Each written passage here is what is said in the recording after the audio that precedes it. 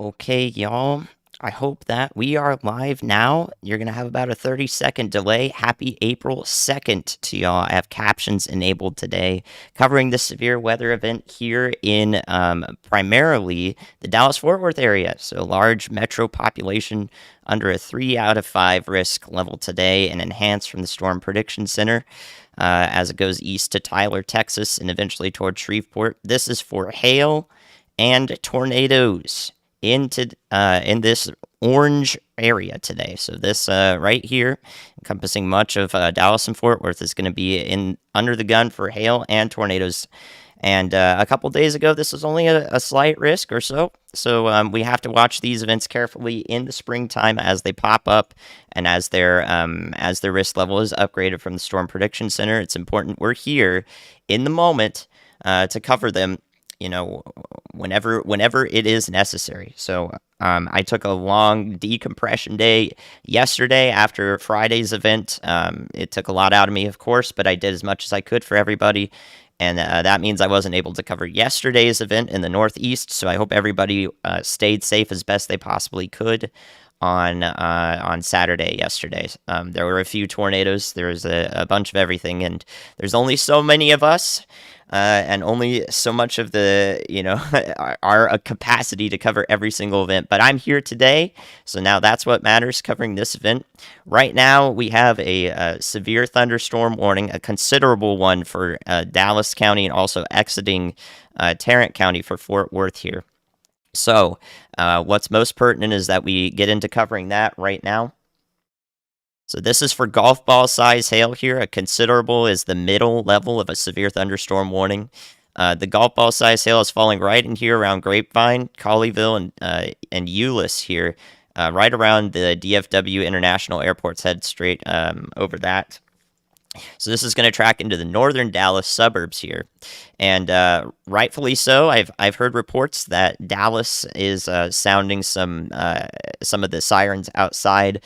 Those sirens are, basically severe weather sirens, tornado sirens at the same time, but they will sound them because they are made for people who are outside and need to get indoors because this, a thunderstorm could injure them, and golf ball size hail can certainly do that. So that's why those sirens are ongoing. If you're in Dallas County, in and around here, also to the north in Collin County, or into southeastern Denton County here in Texas. That's where this strong storm is located. So that's going to be the theme today. We're going to see a lot of hail. The hope is that we don't get any tornadic storms, but back in here you can see this cell popping up back to the west along I-20 here, and it is going to track in the same direction where a bunch of these cells are dropping, up to 1.5 inches in diameter hail. So literally almost a golf ball here. You don't want that to hit you in the head. It's important that you are staying safe out there, and that's why you'll hear those sirens. So I hope you're all doing well. One more event to cover. And then and then we'll be back at this on Tuesday. I'll be talking about Tuesday today for anyone concerned about Tuesday. My hope is that it doesn't, quite get to the same level as Friday does, but it is still an upper end event in progress that is being monitored by all the expert meteorologists, all of the institutions that need to be monitoring it, including us here and the Y'all Squad. So, if you're in DFW, if you know people in DFW, feel free to get this information out to them. It's important that they know, when it's most pertinent when a severe thunderstorm is headed their direction. So right now, while everyone pours in, let me cover why this is happening. The why is important on this channel too, because I don't have a forecast video for this, but Ryan does. Ryan's just had a main channel upload today. We put a lot of work into that. I worked on the script and made sure it was all good to go. So there's a lot going on. We're still thinking about y'all. And I've got the live element here. I've got Zach and Frankie down below me here. Their feed's going to be cutting in and out. I think they're in, relatively low service, even though they're in an urban area. When a lot of people are trying to access information particularly about the weather. If it's raining and hailing in their location, it will overwhelm the local cell towers and so forth. So even though Zach and Frankie are headed up towards DFW, they're down here along Highway 377. Actually, they're headed west for this cell over here. This is still an area that can be suffering congestion in data, the network towers. So it's good to see you all. I don't think Ryan will be live today. I will be covering for the Y'all Squad team. So Ryan, if you wanted to watch Ryan, over here is where you can be. I'll have things for you to look at. See, check this out. We got Zach and Frankie up right here. Zach and Frankie up right here. You can see a little bit of the YouTube background. Not going to end the stream for quite some time, so don't worry about that. There you go right there. So now you can see we got the chasers up. Ryan Hall is a big fan here. Hope you're doing well. Ryan Hall preparing for Tuesday, as we all are. Thanks for the contribution. Appreciate it, Ryan. Thank you all for the support today. We'll be on for several hours, so let's, of course, take a look at why. Now that we have our chasers in, let's take a look at why this is going on today. So here we are on Radar Omega, and I'm going to switch over to the model here. We're going to look at the HRRR. In particular, we're going to look at the surface dew points here. This is the dew point map, or a measure of how much moisture is in the air. And this is from an hour ago. And now if we look at, if this does work with me here, if we look at the dew points, gotta switch back to it, we can see that this is a dry line. Right here, you can see the sharp boundary right here, just about near to the east of Abilene and Brownwood. We have 60-degree dew points out here in front, so it's going to feel humid. It's going to feel a little swampy, especially in the purple areas where it's 70-degree dew points. And then back here, it's dry as a bone. We got a fire risk over here in the panhandle of Texas and into eastern New Mexico. So here's our dry line, a focused boundary, a focused line for severe thunderstorm development. Ryan's not a mod. Can you actually tell that? Add a standard moderator. Okay, now Ryan is mod. I'm adding Ryan as a standard moderator right now. He doesn't even give managing access. Not yet. He has to prove his worth here. So here's our dry line. Thank you, Riley, for the support. And severe storms are going to continue to fire often around this area through the evening until it begins to retrograde to the west after sunset, or basically just become diffuse. So right now we've got these severe storms forming right there and moving to the east. So we'll be watching that today. That is the reason why, primarily. There's our forcing, there's our event. So we have this first round moving through DFW right now. I'm going to cover that. But we're going to see some more storms pop up back in here and track into the same areas, posing a tornado threat and also a very large hail threat. I think that is what we're going to see. So let's double check that, actually. Make sure that's what's going to happen. We can look at the future radar here from the HRRR. If I'm on the right model run here. We can see that storms are expected to they're already here in DFW, so this model's having a tough time resolving this at 4 p.m. Central, which is right now. We know we have storms right in here, so the HRRR didn't even get this one right. That's why forecasting the weather now is very important, because you can see this severe thunderstorm box with nothing in it from the HRRR. But here we go. Those storms are still going to be really strong with these pink cores here. Basically supercells all along, even down here toward Palestine in Texas. So everyone from Lufkin, Nacogdoches, up north through Tyler, Texas, even into southern Oklahoma up here is under the gun for severe weather today. So we're going to have possibly multiple rounds moving through. This is 7 p.m. Central, and it looks like, this model has another round of severe thunderstorms, possibly supercells, headed towards or through Dallas-Fort Worth and Waco, down I-35. The slight risk does extend as far south as Austin, but we may not see too many storms down there. It's going to be difficult for them to form down there, where we have a lid on the atmosphere. So that's what's going on down there. So let's get back into it. Hopefully that will help as many people as possible. Oh, that's not correct. There we go. A little bit of a transition there for you. Thank you for out donating, Ryan Riley. Huge contributions. Thank you guys for the support. Let's start talking about it.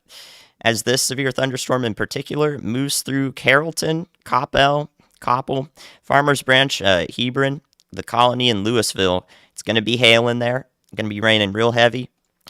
And this considerable severe thunderstorm warning is for $half size. Okay, it was downgraded, I believe. So this is for $half size hail, just over an inch, and 60-mile-an-hour wind gusts. You've probably seen quite a few of these severe thunderstorms over here. This is the stormy season. So even if you're used to the stormy season here, I want to make sure that, storm anxiety is talked about and that we're doing the best we can for y'all. It is spring. Even up as far north as Gainesville here is getting in on some hail. Severe thunderstorm warning extending up there into Cook County in Texas. And heavy rain is going to fall all along Interstate 35, all the way up as far north as even the Norman, Oklahoma area. So these areas in pink, if you look at these severe thunderstorms popping up, this is where some hail could be right here in the core of it, in the pink. So localized areas will see tons of hail today, and then we'll get another threat popping up back to the west that should be more tornadic. So right now, Coppell, got it. Right now, we're not seeing much of a tornadic threat, which is good. But these cells back in here that are going to be developing, you can already see some blips on the radar here. Those are going to be what could be producing our tornadoes later today in this region. So we'll be on through the night. Eventually down the line, this will congeal probably into a mess. We call that a mesoscale, which is think of it on the scale of a city here, a large city, or up to a couple of cities. DFW is a mesoscale area. A mesoscale convective, which is thunderstorms, system. And that's basically just a giant blob of storms that's going to be over here into eastern Texas towards Shreveport into the nighttime hours. Whatever results from these over here and also these storms popping up to the west. We're going to see them persist for some time. So, hope you're all doing better. Hopefully, everybody has, stayed as sane as possible from Friday's event and is preparing for the big time event on Tuesday. Basically, when we get into April and May, every single day is going to have these enhanced and slight risks in every direction. The hope is that in the middle of April we start to calm down for a couple days, but we can still see risks pop up with any sort of storm that passes through, even if it's just a little guy. We call them short waves. That's what's prompting this risk today. We have a dry line, but we also have a short wave trough. Now, I'll talk about that in any videos upcoming that I do. It's lots of meteorological jargon, I'm sure. Hard to understand.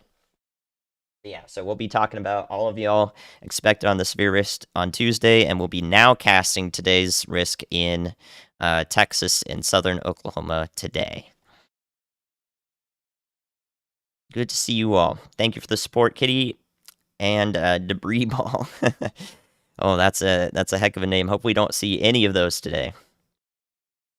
Tuesday is going to be another big time severe weather threat. I can attempt to show that off here. So April 4th, everybody be prepared. It's going to be much in the same areas as Friday. If we check this out over here, we can see that we've got a bunch of the same areas under the gun here. There we go. So this is from the Storm Prediction Center for Tuesday. We can already see 3 out of 5 risks over here for much of southeastern Iowa and much of the northern half of the state of Illinois, northern Missouri, and another mode down here into Arkansas, and hopefully to the west of Memphis. But most of these same areas are going to be under it again. So Little Rock, cleanup efforts underway for the tornado that went through there on Friday. They're going to be looking at severe weather once again on Tuesday. So this is our active severe weather season. So we'll almost certainly we're going to be live for that. Both Ryan and myself. I saw Ryan put a poll on Twitter. Ryan put that poll on Twitter asking should he stay or should he go and chase, and I think he's decided to stay, which was news to me when I woke up today. So both Ryan and I will be live on Tuesday, doing our best to cover y'all. And I learned a lot from Friday's stream as well. Learned a lot from Friday. I think that I'm going to be cutting in a lot more often. We'll be doing that interactive element here on this stream and turning Ryan's light screen and telling him about every single thing. I'm going to focus more on that on this coming Tuesday. So that we can get as much info over there as possible. But that means I have to be listening to Ryan's voice at the same time that I am talking myself on this stream and hoping that what I see is correct here. Okay, so I have Brian Allen's feed here. Let's put him up.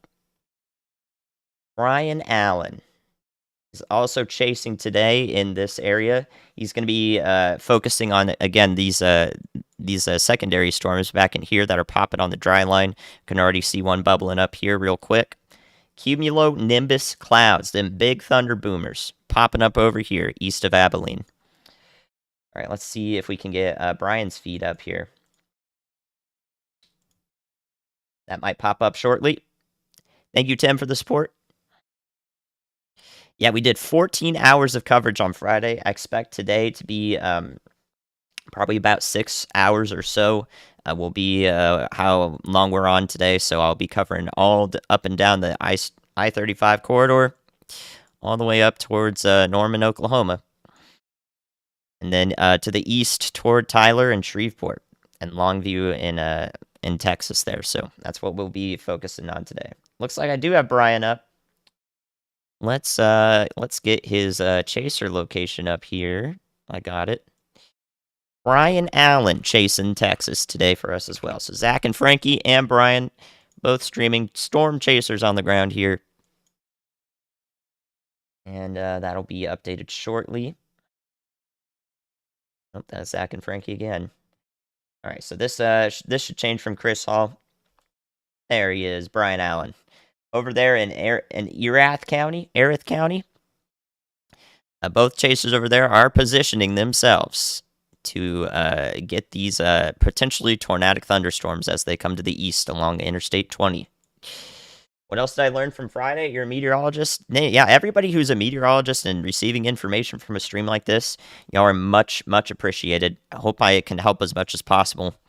But really, I just learned a presence of mind, situational awareness, and really, I think the biggest thing was the fact that Ryan Hall had 158,000 viewers at one point at the same time, concurrent viewership on Friday. And so getting that information out to that many people watching, that many people telling other people about what we're saying, Erath, thank you, is the most important thing here. That is the most important thing. So Ryan will be live on Tuesday, yeah. What I think about the Austin area, it's going to be tough for storms to form as far down south as Austin and Georgetown. They may pop up, but the risk is lower down there because it's going to be more difficult. We got that cap down there, about a mile above the surface, maybe 2 miles above the surface. There's going to be a cap in place, or there is a cap in place already. So storms are going to try to break that, and they're going to fail to do it unless they're super powerful. So that's going to be the theme down there. Sherman, Texas in here on this severe thunderstorm warning. We got a nice beefy hail core right here in the pinks and the dark pinks, headed straight up toward the city of Sherman. So y'all are going to get in on some more hail up there in the next 20 minutes or so. We can play this through.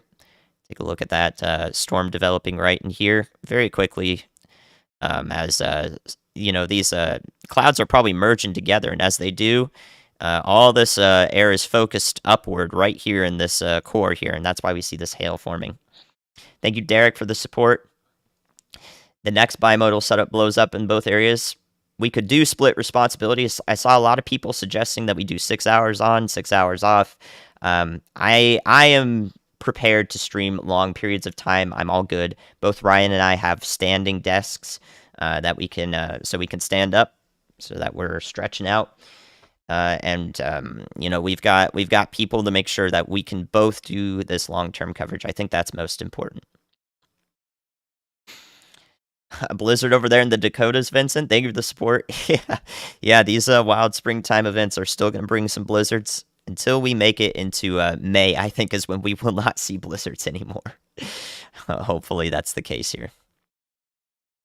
All right, so Carrollton getting in on some hail. Plano, you're up next here. You can see this. These pinks are persisting. Probably some decently large hail falling here near Addison, north of Richardson along Highway 75. So Plano, Texas up next. For some hail, you guys are going to see some. This is going to the north of Dallas, the city of Dallas proper here. But we also have a cell popping up east of Dallas that it's going to parallel Interstate 30 somewhat here. You can see that. So it's going to head up towards Rowlett.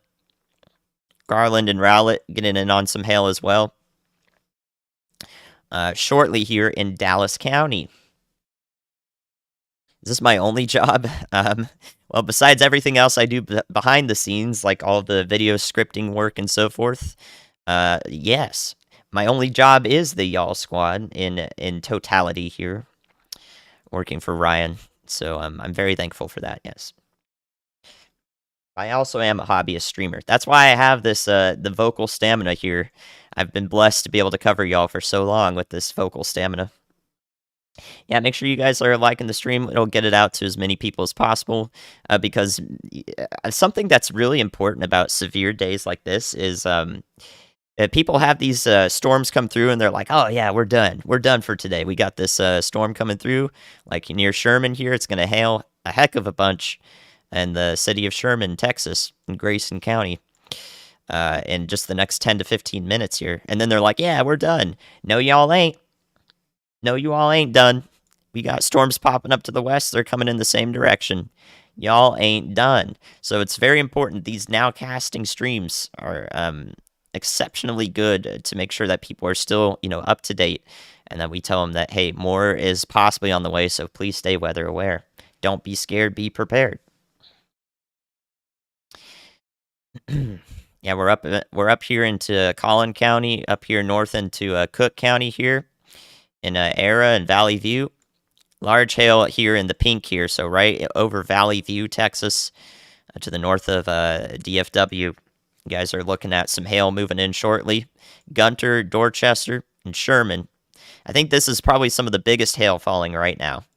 That's approaching Sherman. Hopefully that peters out just a little bit before it gets there. Could be a little bit of a costly storm moving through the city if any vehicles are out. Thank you all for the support. Yep, we'll be on for 6 hours today. Hopefully right about there until the severe threat wanes into the early night. I think is where we'll start to see this decrease a little bit. But by that time, we'll be talking about Tyler, Texas. We'll be talking about Longview over towards Shreveport. And as far down south as Palestine, or maybe even Crockett and Nacogdoches here. We'll be talking about all of y'all. Yep, I'm watching these. These primary storms are going to be less tornadic. Not expecting as much tornado activity here, or hardly any actually. Right now, these ones over here are concerned for tornadoes as we go into the evening hours. That's what we're most concerned with. So these are just going to be dropping a lot of hail. Let me open up another radar site here. We can have Norman, Oklahoma up. Let's do that. Or Oklahoma City radar, rather, so we can look up here. The severe threat up here is much less as we cross the Red River and go up north towards Wynwood, up towards Norman. We really get much less of a severe threat. And I think there's a few reasons for that. I just don't think we just don't have quite the same environment up here, but there's still probably a little bit of hail in here that's going to fall in the southern areas of Norman here. So Purcell, Slaughterville, and Noble possibly getting in on some hail shortly here. We can see that going to the north and east. So this direction into Cleveland County and through McLean County in Oklahoma. Definitely we'll probably not see a tornadic mode up here into southern Oklahoma. I think the extent of our tornadoes is probably going to be down here into the DFW metro, but we'll be covering anything that does pop up. So there we go. That's what's going on up there. Norman's got some hail coming for them. Sherman, looks like this hail core is persisting. Gonna drop a heck of a lot of hail over the city here in Grayson County. My goodness, man. So much severe weather. It's spring, y'all. We've got development happening all the way down here along Interstate 35. These are just strong showers at the moment. They're starting up here. You can see them. They look like popcorn cells here. So all of these are experiencing the lid on the atmosphere over here near Waco. You can see they can't really get started up here. They're just little popcorn cells, but they can't. They're not exploding into this. Except for this one down here, they're not really showing us a lot of heavy rain. So there we go. We see our lid in action all the way down here right now, keeping these storms at bay. So we hope that continues to be the case down there. But it is not going to be the case for many people over here in DFW. If you're just joining us, today we've got an enhanced risk for this area in orange. This includes DFW all the way north and west to Wichita Falls, all the way down south to Waco. Here is our tornado threat I'm going to show you today. One of the two things that's prompting this enhanced risk. So Waco up to the DFW metro is where our tornadic threat is going to be maximized. You can see this cell popping up currently over here, tracking into this area. That's really what we're going to be focused on for possible tornadoes as our dry line bulges out to the east here. That's what's causing our storms. Our round 2 of storms, that is. So here's our tornado threat. Also in the enhanced area today, though, is the risk for very large hail. In the red here, this is our hail risk. So this also includes Waco up to the north toward the Red River in Wichita Falls. And as far south, large hail is possible, even as far south as Austin, Texas. I think San Antonio, the lid's way too strong down there on the atmosphere. The cap is strong. You guys shouldn't see much of anything, but if something does pop up down there, we'll cover it. We'll cover it. So this is our hail again. Areas in red, likely to see very, very large hail, especially from, we've already got this leading edge of storms that's doing that. We're going to see it again back in here. 2 hailstorms possible today for DFW. Looking at this on Radar Omega. Visiting DFW as you type? Wow.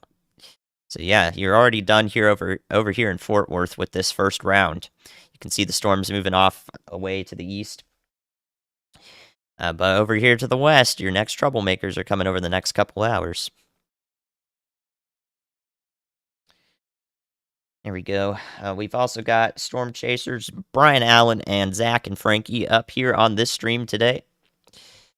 I'm going to make sure their feed is staying up as much as possible, but if they, they'll be frozen if they're going through low service.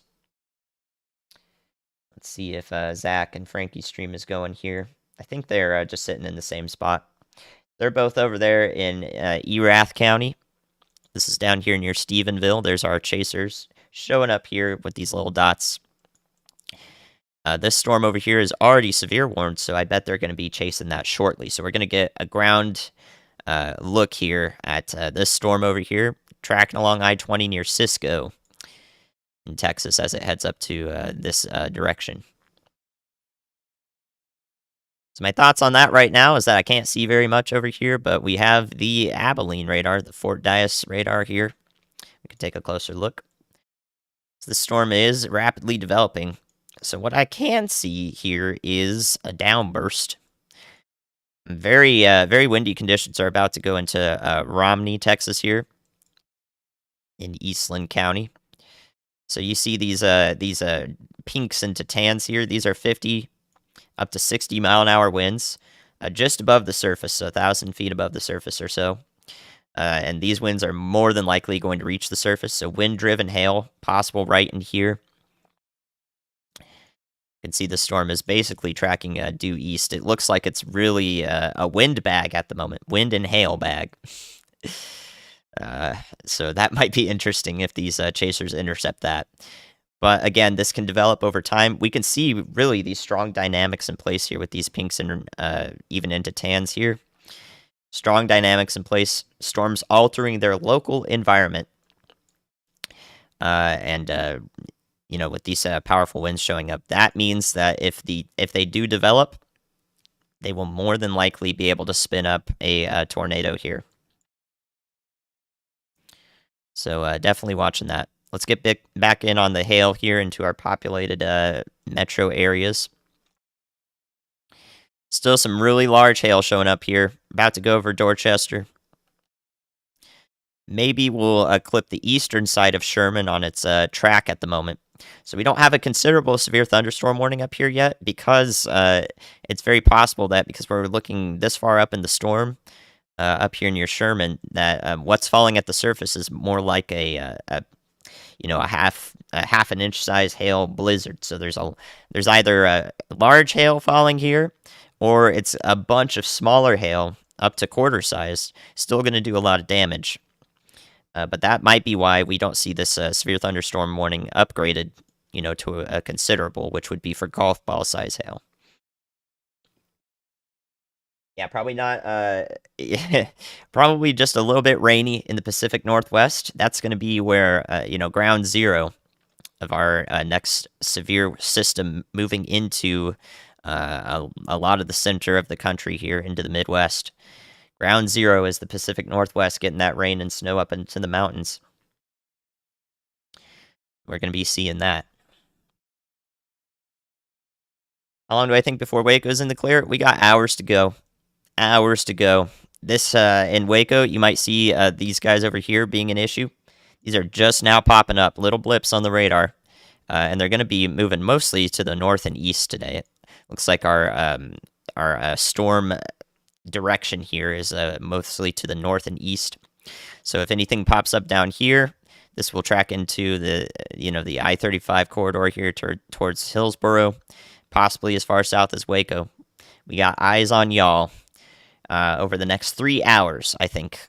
So by 7 p.m. or so, that might be when the stormiest hour, 7 p.m. Central, stormiest hour into the metro here. So be paying attention over the next couple hours. Dallas, you're looking fine right now. Almost all of Dallas County is out of these hailstorms moving through. And then, of course, we'll be talking about y'all again as these storms approach from the west. Oh boy. So, a couple rounds of severe weather.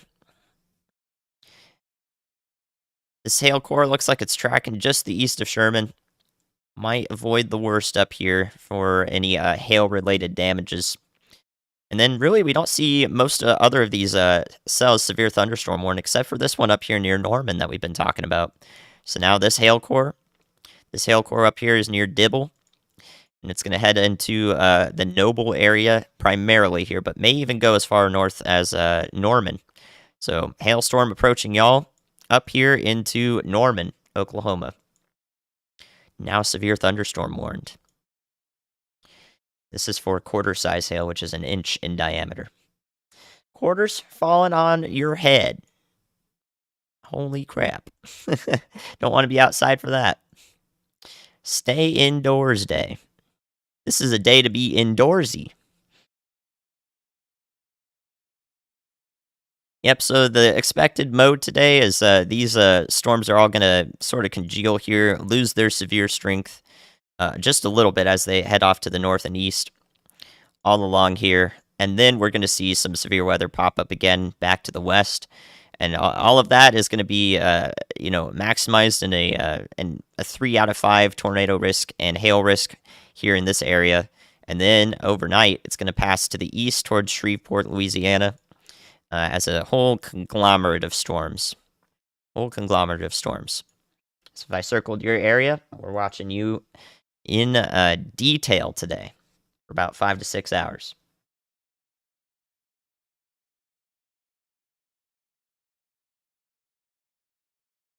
How far from Tulsa? You guys should be fine up there. Let's take a look.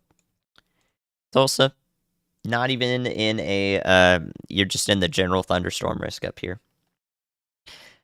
So yeah, this marginal up here is going to verify just a bit here for Norman as we get some hail reports up in here. But again, yeah, really where we're focused on is the yellow into the orange here. So if you see your location here in yellow and orange, that's what we're looking right now. Although I think the western extent of the yellow out here, which is a slight risk from the Storm Prediction Center, you guys might be out of the worst of it today because the storms are firing out ahead of Abilene. So hopefully Abilene doesn't see any development today, but we might still get a couple of things firing here that may briefly impact this city over here. So we'll keep an eye on that. Then as far down south as Austin, again, we'll see it be very difficult for storms to actually form and mature this far south. We're really focused on up in this area where storms will definitely have the potential to break that cap, break the lid on the atmosphere, and persist as mature thunderstorms posing severe threats. Whole mess of storms. We have captions on today, guys. We have captions on today, or at least I should be, so you'll be hearing my voice about 25 seconds or so after I say it. Hopefully, this is already in HD for everybody. Let me know if it's blurry at all for you. What you got to do is change the video resolution. So I hope that's not the case. We're gonna see if not having that happen or streaming with a larger delay here makes it so that the resolution is already HD for everybody. Baton Rouge, y'all should be fine. If you weren't in those areas I just looked at, y'all should be good down there. So San Antonio's good. Houston's good. This pink inside the red, this is just a pop-up here that lets me know all the atmospheric conditions. It's in that tiny text there. You can see it. We're looking at Cape here. We're looking at shear. We're looking at everything. So that's just a layer I've got on to make sure I'm looking at as much data as possible. Yep, Tennessee's fine today. Yeah, thoughts on those tornadoes in Jersey and Delaware? I wish we could cover everything. I really do. Really wish we could cover everything. So, definitely a little bit of a surprise, but there was a slight risk for tornadoes in place there and an enhanced risk for wind yesterday in the Northeast for a reason. So we saw some real embedded supercells in that line pass through that area yesterday.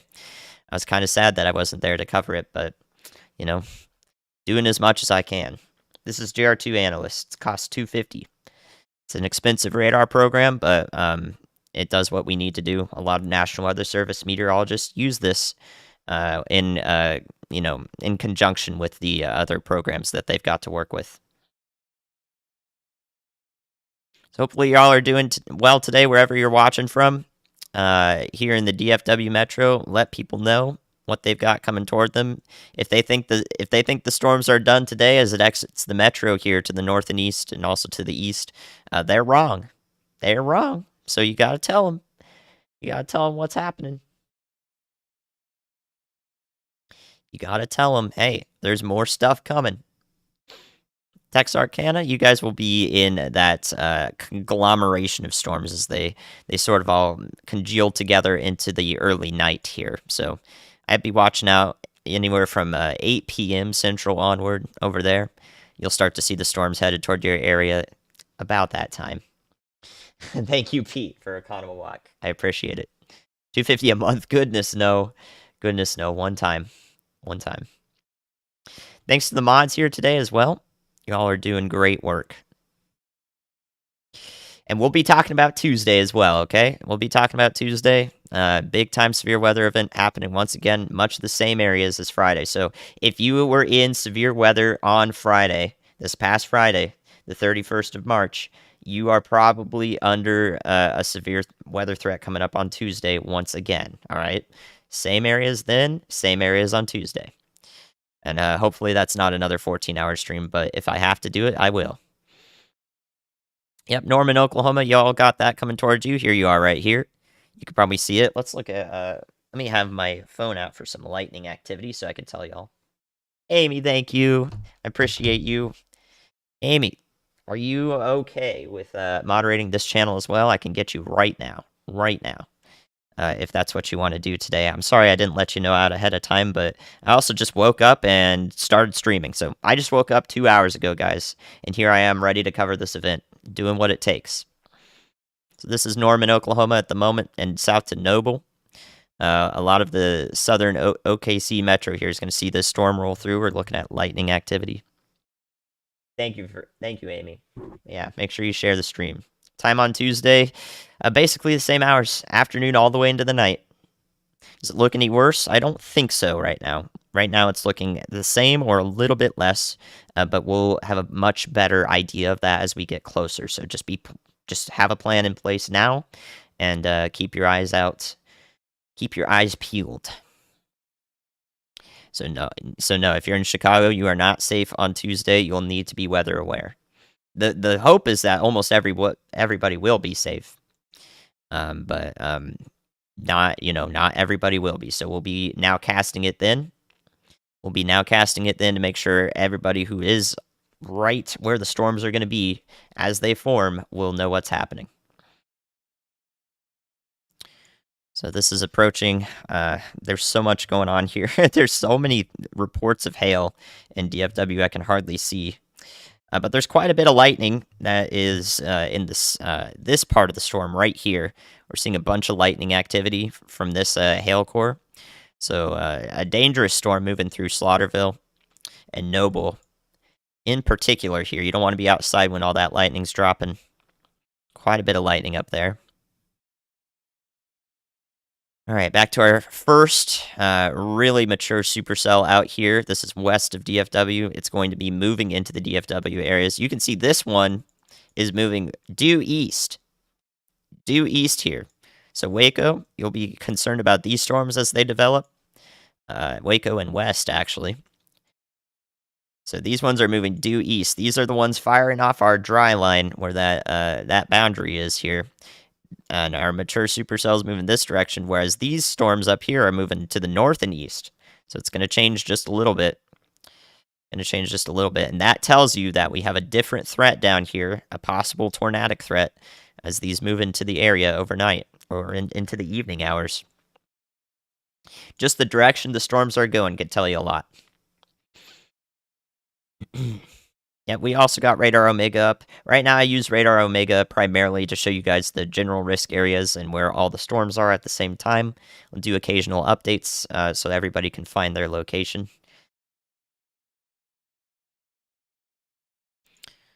All right, so keeping an eye on that. Actually, I'm going to pull up another radar site here.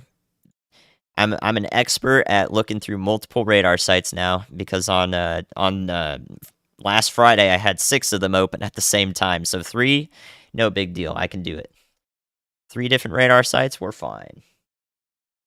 Again, if you're just joining us, also, I've got Storm Chasers, Zach and Frankie, and also Brian Allen below me. Their streams are going here. They're over here in and around Erath County near Stephenville. And Brian Allen in particular is approaching this supercell right here. There's his location right there. Approaching this supercell. So we're about to have a look at some severe weather. Oh, yeah, I got you, Amy. Thank you. Let me see what you said here. Scrolling through the chat. Thank you guys for the support. I'm sorry if I'm not able to read everybody's. Okay, I got you, Amy. There you are. I found you. Eventually, I'll look over at it. Tyler, yep, we'll be watching you guys primarily around right now as these storms approach you. These will be just any hail. Anything that falls with this will just be heavy rain and hail. But 4 hours from now or so, you guys are going to be under the primary severe weather risk today. So make sure you're watching. 4 to 5 hours from now. Gainesville, Texas, you got some heavy rain moving through. Let's look at that from Dallas-Fort Worth. So heavy rain and possibly hail moving through, just like this hail core is passing to the east of Sherman, thankfully. It's moved off to the east. Whew. Close call there for a lot of Sherman, Texas. Damaging hail could have moved through there, but now it's moving off to the east, so closer to Bells along Highway 82 here. Dallas and Fort Worth, y'all are going to be over the next couple hours. These hailstorms are moving out of your area. You can see that here. They're moving out of your area, but storms from the west coming in. So that's going to be what we're talking about more than anything is a DFW, Denton, all the way down to Waco over the next few hours. 6 to 7 p.m. and a little bit after that, stormiest hour for you. So make sure you've got things ready in these areas just in case. Just in case. There's no harm in having it ready just in case. Yeah, Brian's in a low data area here. So he's not frozen right now, but he'll come in and out. Yep, that's for Tarrant County, that's for Dallas County. All of the DFW Metro. Jacksboro, you got these cells over here maturing rapidly, heading just to your east here, or just to your area rather. East to your area. Let's take a look at that. Let's get some more data here. Take a look at that. Thank you, Amy, for being here as well. Marathon streamer, yep, this is all that I'm doing here. The purple ovals, again, are this is a bunch of data that I'm looking at here. So this tells me where the storm's at. It tells me that there's a high probability of hail, high probability of wind damaging winds here to the south of Eastland, Texas. And then it tells me all the atmospheric conditions here that I can reference. So if you're looking at a box, you need to be looking at a box with straight edges for warnings from the National Weather Service. And these little circles in here are just active storms. They are active storms. I think it's from the College of DuPage, actually. It's a pretty cool layer there. So I'll make sure to let you know when there's a warning. Lots of people getting you're down there in Eastland, Texas? Yeah, definitely some big time hail moving in. This storm's probably going to start rotating. It probably is already rotating. This is definitely a supercell. But in terms of having a tornado potential, we'll be watching that as it evolves. So I would be watching out particularly for this one that's taking place near Morgan Mill, Stephenville, and basically in a line east from here and about this far north and south. So this could impact the southern DFW metro as we watch it move to the east over the next couple hours.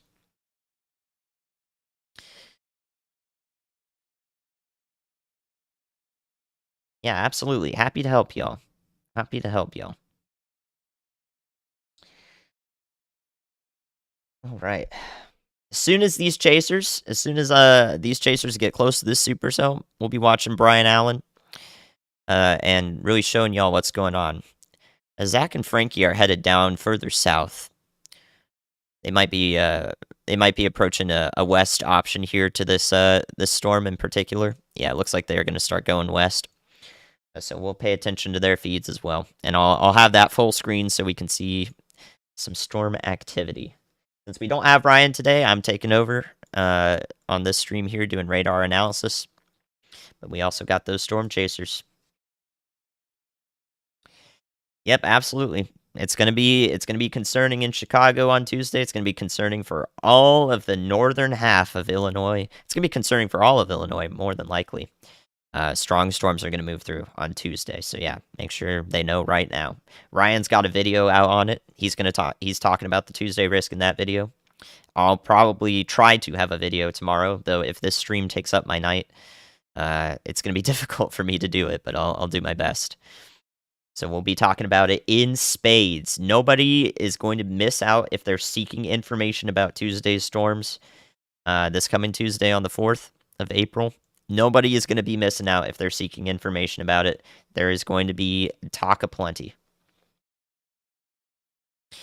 I think Ryan is not going to storm chase, actually. I think Ryan's decided not to storm chase on Tuesday. So he will have a stream going, and I will also have my stream going just like we did on Friday.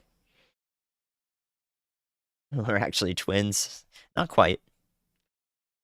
Not quite. We're starting to see this cell definitely rotate already. I'm going to look at the conditions in place, actually, and do some analysis. Look at the atmosphere. What's going on here? What is going on over here? So I can tell you all. The meteorology. So if you're familiar with our instability, we have up to 2,500 joules per kilogram of CAPE. That's our instability. That's what causes our storms to pop up here once we have some forcing, and it's what causes them to be supercells.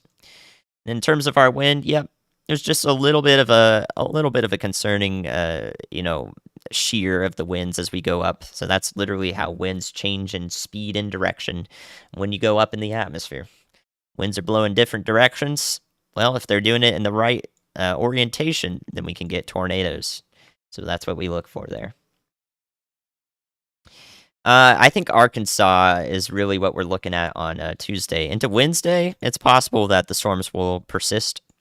Really, I think what we should be concerned with on Wednesday is we already have a risk area in place for much of Detroit, Michigan, Cleveland. We can take a look at that here. Show you guys that real quick. So here's our risk for Wednesday in particular, already highlighted. We'll probably have a southern mode as well as storms continue down here, but hopefully that remains not too severe. Maybe a slight risk expected for a lot of friends down here. But this is already highlighted up here. So this is going to include Buffalo, New York. This is going to include Pittsburgh down here, Cleveland, Columbus, even Cincinnati, to the east near Indianapolis, Detroit. All these areas here in around the Great Lakes region in the eastern Midwest. Should be watching out on Wednesday as the storm continues to move off to the east. So advance heads up there. We'll be talking about that too. I'm on Tuesday, basically afternoon on. Be an all-day thing from west to east. West to east. All right, so let me see here. Go. So yeah, we'll be watching this. We're gonna have storm chasers all over the place on Tuesday, and we'll also have them into Wednesday, I think.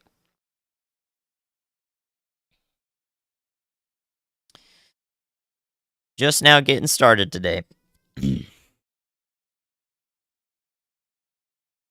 First time you're seeing your town on the stream? Dang. Look at those clear skies on Zach and Frankie's stream here. Do you see that? That tells me that, all these supercells that are popping up, they're discrete. That means they're isolated. That means nothing's really going to be interacting with them for quite some time as they're out here. They're free to soak up all of the fuel, all of the favorable conditions in the atmosphere as they approach Dallas-Fort Worth. So usually you don't like seeing this, but you do see these sort of skies quite often down here in Texas when we're focusing on a dry line event, which is literally just the boundary over here that's making storms go up in and around Abilene. So I'll show you guys that just a second here. Yeah, a lot of people seek these streams out right when things are happening, so I have to keep going over the same areas. So Norman, Oklahoma, just about to get in on that hail core. You're just in a severe thunderstorm warning. It's going to be hailing. It's going to be, you've probably seen quite a few hailstorms depending on when you've been over there. So it's going to start there. If it's not already going. Just a nasty storm up there. Wichita Falls done for the day? Not quite yet, nope. Not quite yet, no. We still have the possibility of perhaps another storm popping up just to your west and maturing over the city, so over the next couple hours we'll be watching that, but hopefully that's not the case up there in Wichita Falls in Texas.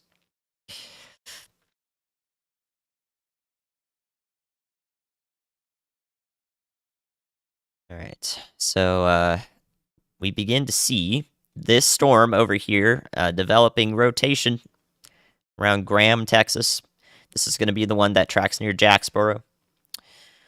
And what I'm seeing right now is this little blip right here. You can kind of see this jutting out from the storm. Our radar beam's coming from this direction and going right through this hail core. So out ahead of it, we see what's called a hail spike. You see a hail spike here. So this right here, even though we're pretty far away from the radar, is some large hail. Large hail starting to be sustained, supported here in this cell. So this is already become mature. So it'll pose a severe threat as it approaches Jacksboro. Ooh, this one down here, real trucker of a supercell. And also we've got this severe thunderstorm warning down here. So the environment is supportive down here for hail primarily right now. But we'll have to keep a close eye down here as well on this storm. This is going to approach. We're watching this take a northeastern track as well. So this is going to approach Fairfield, Palestine up here, Buffalo, Texas. So down in this area is the track for this. This is basically a supercell down here as well. So that should go pretty far to the north of College Station. I think if you're down here below this line, so Houston, Texas, the metro down here, San Antonio, Texas, you guys are probably not going to see anything. The atmosphere has a lid in place down there. It's going to be too strong to break. Too strong to break. So hopefully Houston and San Antonio are all fine. So now we're seeing these hailstorms. These are all hailstorms. All of this right here, just hail. If you do get in on some hail, that's what's going on right here. Our tornadic storms are going to be back in this area, and they're going to track through the same areas as these places that just saw hail. So if you saw hail already today, it's not over. It's not over here in DFW. It's not over. You're going to have another round moving through with some supercells. Brian Allen's just now approaching the storm. I think we could see it off to his passenger side window here. So let's take a look at that. Let's take a look at Brian's feed here. So here's that. So Brian is down near Gorman, Texas, approaching Carbon near Desdemona. Desdemona. This is the cell that's going to track near Stephenville, all the way to the east towards the southern areas of Fort Worth Metro in particular, so Johnson County, Cleburne. So this supercell is headed in your direction about an hour and a half, 2 hours from now. We're getting the first look at it from Brian's feed here. Let me get rid of this thing. This is not correct. There we go. So this is Brian Allen's feed. I don't know why it said virtual railfan. Yeah, we got a moving virtual railfan camera. That's definitely what's going on. Brian's chasing trains here. These dark skies off to the east here. Those dark skies are this supercell. It's got a big hail core in there. It's not tornadic yet, but it might be. It's probably going to pose a tornado threat in the next couple hours.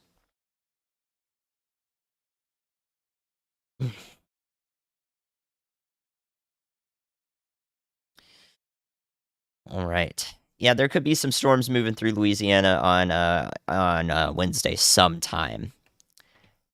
Possibly. You'll get like that southern mode of the storms down there, but I think it's not going to be too severe if you're south of Alexandria. So New Orleans, Baton Rouge shouldn't be too bad on Wednesday, but we'll see if that risk uptrends. That's based on all the data we have at the moment. Brian's kind of putting into position here. We can start to see as his feed's frozen here that this oh no, it's not frozen. He's parked on the side of the road. Thank you, truck, for passing by and telling me that. This is Brian focusing on this supercell. Just looks like a behemoth out in there. You don't want to be in the core of that, but looks pretty gnarly. It is definitely producing some wind-driven hail. Let me talk about that. Oh yeah, that is just nasty. He is smart. He is smart to park just south of this thing because here, look at this real quick. So Brian's feed right there. He's parked just outside this storm. This is Brian right here in blue. There he is in Gorman. And you see this? You see these pinks and purples here? You see this tan and light brown here? Well, let me tell you guys, this is 80-mile-an-hour winds right up here. And hail. So do not want to be under that. Please be inside. Please be inside in Desdemona. I'd get inside now in Huckabee, Texas, Morgan Mill, and Stephenville here in Erath County. I would be inside right now. This is a gnarly cell. Nasty stuff going out here in Eastland County. My goodness. So this is tracking this direction. Nasty conditions out there. It's probably got a lot of lightning in it, too. Let's take a look at that. It looks like the cell over Norman, Oklahoma, and Noble hopefully is calming down quite a bit. You're probably not seeing as much lightning out there. That's good. Looks like it's dying out, so hopefully y'all up there are fine. But plenty of storms are moving in to the Red River region along Interstate 35. So if you live along there, to the north of the border, the Texas-Oklahoma border, strong storms moving in. Plenty of thunder and lightning all around to the north of the DFW metro, though, so it's just going to be real stormy for a while. Possibly some hail in your areas. It's what all those severe thunderstorm warnings are for over there. So if you're in and around DFW, or to the north and east of it, and you're in a severe thunderstorm warning right now, then that's going to be for hail and wind. So this is all these areas over here: Greenville, Texas, Sulphur Springs, up towards Paris, Texas, Sherman, all the way up to Hugo in Oklahoma, Durant. All of these areas are just nasty hailers moving in. So that's what's going on up there right now. But you're not going to be done. When those are done, for any one of y'all up here, McKinney, anyone up here in the DFW metro toward the Red River, you're not done for the day. These storms over here to the west are going to track in the same direction, mostly moving to the east. Okay? So don't let your guards down. A couple rounds today are possible. All right, so let's see what Brian's up to here. Storm Chaser Brian here is parked looking at a building. That's definitely good here. He's probably getting some footage right now of this supercell that he's looking at. Let's take a closer look at that. Yeah, this is just a nasty storm. Nasty storm out here. 70-mile-an-hour winds, golf ball size hail. About to move into Desdemona, Texas.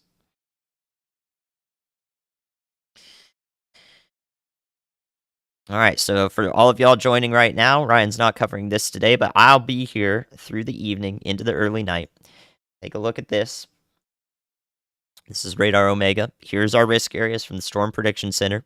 So if you are in this area, especially down here to the south even, and as far east as Shreveport, and maybe up to Idabel, Oklahoma, this is primarily where we're watching, especially down towards Waco and into the Dallas-Fort Worth metro, this line right here, for tornadoes today and large hail. Nothing's probably going to happen to you. You'll be fine, but if a storm moves just through your area, we'll be covering it. This is the nowcasting stream here. Instead of forecasting, we'll forecast an hour or two in advance, but this is nowcasting. Yeah, I went to UNC Asheville to get my meteorology degree.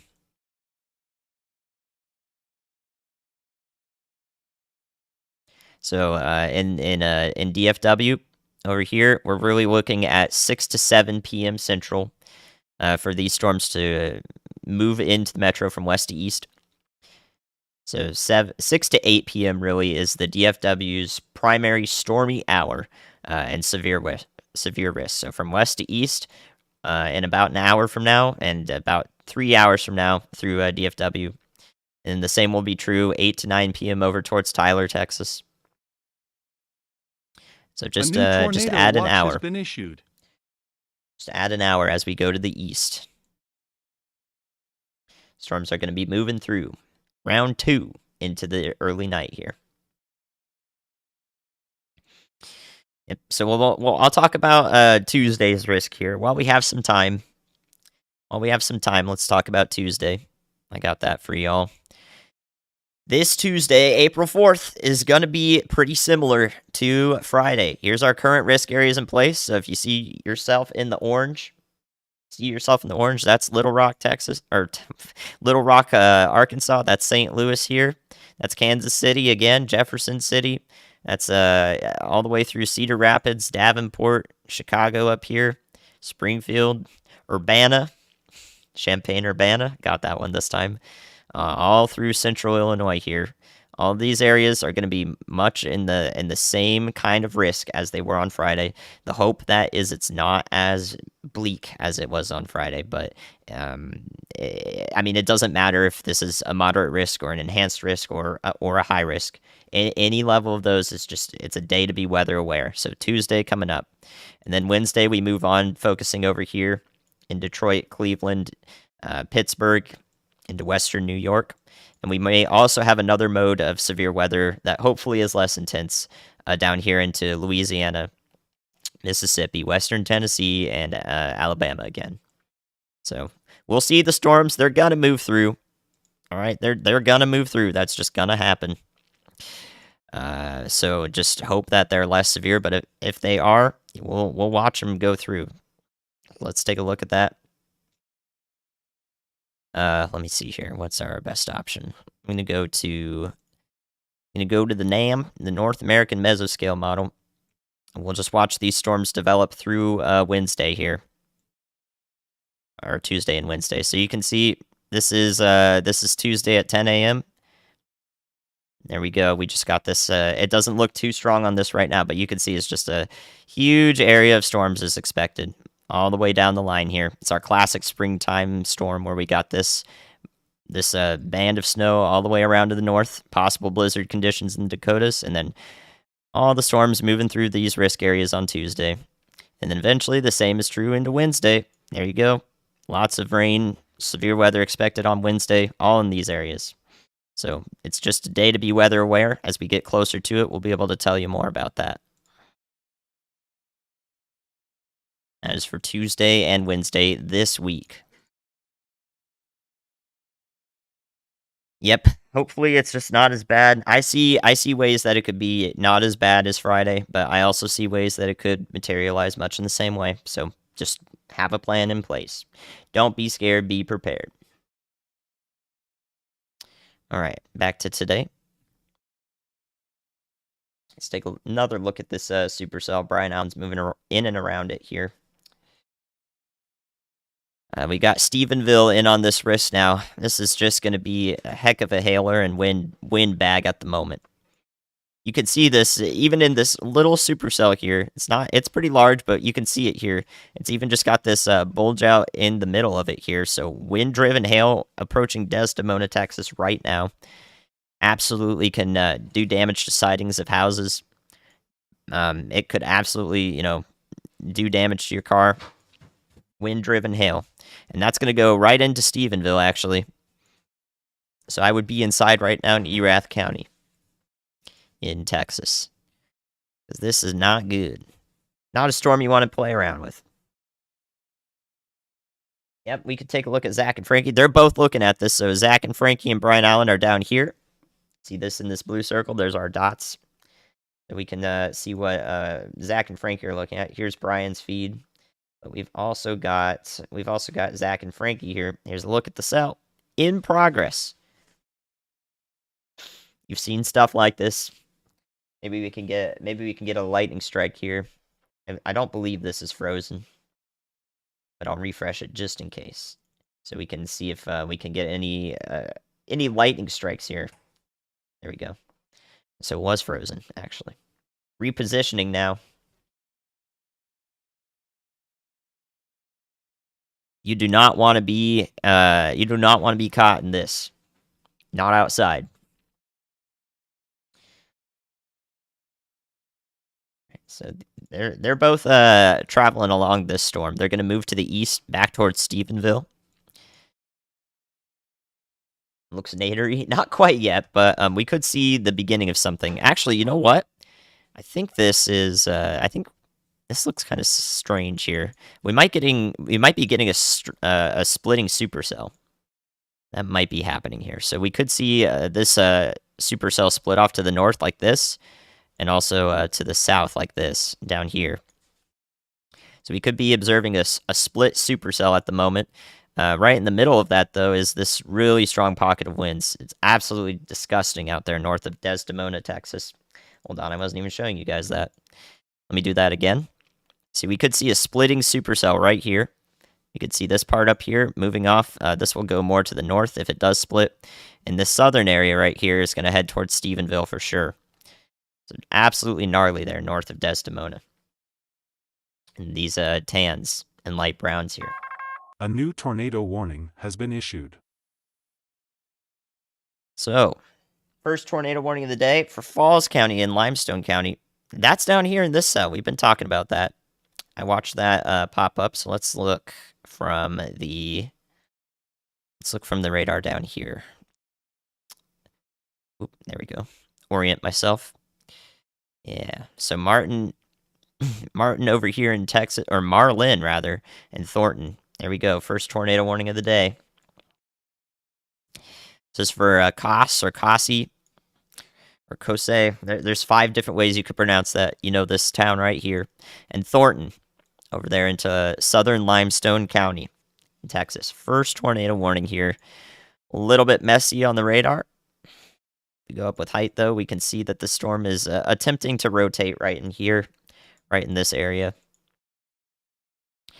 So this is now beginning to show tornadic elements. Actually, I didn't expect this one storm down here to do that, but the environment is definitely supportive, so we should have been taking a closer look. So a radar indicated tornado. Please take shelter down here in these counties. Yeah, this is a little bit of a hook that we're looking at here. This could be legitimate, but it's tough to tell from this far out. When we see these formations show up here, it just tells us that the storm is kind of having this descending air and strong rainfall and possibly hail hooking around here. So all that needs to happen for something to become tornadic at the surface is this inflow streaming in and connecting right in this area. So we'll watch that. We're a bit far away from a radar. Actually, not too far, honestly. So if something spins up, we should be able to see it here. Tornado warning, though, for eastern Falls County, southern Limestone County in Texas.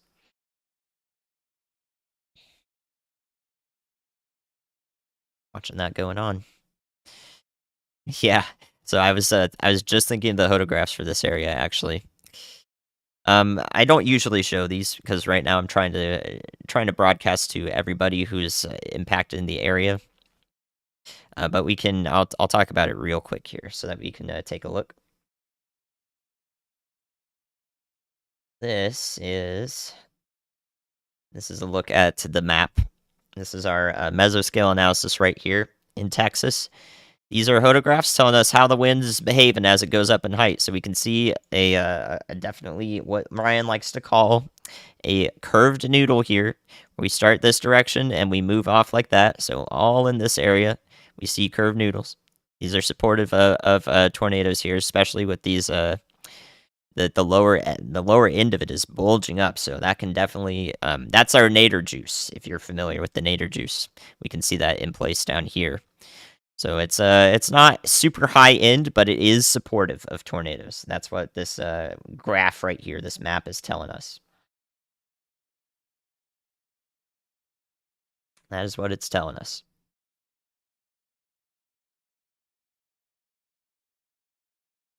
All right, so we're seeing this come together. Tornado warnings like these entering the Kos region or Kasi in Texas. They are going to the warnings here in this pink box here. This is an ahead of time thing. This storm has the potential to produce tornadoes. We can't observe that happening yet just from the radar site. But the moment that we can, we can upgrade the warning, let everybody know that, hey, there is one in progress. But even if there isn't, this is just in place to let you guys know that you should be taking shelter over here. I think that if the perfect supercell today could have a tornado that lasts quite some time, but the hope is that doesn't happen. So I would say that the absolute worst case scenario could be a longer track tornado, but I don't think, or I hope that does not happen. So let's look down there. I'll keep that radar site open.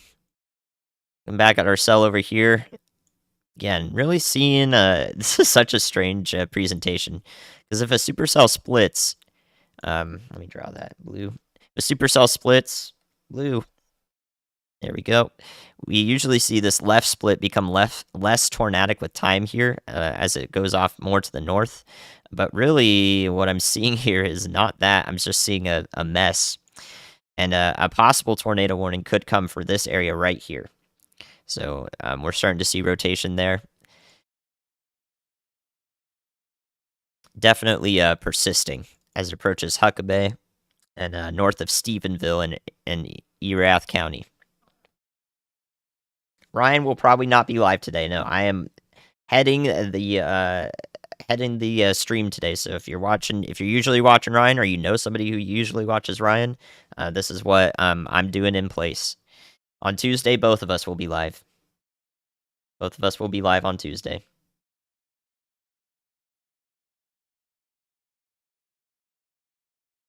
So for this stream, if I'm not talking about your area, we'll talk about Tuesday just here and there. But if I'm not talking about your area right now, it's because we're now casting. Where the storms are, where they're going to be in the next couple hours, that's the focus. So next couple hours, DFW, focus.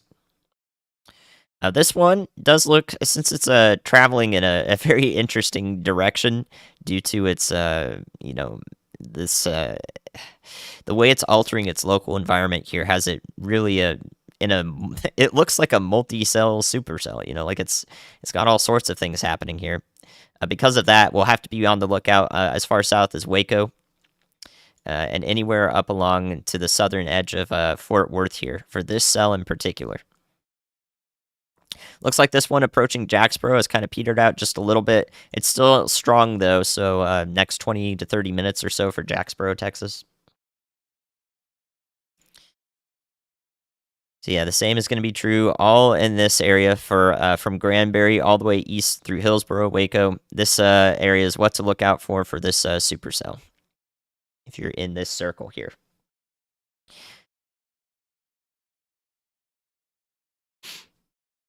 So if you're looking at this right here, this is a little bit of wonkiness. This is because this is right in the hail core.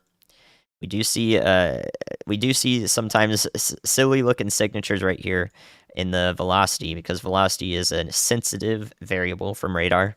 It can easily get garbled up here. So this is not, more than likely not rotation. This is just the beams, the radar beams bouncing off a lot of hail here. So we see that quite often in these giant hail cores. This really looks like this hail core is trying to go towards Stephenville, maybe a little bit south of the town here. So yeah, you just don't want to be out in this. Our storm chasers, they're trying to get in front of this. It's off to their driver's side window. Off to their driver's side window right now is where this cell is. So they're going to try to get in front of it here as it approaches Stephenville. Ooh.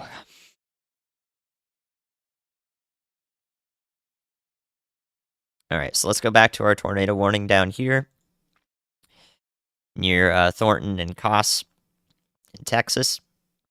Just looks a mess. A little bit of a preventative tornado warning in place here. Can't really tell too much about this. I don't think I have the College Station radar on GR2. I thought I did.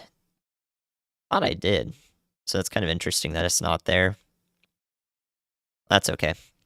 But from what we can tell from this cell, just one that you need to be sheltering. Interior-most room of your house or a basement down here. From what I can tell, there's probably no tornado ongoing right now, but there is the potential for one to be. I wouldn't be surprised if there were a funnel cloud or a wall cloud, especially with this. So our area of concern where a tornado could happen is going to approach the town of Koss or Kossi here in Texas. And down the line, it'll go towards Buffalo to Centerville here in Leon County, Jewett, and Marquez here. So this is where this part of the storm is going to track to, especially if it does maintain its maturity here. what you see is that the storm kind of starts to turn to the right here just a little bit. So it can begin traveling more to the east northeast, and that's why I included as far south as Centerville here in Texas. And we're looking at velocity on the right side, reflectivity, or basically just the intensity of the rainfall, or whatever the radar is bouncing off of here on the left side. So this just tells us, how heavy is this rain here? Is there hail here?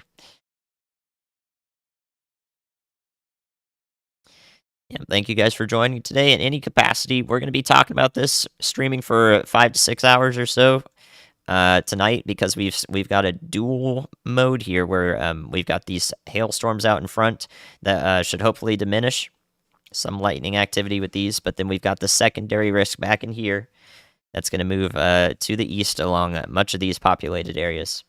So for the next few hours for the Dallas-Fort Worth Metro. And then an hour or so further from that to the east into Tyler, Texas, along Interstate 20 and even Interstate 30 here towards Texarkana and Shreveport. And then by the time it reaches Texarkana and Shreveport, it's going to be a mess of storms more than likely, and hopefully the severe threat should wane by that point. It should decrease, just like up here. Very windy conditions with this storm, as it's it's not as powerful here as it approaches Shawnee, Oklahoma, but definitely windy conditions at the surface. So let's take up the Fort Worth radar here. COS-E, thank you, COS-E. Okay. Down here we see some storms that may be able to begin rotating. We have the conditions in place here near Mabank, Gun Barrel City here in Texas. It's located to the north of Athens, Texas, and probably track just to the north of Tyler, Texas. These ones of concern here. So right in this direction.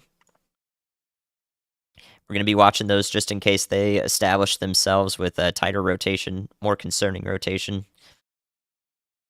But right now, these are not severe warned. Jewett, thank you. Learning all the pronunciations for Texas right now. Nasty conditions approaching Stephenville, Texas. If you're just joining, this is GR2 Analyst Radar. This is what a lot of National Weather Service meteorologists like to use in addition to in addition to AWIPS, which is the other thing they use, the other program.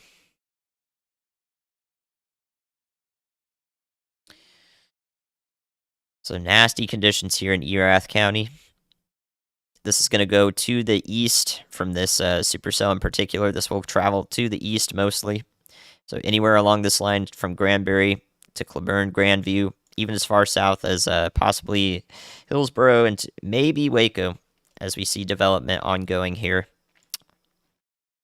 These are going to be the storms that pop up and may impact the Dallas-Fort Worth Metro over the next few hours. Okay, one more look at our tornado warning here.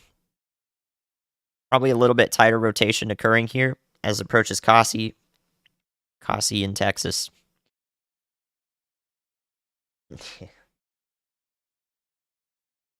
Make sure you guys are using closed captions today, and make sure you're watching in HD as well. Would not be surprised if we were observing a wall cloud down here. So it's definitely going to be a scary looking storm as it approaches. But please be taking shelter in this tornado warning. Strong storm here that has the chance to produce a tornado. At the moment, I'd say a weak tornado is possible. From what we can tell here, this is the closest radar site. We're not really that far away from it. It just looks kind of garbled. Cleburne, got it. I think I said that, and the other one half the time. Marquet, thank you. Palestine, all right, all of these that I'm learning. Oh my goodness, so many pronunciations.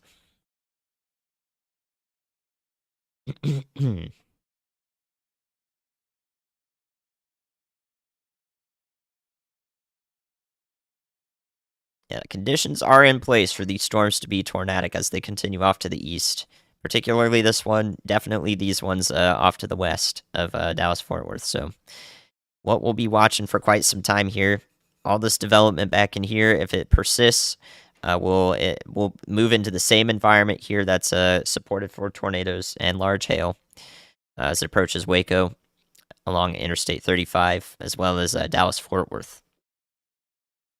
Definitely, right now, the best conditions for tornadoes are in this region, just about. Just about. So as this storm over here near Stephenville approaches Hillsborough, Waco, it looks like that's our primary region for tornadoes at the moment. But that will change because our nadir juice that you're familiar with is streaming to the north. So increasing up here to the north towards the DFW metro. So that is definitely still going to be supportive of our severe weather threats today.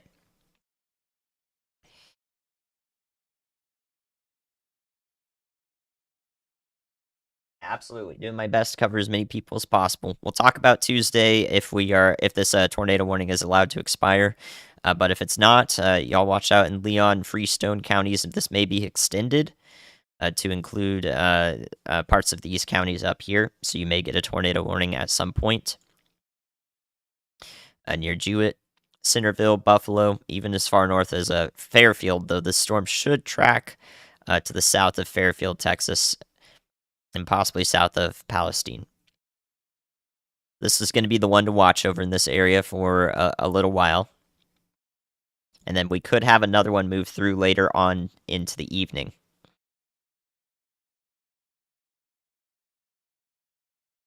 All right, back over here to the west. Storm is still really strong winds, blowing hail forward here as it approaches Stephenville. Thankfully, it looks like our any sort of rotation is definitely petered out here in the northern part. I don't really know what I think it's trying to split, but it can't really do that. It kind of just looks a mess, but it's a mess you don't want to be out in. So we can see that from Zach and Frankie here. Let me show you guys this. Here's the look at that. That storm right now approaching Stephenville. This is from Dublin, Texas, where Zach and Frankie are.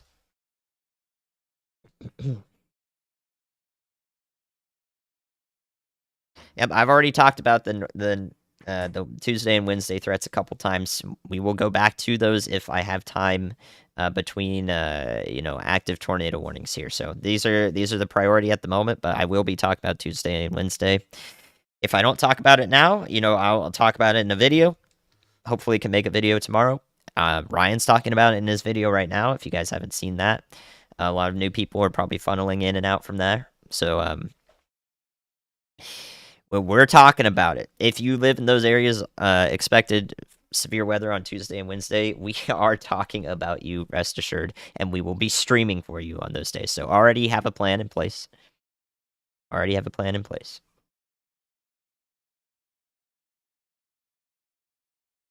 Still nasty hail core approaching Stephenville. We're looking at it right now. To the west of Stephenville. See if we're gonna catch any lightning strikes here. Definitely a lot of lightning activity, I would assume, with these storms. So let me take a close look at that. Assume there's quite a bit of lightning ongoing with this. Actually, really not as much as I expected. For this strong of a storm, I expected more than that, but it looks like we've got 12 to 13 or so lightning strikes in the last 5 minutes. So we could see one come through here. If it happens on the edge of the storm, lightning can happen on the edge of storms. They can have a bolt from the blue. So if you're close enough to hear thunder, that means you shouldn't be outside. Because you're in danger from a lightning strike, even though it's astronomically rare. This is about a 20-second delay on this live stream so that you guys have closed captioning.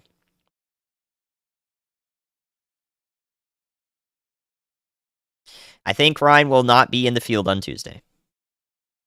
The latest is that Ryan is planning on streaming on Tuesday, so we will have the dual live stream, much like we did on Friday and the Friday before that. We'll have both Ryan and I live on YouTube. That's your updated news about Ryan, if you're curious, on Tuesday. Absolutely, Kyle. Yeah, AWIPs can do plenty of stuff. AWIPs 2 in particular. To make this stream HD if you're watching in bad quality for whatever reason. I don't know why YouTube does that. Piss me off. Piss me off. Make sure you click or tap on the video or mouse over the video, sorry, on this stream. And then in the bottom right, there's a cog icon. You click on that or you tap on that on your phone or whatever. And then you can change the video quality there to HD. I don't know. I don't know how many of you. If there's anybody watching right now that is in lower quality, can you let me know? If you're watching in lower quality and it's not because you have bad internet. Nope, screen's not frozen. You can see cars moving around here. Cars moving around. Nasty storms. I would be inside in Stephenville right now in Erath County, Texas. It's going to get nasty out there in just a second. Wind-driven hail will hit you in the head. You don't want to be outside for that. Yeah, happy to help. Is that some scud? Yeah, we got, so you see these clouds right here on the right side of the screen? Those dark clouds hanging down below the storm. And even as far on the left side of the stream here, there's just a bunch of scud there. Scud clouds, whenever we say that, those are precipitation cooled. So rain-cooled clouds. The rain cools the air as it falls from the cloud itself, and then new clouds can show up there because they condense in those colder temperatures. So the rain is cooling it down. The clouds form as a result. HD automatically good 720 to start. You were in low quality. See, yeah, I don't know why that is, but if you have to watch in 480 or in lower quality, that's fine. But make sure you guys are upgrading that. I don't know why they do that. I'm even on the normal latency now. I thought that would fix it, but nope. YouTube's like, nah, man. No, man. So yeah, I appreciate that. We're going to talk about that often. It's important. I think it turns thousands of people away from the stream and from weather information when YouTube just makes this lower quality automatically. So make sure that you're updating it. It's probably one of the most frustrating things, I think, for a streamer because I am streaming in HD. This is on your end, not mine. It's also on YouTube's end. Good to hear, though. Make sure you guys can upgrade that quality. A lot of people are just going to assume that I have bad internet. They're like, get business internet. I'm like, I have it. Y'all, please. It's on your end, unfortunately. But not everybody knows that. So it's a big turn away from the stream, unfortunately.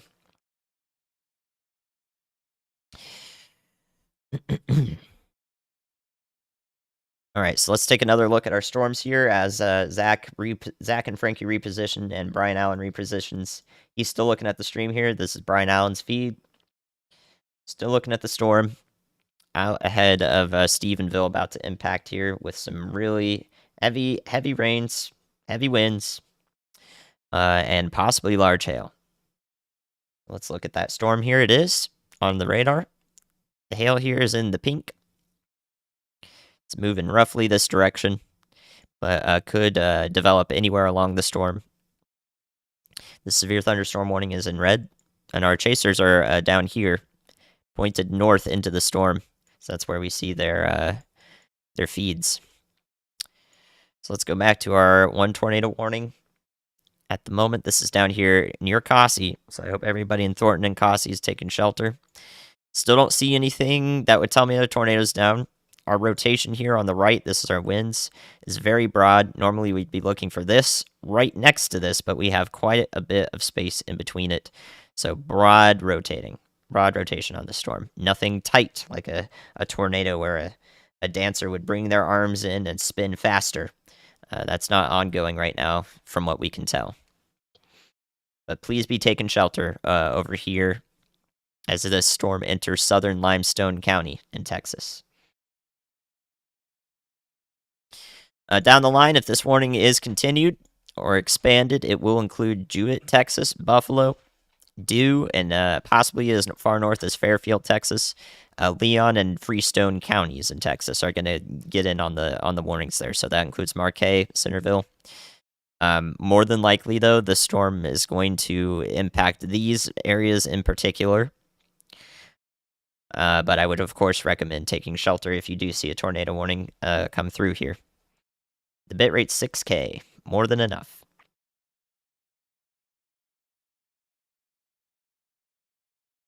Still watching most of these cells out to the west here, seeing if they're going to, maintain their severity here as they head to the east into favorable environment along the I-35 corridor.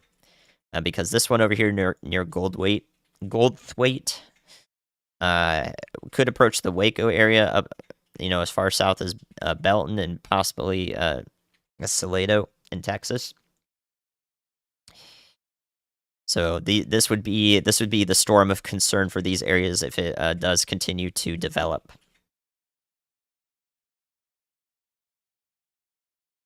All right, that's an active look there. And for Dallas-Fort Worth, if you're just joining, these storms off to the west here are going to be your round 2. It's not over today. Moving into the area. It does look like, hopefully, Abilene in Texas is out of the risk today, and hopefully Wichita Falls. But rapid development is still possible along anywhere along the dry line, anywhere along any boundaries over here. So those storms could develop and become severe in 15 minutes. So we still have to be on the lookout there just in case. So Jacksboro, you got heavy rain approaching you, but no severe warnings for these cells. Maybe a bit of rotation, though, starting up in this middle one here. New information, this tornado warning So has been we've upgraded. had weather spotters in the Limestone County, Texas storm. Confirm this tornado. More than likely, our emergency management services. It's probably right in here, right in this area of the storm. It's tough to see it, but this is a confirmed tornado warning now for Limestone County as it passes to the north of Cossie, going toward Thornton. So let's take a look at that. So this is a weather spotters confirmed tornado. So not confirmed via radar, but rather any chasers in this area can spot the tornado doing damage at the surface, and they can confirm it to the National Weather Service, call it in. So that's the reason this warning was upgraded. So, like I said, it's why we need to be taking shelter in these areas. It's important to do that.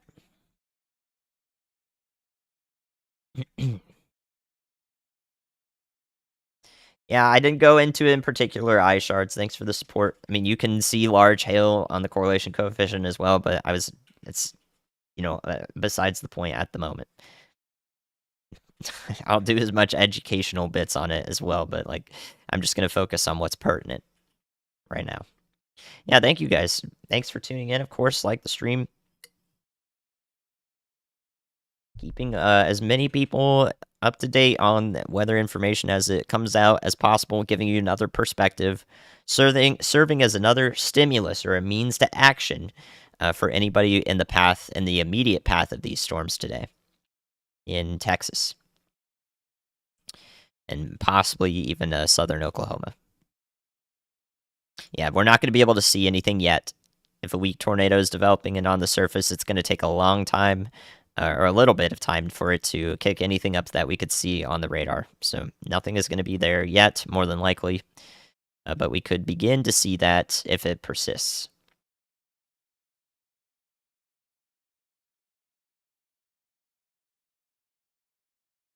All right, so there's our confirmed tornado warning. Please be taking shelters. Please be taking shelter, rather, interior-most room of your house or a basement, if you've got it here.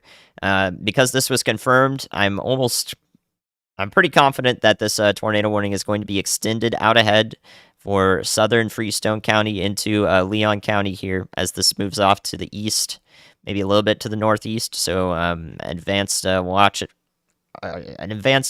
out up here for any tornado warning that might come through on your phone or through a weather radio if you've got it over here. So expect that to come through since this tornado was confirmed by weather spotters if this is extended.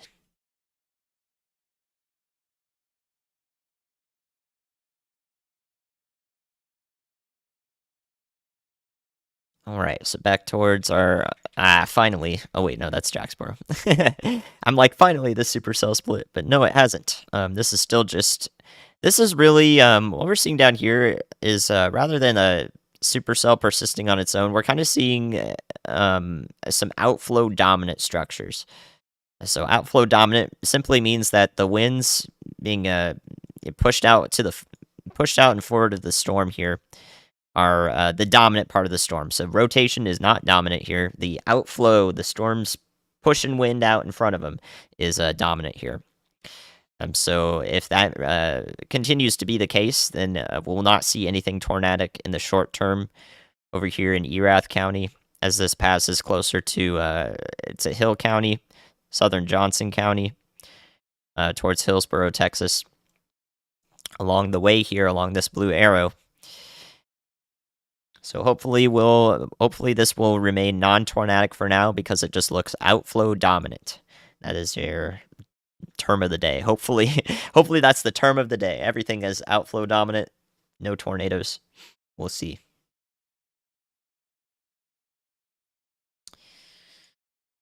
Looks like these storms are going to move to the south of Jacksboro, Texas for now. Any rotation here is kind of just petering out. Very weak rotation in these storms for now. But they are not in the most supportive environment. This is not the supportive environment for, or the most supportive environment for tornadoes over here. This is definitely more supportive for hail, which is why we're seeing large hail approaching Stephenville, Texas. But over here, this area, including the Dallas-Fort Worth Metro, all the way down south to Waco, this is the area I'm concerned with. We can see our tornado warning popping off down here, and even having a confirmed tornado with it at the moment. This is the area of concern primarily for tornadoes in over the next few hours, and the storms that could do it are over here. So they are moving to the east.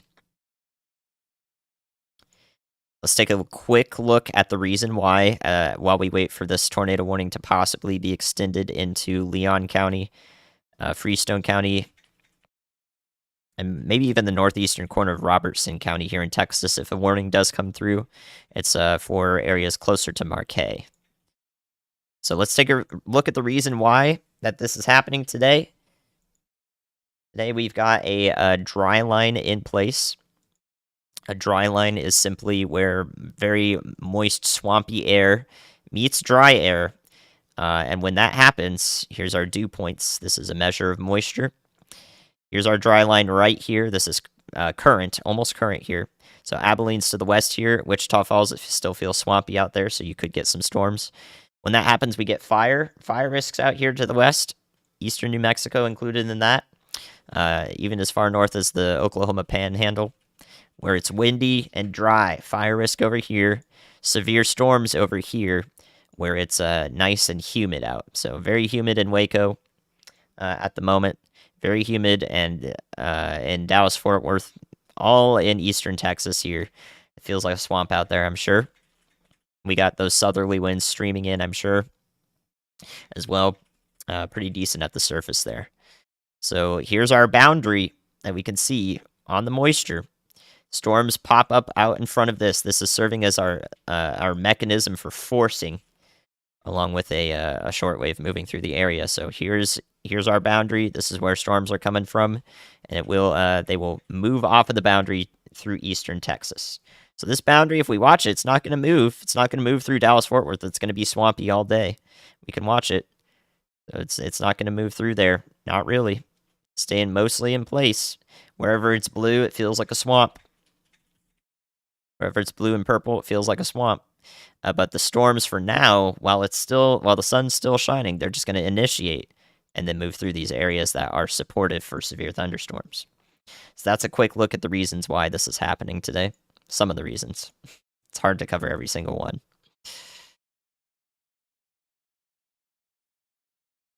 And that's why we have this enhanced risk for severe weather, including primarily for tornadoes and hail from the Storm Prediction Center in orange. That's a 3 out of 5 risk, with 5 out of 5 being the highest.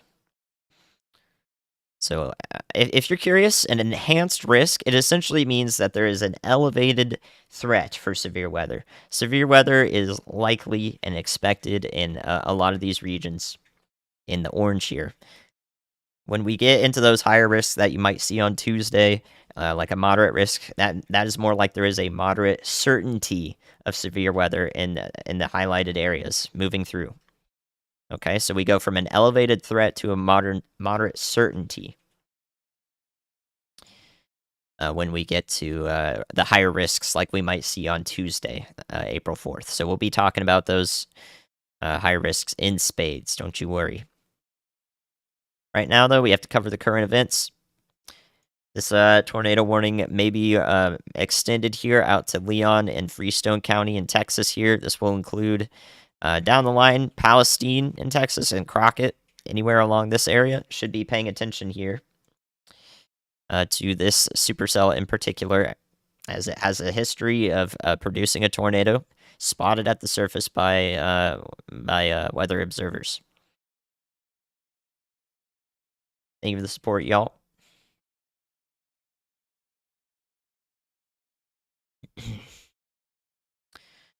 So let's look up towards Tyler, Texas as well at the moment. We've got these stronger storms moving in, though.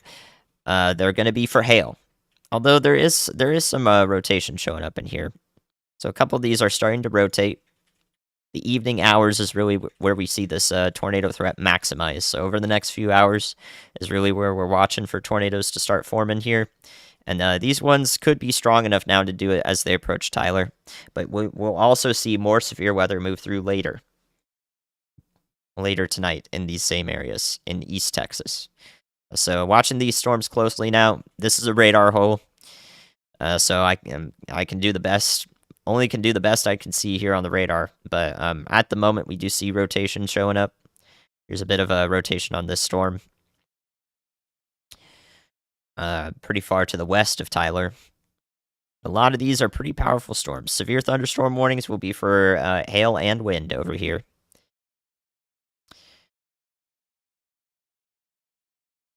So let's take a close look at this. This is a bit of side lobing, so not entirely confident at the moment that a tornado warning would be issued for any of these, but if it does come through, I wouldn't be surprised. And that would be for Van Zant County, into Smith County in Texas, and possibly Wood County as well. So these storms bear watching at the moment. Along Interstate 20 here. These ones up here, exiting the Gainesville, Texas area and moving toward the Red River, does still look like these are primarily hailers. It doesn't look like we could see a brief tornado up here as well. So I'll be watching these storms as well. But right now, these just have a history of producing a bunch of hail. So everything now as we get into the evening hours, I think is important to watch in particular. The evening is when we see that the winds about a mile above the surface start to ramp up a lot more, and that's the nadir juice, okay? That's our nadir juice, and that's going to be what we're watching for. So now everything that was in place or is in place currently is important to watch. So we got our eyes everywhere here. All right, let's look at our warning over here. No debris signature that I can see right now on the correlation coefficient. So the only confirmation of this tornado in this storm that we've had is via observations on the ground. So currently, no radar confirmation at the moment. This is just a rotating supercell, possibly still producing a tornado. So if this warning is extended out to the east in just a second here, for Freestone and Leon counties. That's what's going to come through for y'all. Nope, this is the first tornado warned storm of the day over here. So we are just getting started. Like I said, we're expecting the risk to be maximized in the evening hours. The evening hours is where our tornado threat will be today. So over the next 3 hours is what I would say is our primary threat here with any strong storms. April 5th is when you care about Pittsburgh.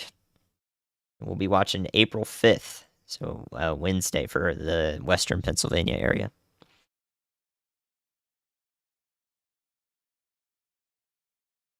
Very good. Yep. Thank you. We're approaching 100K subs here. I'm not going to focus on that, though. So if y'all want to get to that goal, have at it. Have at it. We're doing as much as we can here, and we will be here covering these storms on Tuesday and Wednesday for huge areas of the U.S.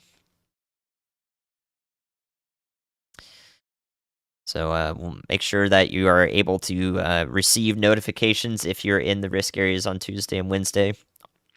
While we wait for this tornado warning to probably be extended here into these counties, I'll go over it quickly here on Radar Omega. So here's today's risk, and I'll show you Tuesday's risk. So everybody in the orange and yellow on Tuesday has the potential to be upgraded from the Storm Prediction Center. Here we go. Tuesday, April 4th. Much the same areas we saw on Friday. That's including Chicago, Cedar Rapids, Davenport, Des Moines. As far west as Kansas City, Jefferson City, St. Louis. I think this risk has been trending to the west a little bit each day. So I wouldn't discount it over here in Kansas City and areas just around there in Missouri. And that includes much of central Illinois as well, and also down here into Arkansas, Little Rock, Jonesboro. Please be paying attention on Thursday. Please be paying attention on Thursday. Friday, these areas are going to extend. They're going to get severe weather probably down here into the southern mode. And then we already have a risk area highlighted up here into the northern mode. That includes a lot of areas to the east of Indianapolis. Basically all of Ohio. So Cleveland, Columbus, Cincinnati, Detroit, and western New York and western Pennsylvania is primarily where we're looking on Wednesday, April 5th. So here's our new tornado warning. Has been issued. That is for the extension into Freestone, Leon counties in Texas, as I mentioned. So please be taking shelter now if you weren't already. So yeah, we will be live on Tuesday and Wednesday next week. Right now, this is at a 3 out of 5 from the Storm Prediction Center, though it's subject to be upgraded as we get closer to the day.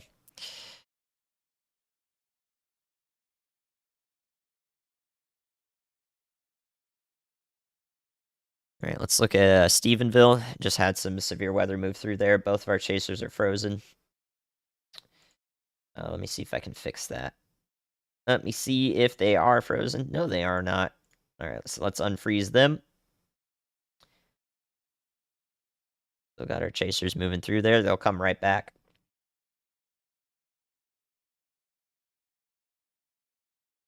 Go. They'll be right back there. You got our feeds here. They are chasing this storm down here in Erath County. This is definitely going to prompt a severe thunderstorm warning into Bosque County, Somerville County.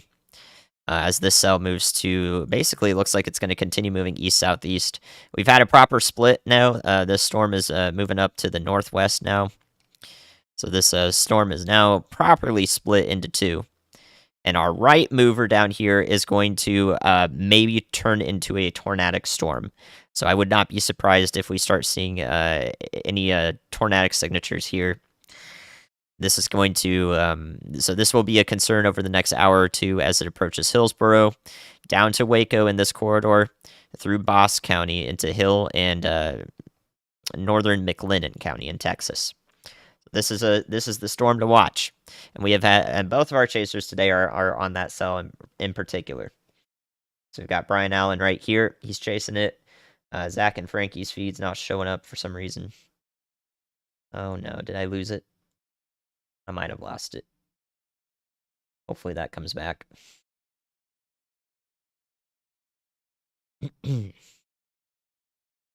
All right, so let's go back to our active tornado warning. The extension here into Freestone and Leon counties. A small extension here. but still a confirmed tornado has been observed with this storm in particular. So Farrar, Donnie here, and even as far east as Buffalo and Texas is a good idea to be taking shelter right now. Bosque County, thank you. Bosque County. Yeah, everybody who keeps talking about that, everybody who talks about that Weather Kid, Andrew Hill Weather Kid video, I get 10 messages about that a day, at least 10 a day. I did not grow up in Illinois. I grew up in California. They're going to keep asking me about it, though, because that video just gets recommended to everybody now. Oh, yeah. I'll tell as many people as I can. No, it's not me. I hope that guy's doing well. That's what I say to everybody. I hope he's doing well. I haven't heard about him, so if he did continue a career into weather, that would be great. That'd be great. Recently, there's not been a day 3, like any recent time, there's not been a day 3 high risk, no, from the Storm Prediction Center. There has been day 2 high risks, though, yes. In the past, that has happened. I don't think that will happen with this storm upcoming for Tuesday. I think it will probably be it has a good chance of being a moderate risk, though. So 4 out of 5. Yep, Western New York on Wednesday. Even as far east as Rochester, Syracuse should be watching on Wednesday the 5th. And he has brown hair. Yeah, what? Doesn't that kid have brown hair? No? Oh, I don't know.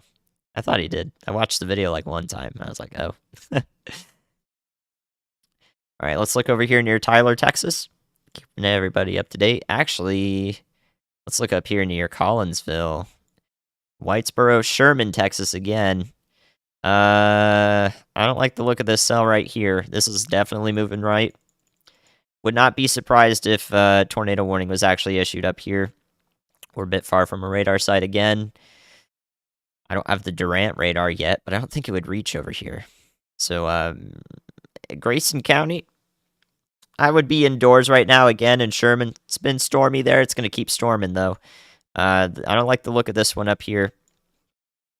So if there is a warning issued for Grayson County and Eastern Cook County in Texas, don't be surprised. So here's your y'all watch out up here. This is a storm that may be rotating.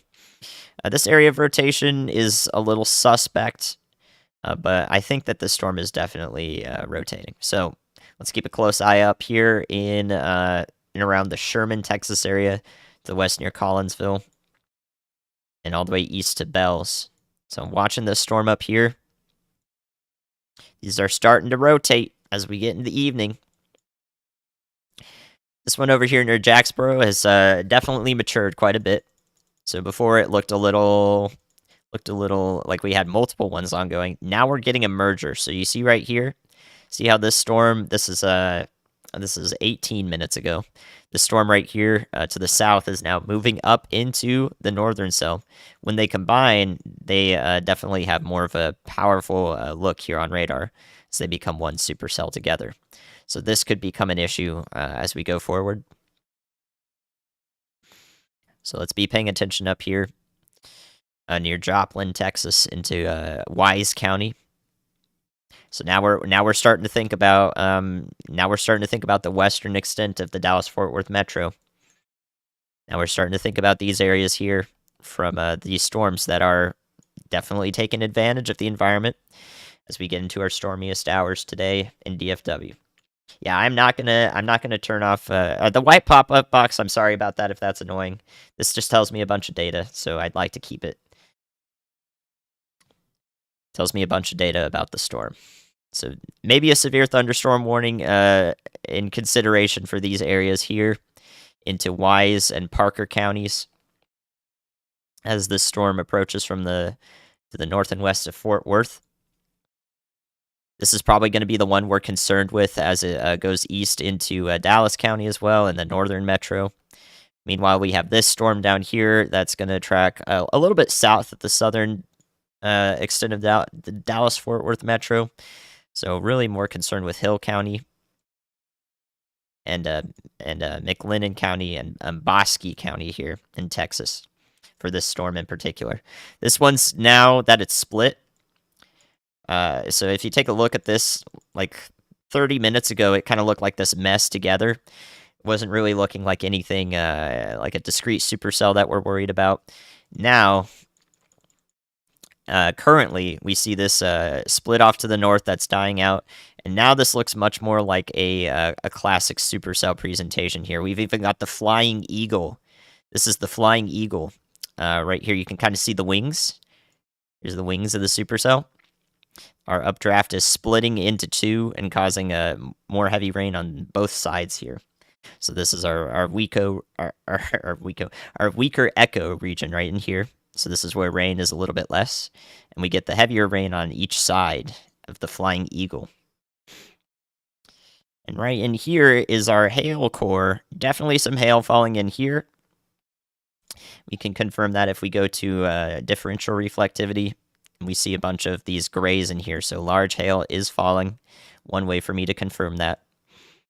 And again, another way to confirm it is we have this spike of the radar. The radar's coming in from this direction, hitting the hail here in this core, and then we see this spike extending from it. That tells us that large hail is occurring.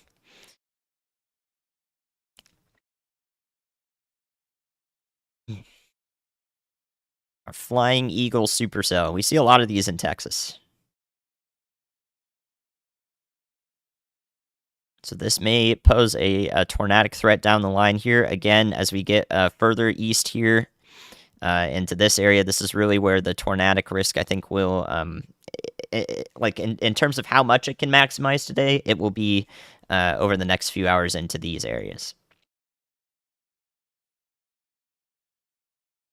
This one down here near Goldthwaite and Event in Texas, Lampasas County. This one is unfortunately matured as well. We see large hail starting to occur here, so we weren't sure if this one was going to continue to be impressive because it was kind of just steady state. But yeah, definitely down here. This is a mature cell, so this is going to be a problem from anywhere from Waco to Belton. Through Gatesville, Coryell County as it passes to the east. So another discrete, isolated supercell down here that may pose a problem. So I would be watching this one if I'm in Waco. Along Interstate 35 here. Be watching this one. And we will be watching it. We will be watching it. Eric, the flag is just off of the left side of the webcam here. That's why you can't see it. Everything's big in Texas. I like that. I like that. It's true. Big old supercells. These storms approaching the northern side of Tyler here along Interstate 20. They're still rotating a bit. They're still powerful cells. Severe thunderstorm warned. Looks like most of them are going to stay north of Tyler as they pass along this line here, but don't be surprised if something starts getting nasty there in the city. So still watching these. They're far away from a radar site, so if they do become tornado warned over here, it's possible in the short term here. Just understand that is a preventative warning. A Waco and Waco, yeah. This would be a preventative tornado warning over here. If you do receive one in, the next 30 minutes to an hour, because we're far away from radar sites, which means we don't have very good evidence of what's going on at the surface unless people are there to observe it. Looking again up here, I'm thinking that we may see, this is like some suspect rotation, but this storm is definitely rotating, approaching Sherman, Texas. We talked about that just a little bit ago. I think that we could see another tornado warning also issued up here for Grayson County in Texas. So I would not be surprised. Would not be surprised. Thank you, mods. Thank you for the help. Yeah, real-time data, the nowcasting. This is the nowcasting element. Of course, we'll be doing this for Tuesday. We'll be doing this for Wednesday. I don't know which way the threats are going to extend right now, okay? Right now I'm focused on this area. Yeah, this is a little sus. A little bit suspect here. but it's possible that this is definitely a rotating storm. But right now, it's a severe warned for hail. Actually, this is 60-mile-an-hour winds and quarter-size hail. Absolutely happy to help all of y'all. Gonna look at Arkansas. Arkansas right now is fine. You're gonna get some stormy weather into the morning though. Texarkana. And then you're really gonna be paying attention on Tuesday. Tuesday, April 4th. Please be paying attention. We'll be streaming. So have a plan in place for what you're gonna do already. But where did Brian Allen's A new thing go? tornado Oh, watch has he's been further issued. south. Okay, further south there. That tornado watch now extends into the northwest corner of Louisiana. Northwest corner of Louisiana, so Shreveport is in that tornado watch now. These storms are they're kind of not merging together too much over here. We could see any of these storms popping up over here become tornadic, become tornado warned as they move to the east. And then I do think that another round of severe weather will be possible for y'all into the night. But we kind of just got watch has been issued. all these storms popping up everywhere here. And over the next few hours, the tornado threat will be at its highest for today. So the next few hours are the most important for anybody in the risk areas today, anyone out ahead of these storms in this area.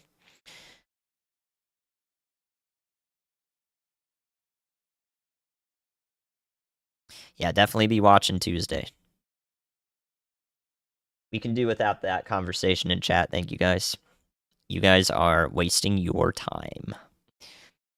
You know what I'm talking about. We're covering storms right now. Look at these. Look at these right here.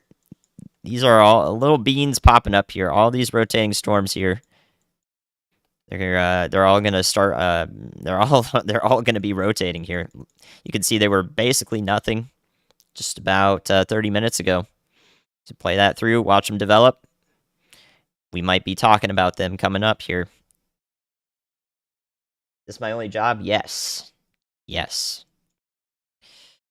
This one looks really nasty from afar. We can definitely see rotation aloft here, so no surprise that this is produced a tornado at some point. Again, wouldn't be surprised if this warning is extended, again, including Buffalo, Texas, all the way up to Oakwood. I think this storm will also be pretty close to Palestine, definitely near Elkhart and Grapeland in Texas over here, in Anderson County, and Houston County, where Crockett, Texas is. So that's well to the north of Houston, of course, because we have Houston, Texas, and Houston County, which are not in the same place. Bet you guys love that. So let's take another look at our tornado warning right now. Yeah, I mean, I think this is going to... There's a good chance this will be reissued, extended to the north and east, or mostly to the east here. Definitely these areas out ahead of time should be in their safe spots right now, as this storm right here, this supercell, has a history of producing a tornado. So be on the lookout there along Highway 287.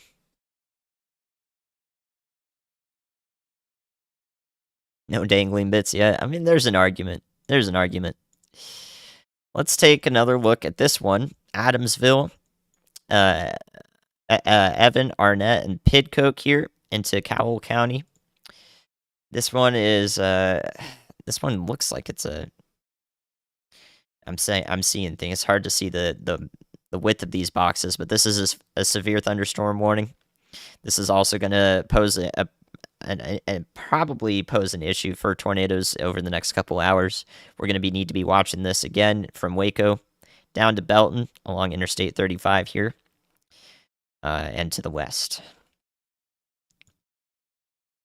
So this is a storm we're watching. This one up here, we're watching it as well. It's really, I think what we're seeing here, this storm is pretty interesting, so let's take a look at it again.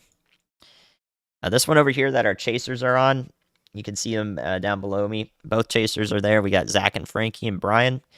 This one, it continues to move way further south and east than all the rest of these because it keeps splitting. So we're watching another split of the storm right here. This is going to be a left split that travels up and probably dies off pretty quickly here.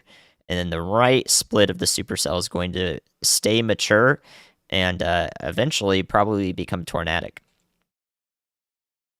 So Bosque County, anyone in Bosque County should definitely be inside. It's not a bad idea to be in, in the interior-most room of your house down here, just in case. Because this cell is going to pose a problem. Now we've got that severe thunderstorm warning issued up here. These right-moving supercells are traveling east-southeast now, as opposed to all of our storms earlier today moving to the north and east. Now we're seeing our dry line initiated storms, powerful supercells. This one's becoming dominant, so it's going to eventually be discrete, I think, which means it's going to have the atmosphere to itself in this area. So this is one county away now from being a severe thunderstorm into the Dallas-Fort Worth metro. The western fringes are now starting to see this storm in the horizon, and it's going to be pretty gnarly. This one's got plenty of lightning with it. Yeah. Yep, we'll be watching these three cells right here. Right here for the Interstate 35 corridor.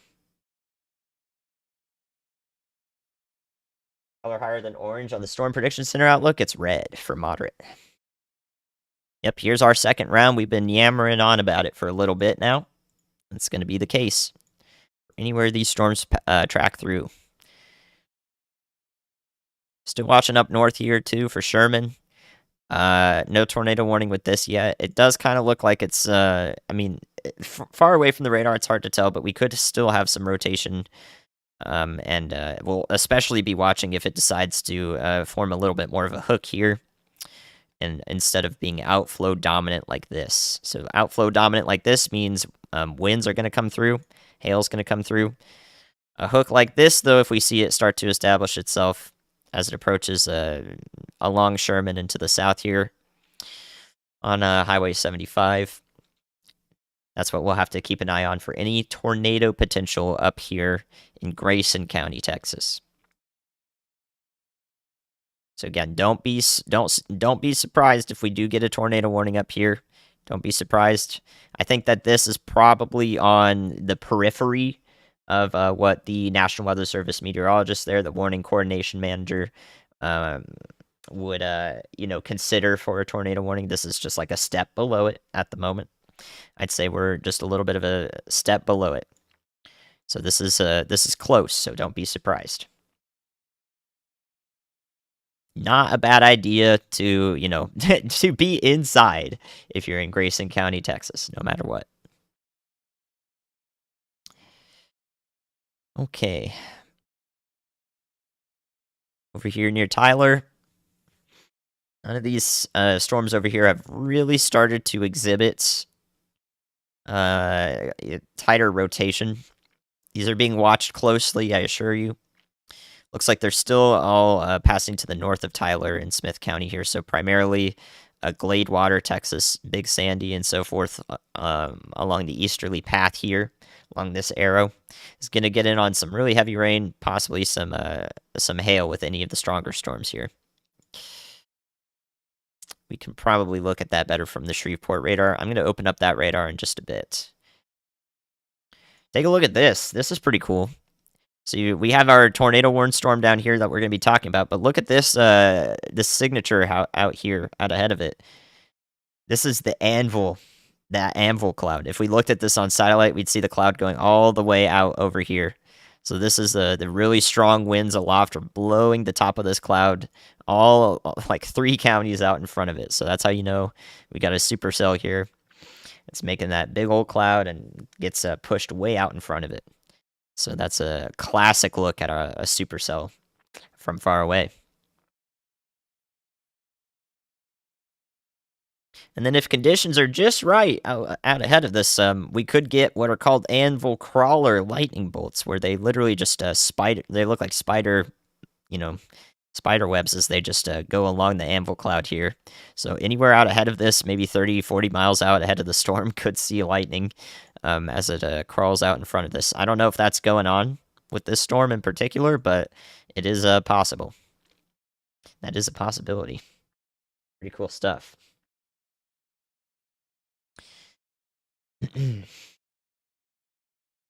It's very rare that we get tornadoes like together. Look at this 2-inch hail report.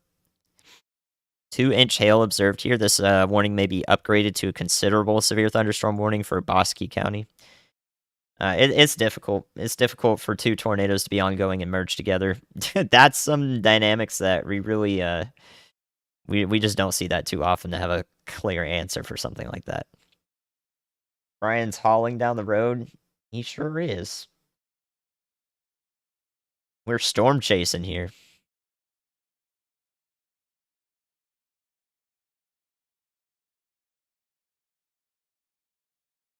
Yep, so observing some possibilities of some interesting atmospheric phenomenon. The K index is just a measure of instability. Surface cape is also instability. The cape is that storm fuel. But K index tells us the likelihood of types of thunderstorms. So whether we get supercells or multicellular or just ordinary storms, that'd be from that index. These pink blob shapes, this is just a bunch of information. You can see that pop up. This tells me all the atmospheric parameters that I need to know about, need to look at here. So it's just a bunch of information.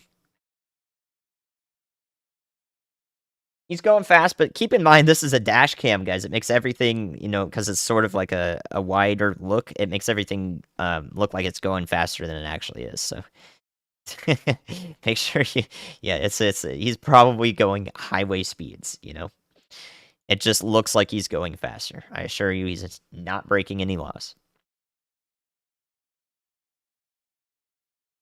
Yeah, especially if the speed limit is 80.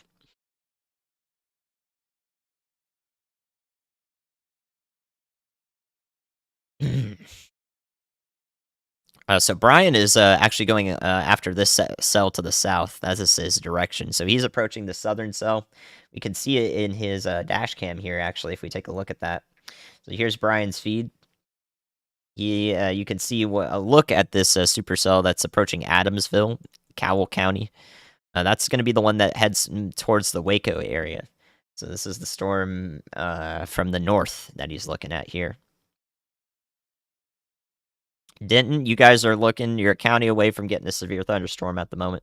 It's going 76.8. Yeah, actually, I have access to that, don't I? Oh, maybe I don't. Riley does, though. Nope, I'm talking about Tuesday, just in between when I can, okay, y'all? We gotta cover the weather today, most importantly, but I've been chatting about Tuesday and Wednesday as well this week. All right, so let's go to our active tornado warning so we can cover that. This storm looks concerning, though. So like I said, our tornado threat is going to be increasing over the next few hours here for all these storms to the west of the Dallas-Fort Worth Metro and Interstate 35. Really going to see that continue to be the case. This warning may be allowed to expire, but don't be surprised if it is continued again into northern Leon County and southern Freestone County, including Buffalo and Oakwood. It's a good idea for y'all over here. Oops. This is the storm I'm talking about here. So Buffalo, Texas, Oakwood, Texas. It's a good idea for you guys to just be in your safe spots right now. We may not see this warning extended. It's got a little bit of an unhealthy look to the cell, but we're pretty far away from radar. So don't be surprised if it does come through.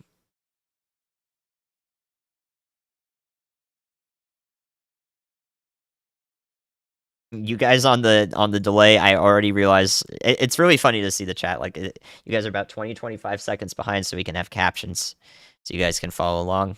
I already realized that I was not on the screen, and then everyone's like, "Show it, show it." I'm like, "It's already good, already good." So the purple boxes here, if you've got these straight edges, these sharp edges, these are our tornado warnings. Yep, the purple inside of it tells me a bunch of information. Sorry, it's the same color. We can turn that off, actually. I don't need that. But it's going to take me a second. Oops. Definitely want that.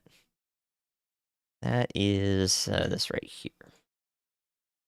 So yeah, we can turn that off. Just for now. Yeah, please be in your safe spots out ahead of this supercell here for Oakwood, Tucker, Buffalo in particular, and Dew, Texas.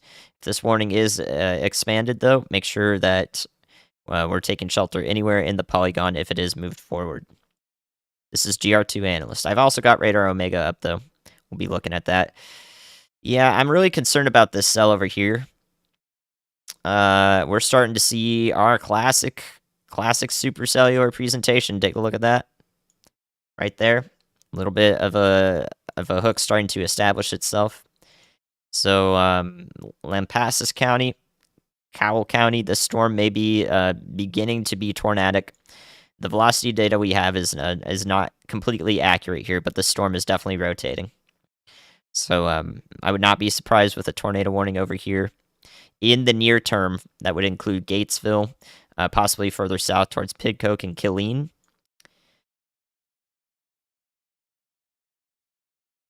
So be paying attention to this storm. If we see that tornado warning come through, then we'll talk about it even more.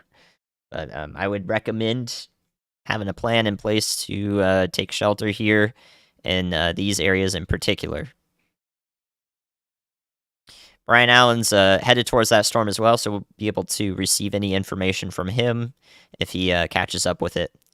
So we've got Chaser Brian headed towards it. Well, at least he was. Now he's getting some food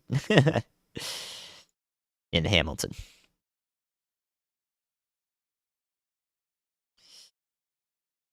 All right, we've still got Zach and Frankie up here on this cell as well. This is the one going into Bosque County. So chasers, we got two chasers both looking at two different storms here, so we can have ground truth.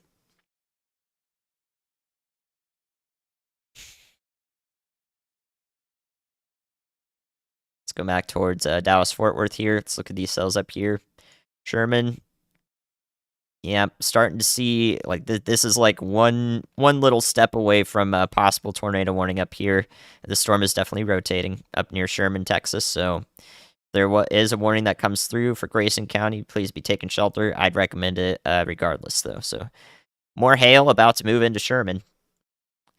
More hail about to move into Sherman.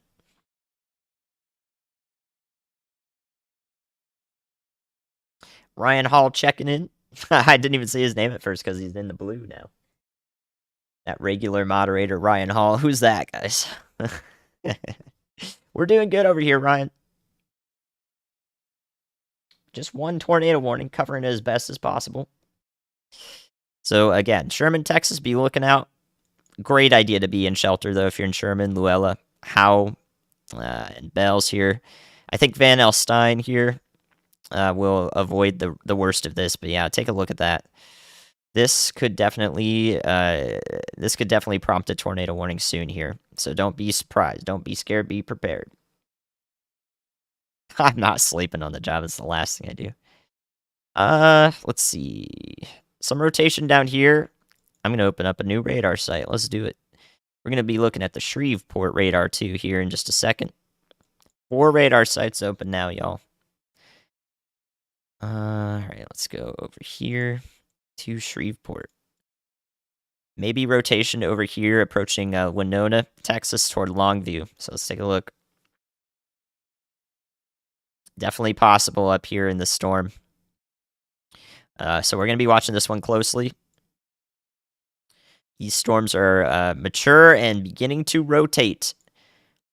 Beginning to rotate over here in East Texas. So this is going to impact Longview a few times. We might get a flash flood warning out in here. Look at these storms just training across the same direction. So a flooding risk is definitely possible here. And eventually down the line towards Harrison County. And these same cells will be approaching Shreveport into the sundown, just around sundown. All right, so we've got that going on. There's a look for y'all over here in East Texas. Now let's go to Dallas-Fort Worth, which I was going to talk about. A new tornado warning has been issued. So that's an extension. That tornado warning extension for this into Buffalo, Oakwood, like I've been mentioning. So y'all be taking shelter now. This is radar indicated. Radar indicated, so not sure if there's a tornado ongoing down here anymore. Freestone and Leon County, though. Northern Leon County, southern and southeastern Freestone County in Texas.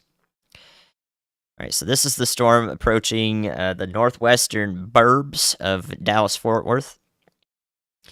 Right now, it actually doesn't look like it has much of any rotation ongoing. Maybe back in here just a little bit. We might see something beginning here, but severe thunderstorm warnings are probably soon to be issued for southern Denton County, the southern half of it, and into the northern part of Tarrant County. So severe weather, our second round for Dallas-Fort Worth is beginning very soon.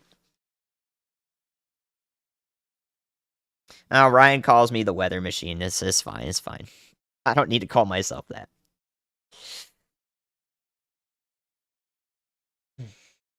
I don't think we're going to see much of a squall line today as much as we're going to see possibly an MCS. That's a mesoscale convective system. So that's the mesoscale is like the size of Dallas-Fort Worth. So around that, around the size of something like this. And a convective system is just thunderstorms. They might just form into a group here. So that's what we'll probably see here. I don't think it's going to be a full-blown squall line, though. But it will have some wind. All right, so let's go back through our cells here. The storm down here is entering more favorable conditions for tornadoes. So we do start to see a classic supercell shape. Zach and Frankie are out ahead of that, storm chasers. Zach and Frankie, bottom right of the screen down there. If I am looking at the radar, they'll be down there. And Brian Allen is going to approach this supercell down here, which, again, I wouldn't be surprised if this one had a tornado warning for Cowell County and northern Lampasas County in the near term. Yep, there's all, these are our these look to be our 3 dry line storms. So this is a dry line initiated storm. Here's our second one, here's our third one. They're just going to keep going basically through these areas. The hope is that a lot of them, since there's only 3, they're isolated, that a lot of people over here escape the severe weather, near Weatherford. Maybe up near Wichita Falls might be done for today, but keep a close eye out just in case. So hopefully west of this is done for the day for severe weather, but we could still see a little bit more development. I like this little cell here north of Mineral Wells.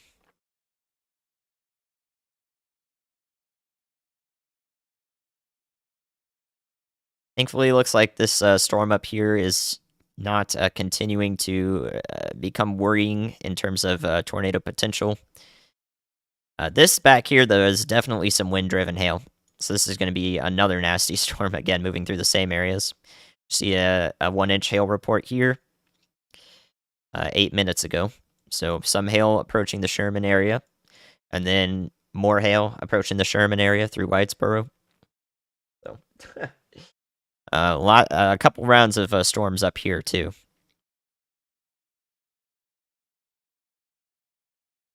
Okay, so let's go back to East Texas. Over here, we're starting to see something a little bit more concerning around Winona. Been looking at this just a little bit here. Got some rotating storms all around in here. So watching these closely. Definitely want to be inside anywhere out ahead of these storms that are basically moving due east here along Highway 80 here in East Texas, paralleling Interstate 20 just to the north. So I want to be watching out for these. I would just be inside this whole time. This right here is a little bit of an area. Probably the strongest winds of the storm are moving through this area right here near Winona, Owentown. So right in here, strongest winds moving through. So y'all watch out in Liberty City and Gladewater. If we do get a warning coming through, this will be from National Weather Service Shreveport, which I know they don't mess around.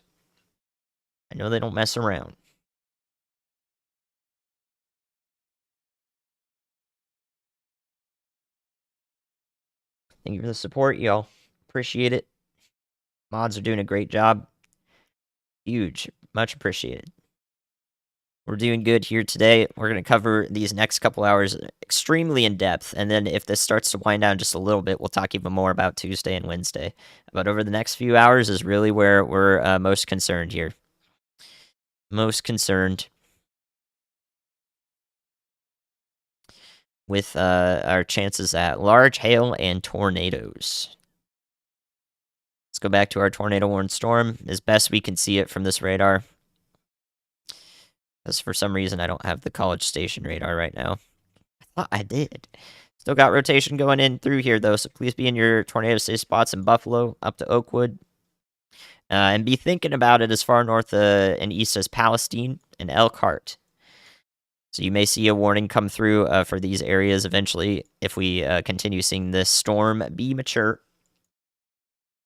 So be thinking about it up here into Anderson County and also into northern Houston County, which is where Crockett, Texas is. Be thinking about it over here. The storm is headed to you. Okay, Fort Worth radar. A lot of these storms are also rotating. They're going to head into the Tyler, Texas area as well. So we'll keep an eye on them. Couple rounds for everybody expected today. If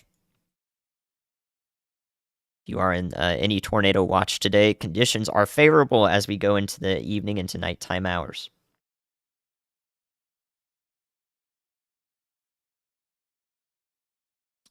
Yeah, Big Sandy is over here somewhere, right? I remember just looking at that recently. We do have a rail fan camera there, so it'd be nice to be able to use that.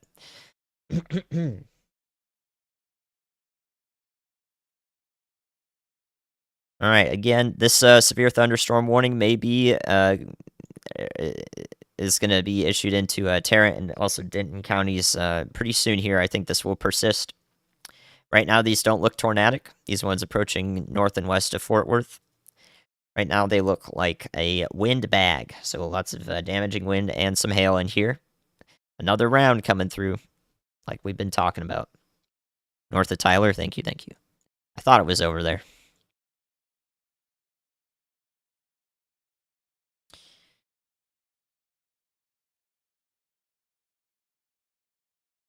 Yeah, I don't know if we have those rail fan cameras in. I might tell Frank about that.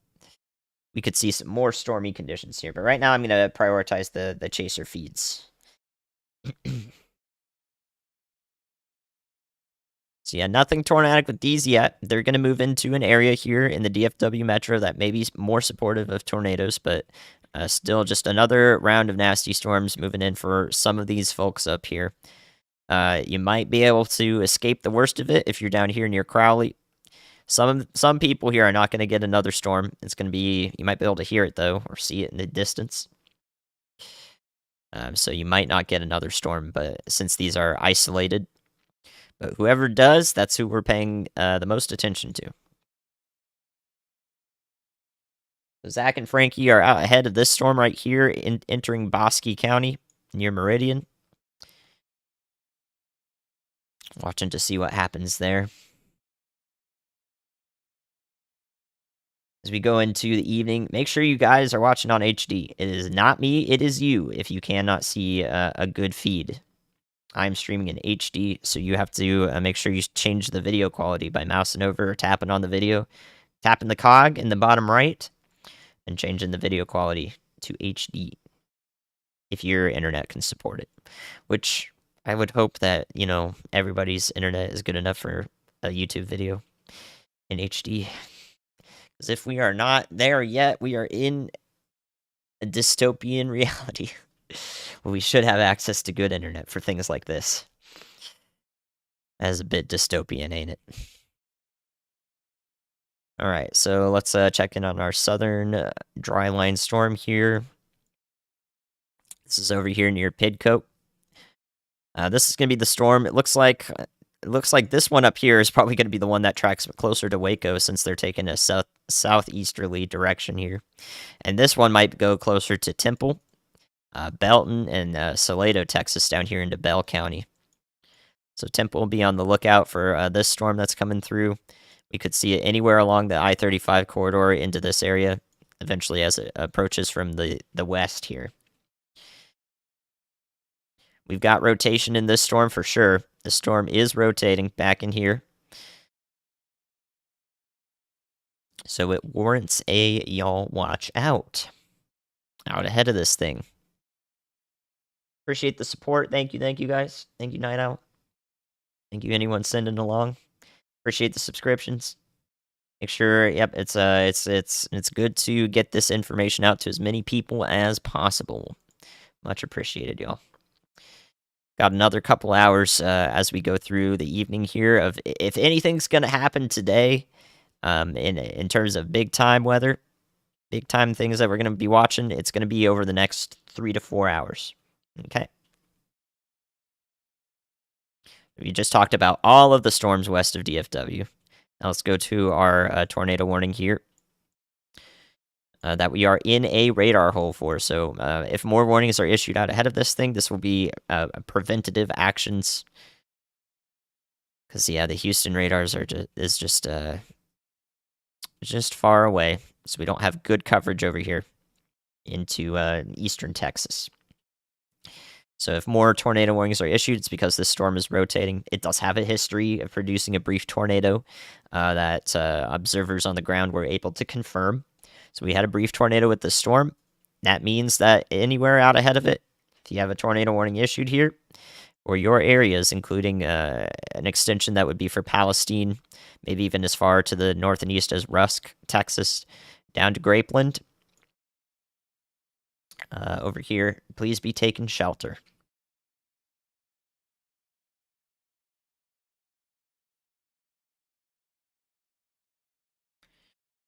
All right, let's go to the Shreveport radar. This one in the middle here, this storm in the middle is really becoming one of the dominant modes here. Definitely the most powerful storm over here in East Texas, near Tyler, is this one over here. So this is going to go just north of Kilgore. This is going to go straight through Gladewater and Longview here along Highway 80 into Grade County. And approach Harrison County is moving due east. You're going to get several rounds of heavy rain up here into toward the Louisiana border here along Interstate 20. Several rounds. So flooding risk is definitely materializing up here. We could see flooding about to occur here because very heavy rain is falling.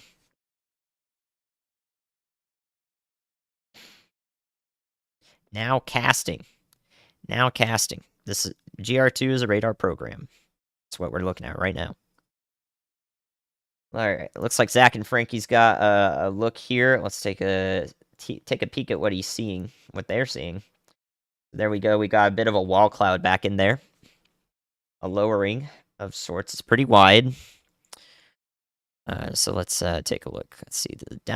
Zach and Frankie are on the storm in Bosque County, Texas. So this is what's approaching Meridian right now. We're definitely getting a hook on this. So yeah, definitely a legit wall cloud there in this supercell. So this is over Iredell, Texas right now and approaching Meridian in central Bosque County. Heavy rain and hail is also going to impact areas north of Meridian or even into it. This looks pretty gnarly right now. There you go. There's a look at that. I think this feed is frozen just a bit here because those clouds are not moving. I think they should be.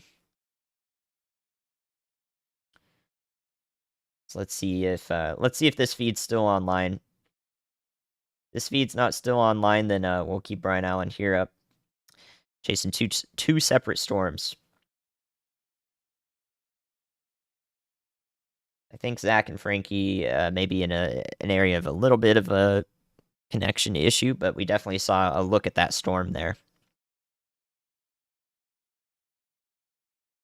Yeah, those cells I just talked about in East Texas, east going through Longview, those are going to approach the Shreveport area.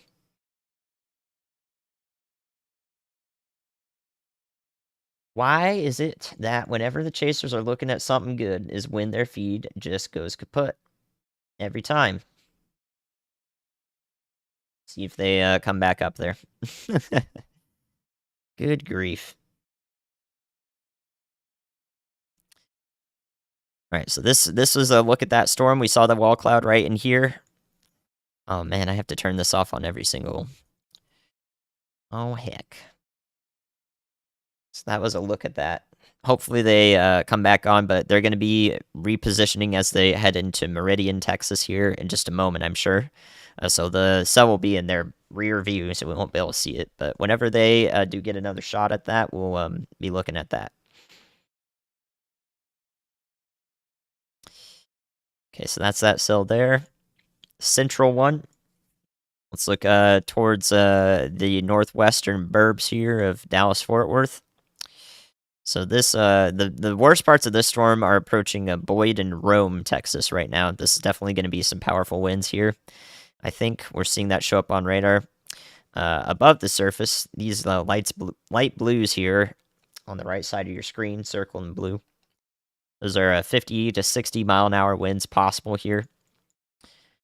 And those could easily reach the surface. So yeah, this will be a damaging wind event up here. And over here along State Road 199 through Agnes, Springtown, down towards Axel here. As we approach Tarrant County, this is where our hail is. This storm up here, though, that's approaching from the northwest into Denton County. It does not look tornadic at the moment. This severe warning storm. We've also got storms kind of dropping down here into northern Denton County, so Sanger here in Texas. We're going to see some storm moving in. Again, not super concerning. This one may be trying to start rotating here. But we'll have a better look at that as it develops further. So possibly a sort of a tail end Charlie here in northern Denton County from this line of storms. If this is where the storm's going to be rotating, it'll do it right here. So we'll keep an eye out on this storm as well. This will go towards Sanger, Aubrey, Pilot Point. Is that Sanger or Sanger? I think I'm doing it right. That's how Texans would say it, right? Prosper and Selena. Or Salina. Everybody's going to pronounce it differently. So there's a look. This is the storm that is going to be of concern for parts of the DFW metro. A lot of y'all might not get in on another round of severe weather here because we've got these storms are the ones that are really only materializing and paying attention to here. So a lot of people will escape bad weather here, but some people are going to get it from each of these three. And possibly up into this line here. I don't think hurricane hunters really track severe weather that often, or at all.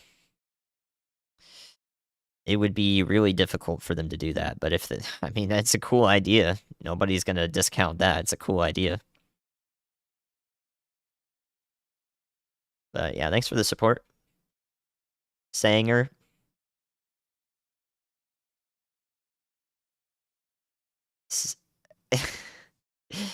I say everything right. Let's go. Salina. Azel? Azel? It's not Axel. That's Azel? Whoa. Whoa, that's wicked. All right, Texas. All good, all good. I got you. Wicked. All right, let's go back to East Texas here. Okay. Just a strong storm moving through. This one looks mostly like wind at the moment. As we get close to the Shreveport radar, though, we can really start to see if any rotation does take place, so I'll have a better idea of that. But yeah, again, flash flood concern over here. Wind and hail as well. It looks like these are going to be a bunch more in the downpour kind of things here, but we do have probably some hail falling right in here to the south of Gladewater, going through Liberty City. Could go as far south as Kilgore here. And then Longview will get it in on it next. In on it next. Thank you all for the support. I know I can't help everybody in particular. Hazel, got it. I swear it was an X, right? It was an X. Broken Hazel once, yeah. Oh my goodness, the pronunciations, man. A little drawl, yeah. Well, I did my degree in the Bible Belt in Western North Carolina, so at least I've got a little bit of experience with that. a little bit of experience. So yeah, the strongest part of this storm is going to be in Longview and probably about, let's see here, 3 minutes on each radar scan. Going to be near Longview in just about 20 minutes or so.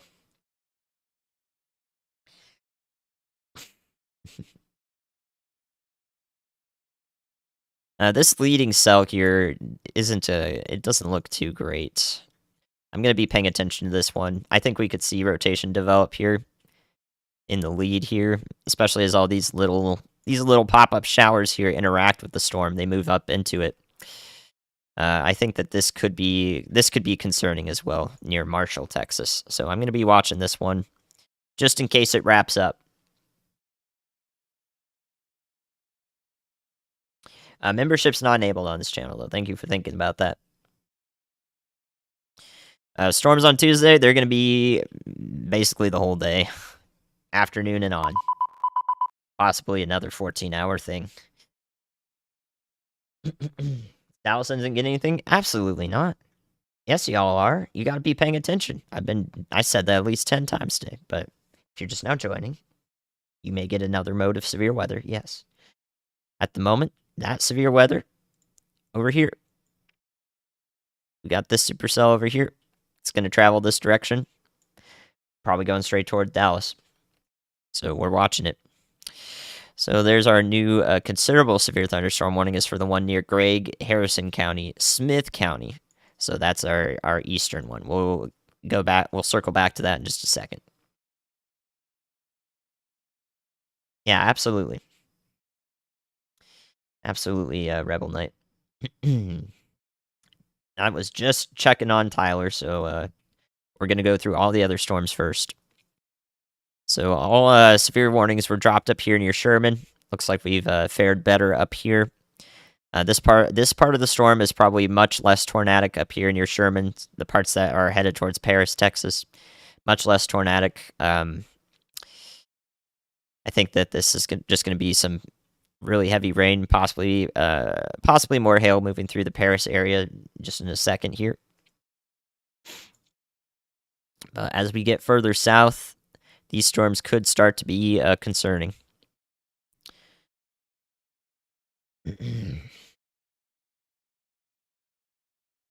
So, yep, we'll see these storms move mostly to the east-southeast through Denton County, into Tarrant County, eventually into Dallas County. I think this storm in particular, this is the one back in here, entering the northwestern suburbs that a lot of us are going to be paying attention to.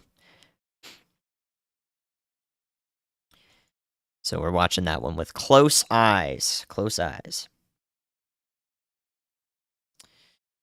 All right, now let's look at, let's see, Zach and Frankie still driving out ahead of this, so is Brian. Storm chasers on the ground. They're going to get into Meridian, Texas right now. So there's that supercell that they're out in front of right here on the ground in front of this.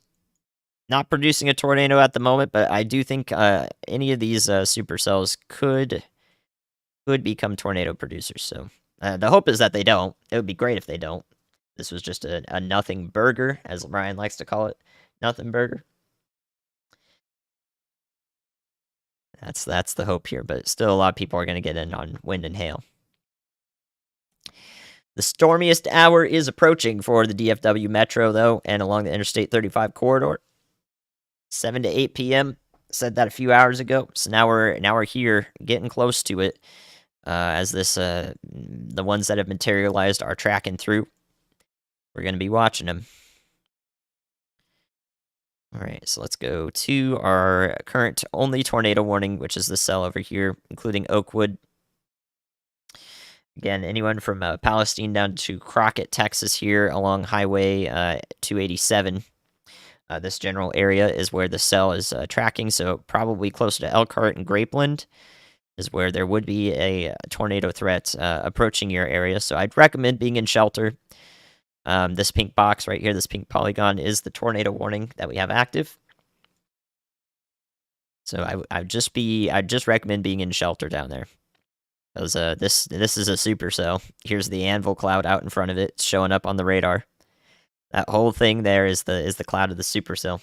So you can see the winds up aloft are really driving this. They're really driving this the cloud forward here, very far up in the atmosphere. Up there, that's about 10 miles up, probably where this anvil cloud is, just about there. And we see it showing up on the radar. 5 to 10 miles. So don't be surprised if this is extended into Anderson County and northern Houston County in Texas. Here is our tornado warning. Would recommend taking shelter. Elkhart, Slocum, Persilla, and Grapeland here.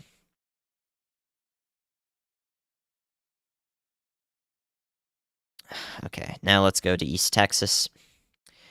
From the Shreveport radar. Nasty storm moving through. Just a minute or so out from the northern parts of Kilgore, Texas. Longview, about 8 to 10 minutes out. This is going to be, it's going to look real nasty out there. You're not going to be able to see nothing, I think. Because this is just really, really heavy rain. Hail mixed in here. So mixed hail and rain. And it's going to be real windy, just driving this thing through Gregg County. So this considerable severe thunderstorm warning is for golf ball size hail. So yeah, this is just going to look gnarly out there. The same is going to be true down the line into Harrison County as well for Marshall, Texas, Hallsville, along Highway 80 here. And now over Interstate 20, actually. So you don't want to be driving out here on Interstate 20, east of Kilgore, east of Tyler. This is not a good drive. Not a good drive right now. Oof. Nothing tornadic over here at the moment, though. Any sort of something that could look like rotation is just distorted radar data. Distorted radar data, because this is hitting a bunch of hail in here. This could be pretty. This could be a costly storm for Longview if this continues right into the city. So golf ball size hail being driven forward by wind. Please be inside in Longview. If there are sirens in Longview, I wouldn't be surprised. In Longview, Texas, this could warrant a sirens being sounded, because the sirens are for people who are outside. They don't want to be outside in strong thunderstorms. This is definitely going to be one that makes an impact, is what I would say, for Longview. So looking like a dangerous situation evolving here. Please be inside. Fair enough, Jerry. Yeah, I-20 even dry and sunny.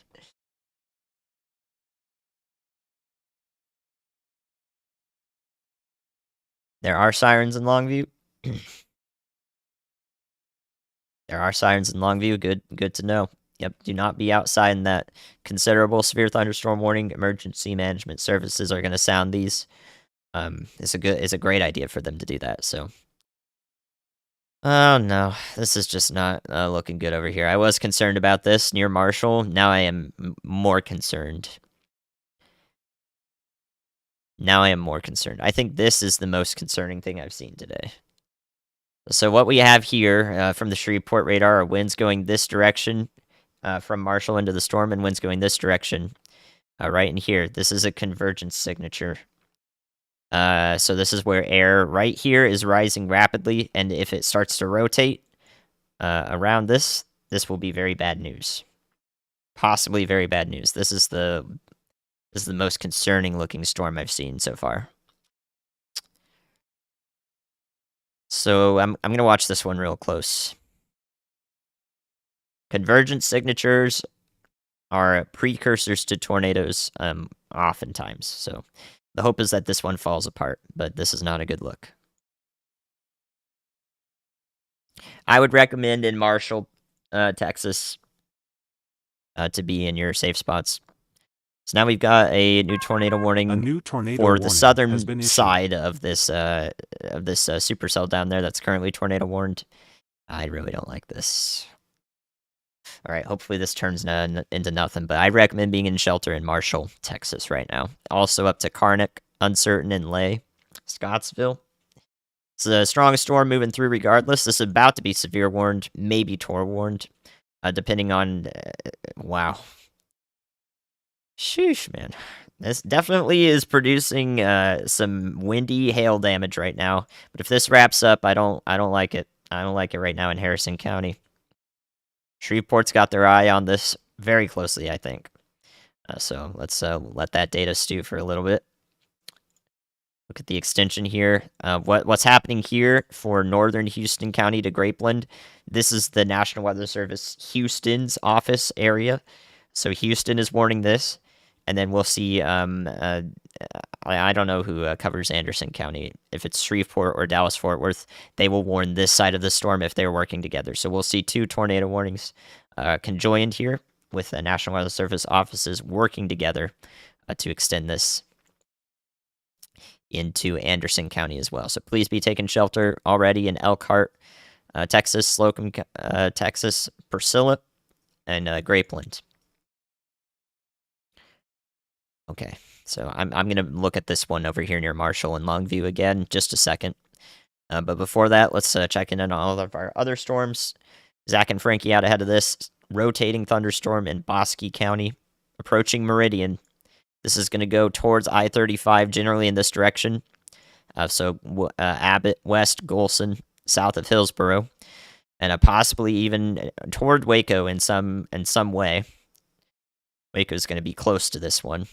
This is a supercell that will pose a tornado threat and all hazard threat, so winds and hail as well, as approaches I-35. Next couple hours are primarily when that tornado threat could be realized. So right here, this one to the south, this one is in Cowell County and going towards Temple, Texas, and Salado and Belton. Here into Bell County. This one is also going to be capable of all hazards. So Temple, y'all watch out over here. Be ready for this storm. It looks like it's headed your direction. At the moment, we see what could be rotation, but this is actually just side lobing. So let me explain that real quick. If we go up in this storm, this is about 2 miles, 3 miles up in the storm. We can see this area right here in blue is where there's a bunch of hail. So if I center it right here, there's heavy returns showing up right in here. But if we look at the surface, here's the surface. You can see that hail is off to the north. There's a bit of distortion here. And because this is in clear air, there's no rain falling right here. We call that side lobing it's not legitimate radar data over here in their velocities, our winds. There's definitely winds flowing into this thing though. So it is still threatening, but this is what we have access to in terms of the data right now. So there we go. There's coverage for all the storms. Currently, we got a blanket severe thunderstorm warning up to the north here in northern Denton County that we'll look at briefly. Bunch of wind and hail up here, all the way down to McKinney. So northern suburbs, here's your round 2 toward Van Alstyne. Round 2 moving in along Highway 377 and 75 here, State Road 280, and into Collin County. So round 2 up here. We'll watch it if it turns tornadic. All right, let's go back east. New data over here. Hopefully this just stays in terms of straight line winds here near Marshall. This is definitely about to do some wind damage here in Harrison County. These light blues here that you see on the right, this area right here, this is 60 to 70 mile an hour winds, about 1,000 feet, 1,500 feet above the surface. So those can easily be descending, mixed down, and be very powerful gusts here in Marshall. So please be inside in Marshall, Texas. No warning out for this storm yet. I definitely think it's worthy of a warning, though. And I'm hoping that this doesn't turn into rotation. Right now, it's not rotating. Not so much. But it's definitely really nasty right in this area. So if you know somebody in Marshall, tell them right now just to be inside. This data is 3 minutes old, so it's probably on top of them now. Into Longview, we see a heck of a hailstorm. We've been talking about this one too. This is just nasty. Hope this doesn't do too much damage to like roofs of houses, sidings of houses here. This is just going to be some really nasty hail. When we see those dark pinks and the purples show up here, this could be a 2-inch hail. Coriel, thank you. This could be up to 2-inch hail. It's going to be a lot of it though. These kind of signatures when we see this on radar.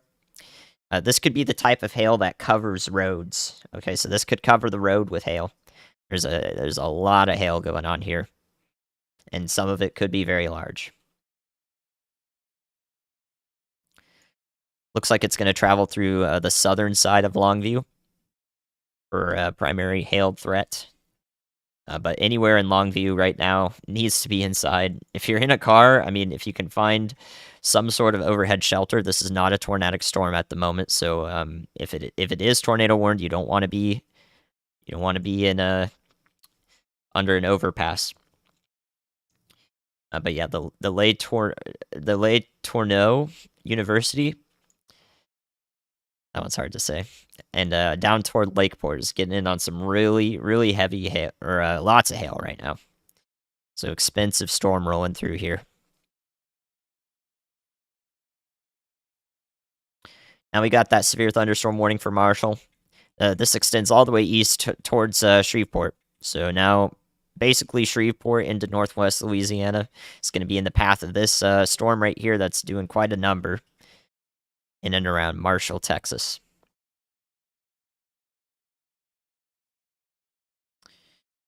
We could see also possibly rotation start up in this. I mean, this is just an extremely strong cell, so the dynamics in play here in the atmosphere are potentially supportive of tornadoes because of just how much the cell is doing. So I'll be watching this one closely too.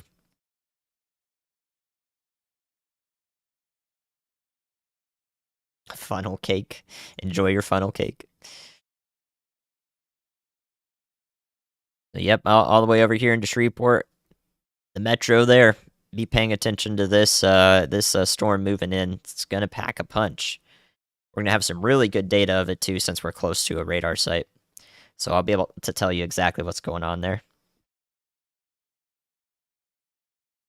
The track of this cell, it's moving generally this direction, almost due east, but it has the potential to continue to develop and have strong parts of it to the south. So almost certainly northern Shreveport will get in on this.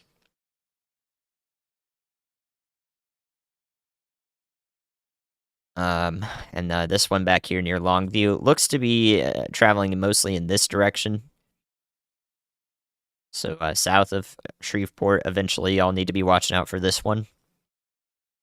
Probably about 45 minutes to an hour out from y'all at the moment. You're in Gregg County. So 45 minutes out from southern Shreveport, that is.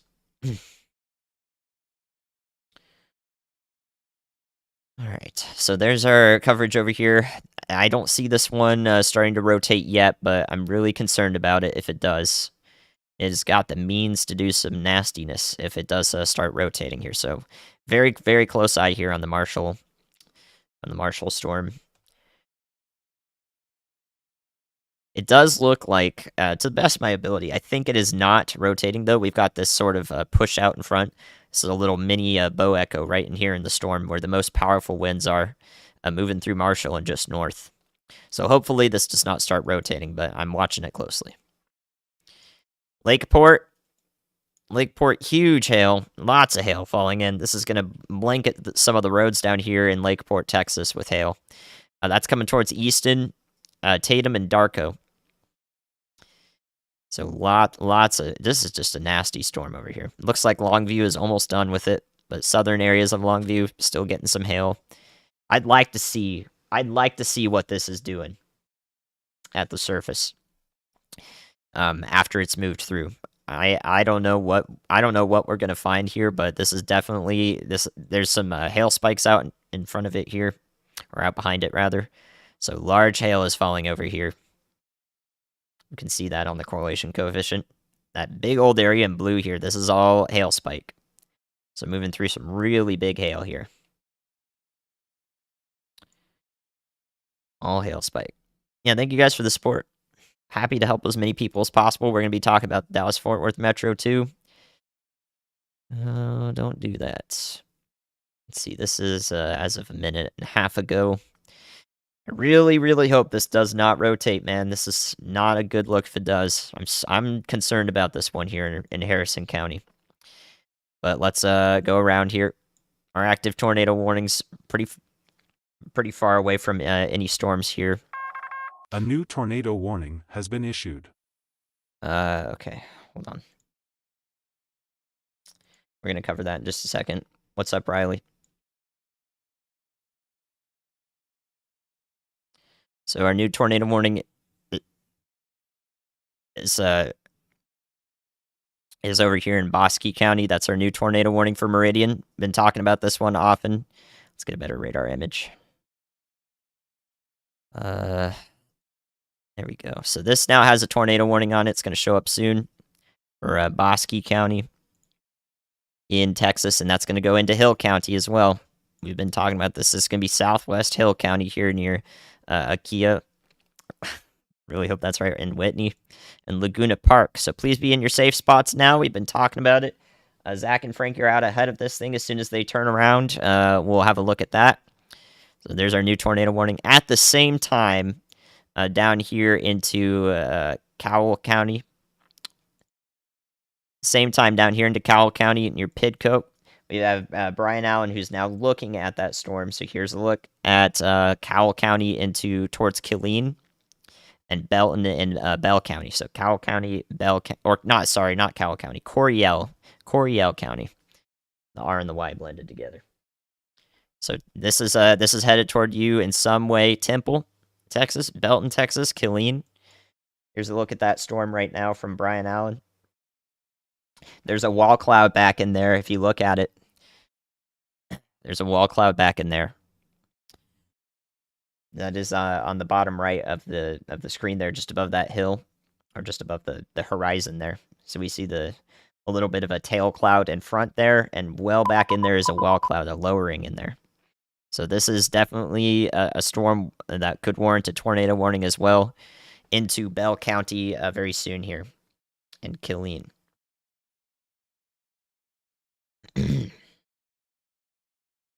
Watching this one closely. Everybody who's watching in low quality, change the quality on the video. Mouse over it, tap on the video, the stream that you're watching here, bottom right in the cog, change the quality. It is on your end, not mine. So make sure you are doing that.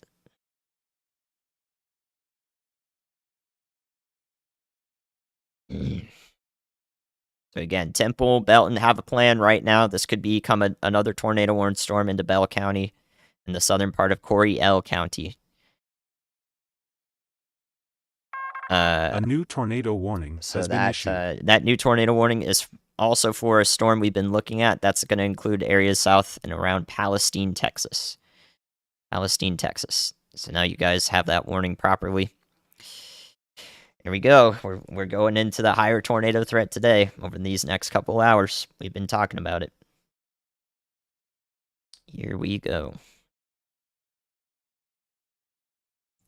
This is a look right now at what's heading towards Temple, Texas, and Killeen, Texas, everywhere around these areas. You're seeing it live right now from Brian Allen. Storm Chaser Brian Allen. Zach and Frankie are also now looking at the Bosque County cell. This is up here. That's going to impact. It's just now passing through Meridian, but this one's going to go to the south of Hillsboro and north of Waco, just in these areas along I-35. So Waco, all the way up to Abbott in Texas here. Advance, y'all watch out. Let's look at that cell that Zach and Frankie are looking at here. So here's Zach and Frankie's look of that. This is live. Clouds moving around a little bit in there. This is moving towards Waco and areas to the north. Along Interstate 35. Currently tornado warned in Bosque County and southwestern Hill County. So please be taking shelter in Laguna Park, Whitney, Texas, down towards Clifton. And be thinking about what you're going to do in Waco, north of Waco, through Lacey, Lakeview, Elmont, Ross, West, and Abbott. Hopefully this stays to the south of Hillsboro, but it's not a bad idea to be taking shelter there too. Okay. Now let's go up to DFW. Switch this over here so you can see it. Up towards DFW, we've got these storms moving in. These are probably the weakest ones of the bunch, thankfully. Right in here north of Fort Worth now. So this is approaching I-35 west. I don't see any rotation really with these storms right now. This is just going to be wind and hail at the moment. So we'll be watching them closely though. But right now, wind and hail coming through for Roanoke, Keller into the DFW airport area near Grapevine. So wind and hail right now. Keeping a close eye on that though, just in case it starts rotating. North of DFW here, we got that round 2 approaching. Wide severe thunderstorm warning here in the red for all of these areas. Headed towards Highway 75 and along Highway 377 right now near Pilot Point. You guys are going to get the worst of the hail up there. This is going to travel to the south and east towards Greenville through McKinney, Texas, in Collin County. So everywhere up here, possibly as far south as Plano. But if you're in Dallas County down here, then the cells over here are what you're going to be watching. They're moving to the east southeast here. Up here near Paris, Texas, it's just going to be gusty storms. I think the tornado potential up here is lower. So let's go back towards Shreveport. Yeah, I just don't like this storm very much. Even if it's not producing, even if it's not going to be rotating right now, it is still doing a heck of a lot of damage. So please consider being in your safe spots in Lay, Texas, and across the border into Caddo Parish here in Louisiana. Man, this is a nasty, nasty storm right here. And it's more rotating than it was before. So before we saw just like a straight line between these, and now we see this a bit more diagonal here. This could definitely start rotating just like this in the blue arrows here. So we could see this come together more and more with each scan here. This is definite. Oh my, yeah. I don't like the look of this at all. So let's keep a close eye on this. This will head towards Caddo Parish, Blanchard, the northern part of Shreveport, down the line here, about 30 minutes out. Please be watching this storm right here. I would recommend thinking about where you would be taking shelter, just in case this does the worst case scenario. But cross your fingers that it doesn't. And that just comes through with some gusty winds and craps itself, you know? we want this to crap itself. Need that to happen.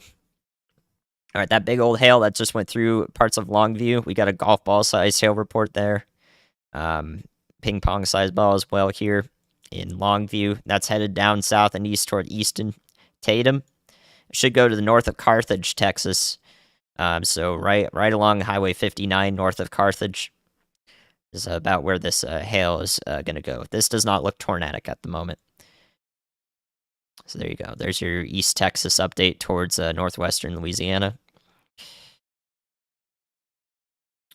Look at the supercells that we're tracking here. Do you see this? Again, all these long signatures here, all this blue, light blue and green here, these are all the anvil clouds. All the anvil clouds standing way out in front of the storm.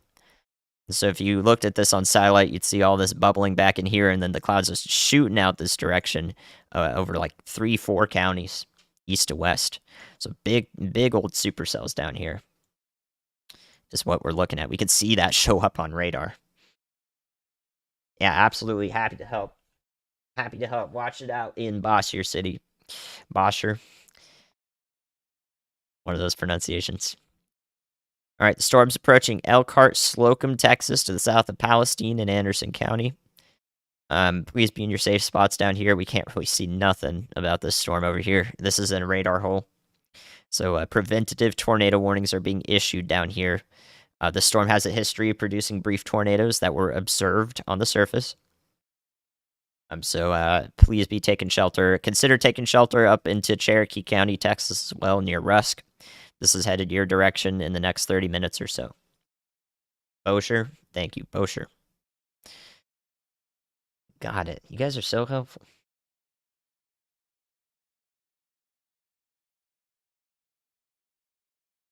Smack 'em, Amy. Let's go. You're doing great in the chat. Thank you, Amy. Thank you, Diana, for the support.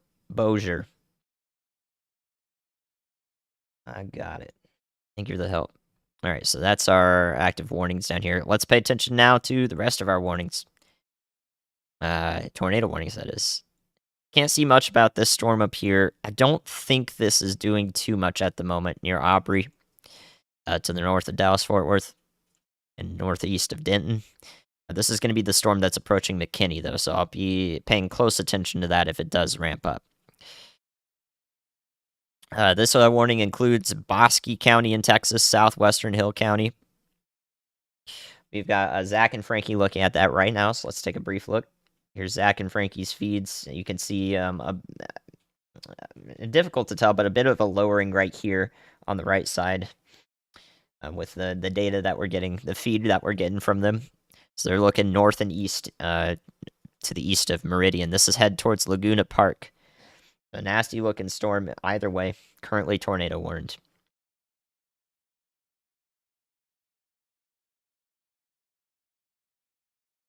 Their feeds are barely working. They're coming through, though. They're coming through. We've also got Brian Allen. He's down south here, out ahead of this storm that's approaching Temple, Killeen, Texas, and Belton in Bell County.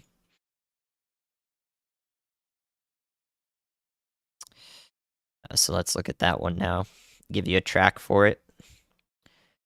So that's this one down here. This one looks pretty concerning. Brian's going to have a view of it soon here. Which direction is he going? He's going south and east toward Temple. So Brian Allen Storm Chasers headed into Temple. Killeen is not in the clear. Absolutely not. In fact, I'd recommend taking shelter in Killeen right now and think about where you're going to do it in Temple. It's just a good idea. Doesn't hurt you. And you'll be in the best place just in case this does do something. So this storm over here, this is near Pidcock. It's headed this direction through Killeen toward Belton and Temple, and possibly as far south as Salado. So areas around here should be thinking about what they're going to do. Kayleen?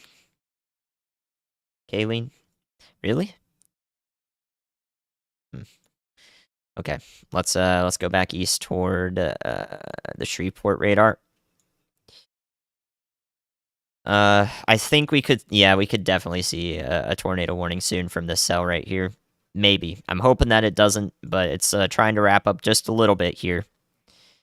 It's now well east of Marshall, headed towards Caddo Parish here. We could see multiple areas of rotation starting up here, all along this line.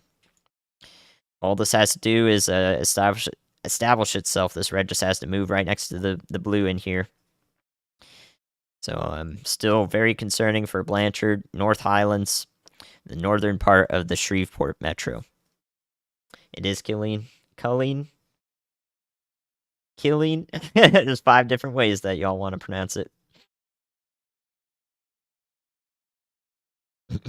I appreciate the support. I don't have time to talk about anything but the ongoing weather at the moment, though.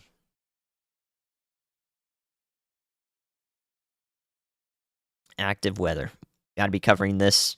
I'm thinking about Tuesday, but we gotta wait till the coverage slows down and the storms lose their strength. That's not for another few hours, a couple hours or so.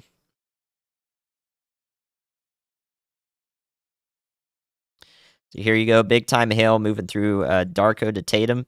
Should pass the north of Carthage, Texas. If you're in Panola County, it's going to be along Highway 59 near DeBerry. So this is where this storm is tracking. Not tornadic at the moment, just lots of hail here. The type of hail that covers some roads. Cover some roads with hail, so make sure you're inside over here. Waiting for more data. Oh, man. Yeah, I really, really don't like the look of this. This could drop a tornado very soon near to the east of Scottsville, north of Wascom, and north of Greenwood, across the border into Louisiana. So it'd be north of I-20 in Caddo Parish. DeBerry.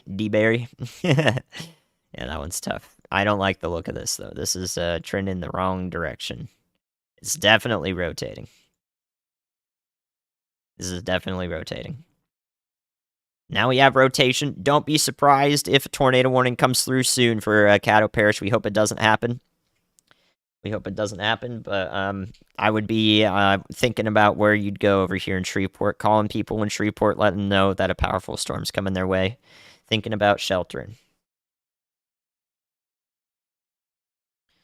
That's what we're thinking of. No cells west of the one near Killeen right now. Thinking about sheltering. Don't like the look of this. Hopefully this just doesn't do anything, but right now it looks concerning.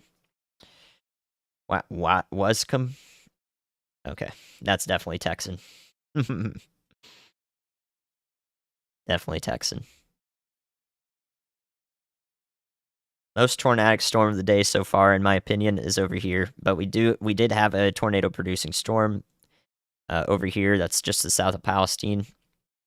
Headed towards Rusk, Texas. So if you're just joining us, and around Rusk, Texas, in Cherokee County, this tornado warning storm is just off to your west-southwest. I'd be thinking about where to take shelter now. Bring things so you're not panicked. Don't panic. You can do it. Okay, let's see. Both our chasers are repositioning right now. This looks like it's trying something here. There's the warning for Caddo Parish coming through. A new tornado warning has been issued. So Caddo Parish in Louisiana, eastern Harrison County, now in a tornado warning. We were looking at it.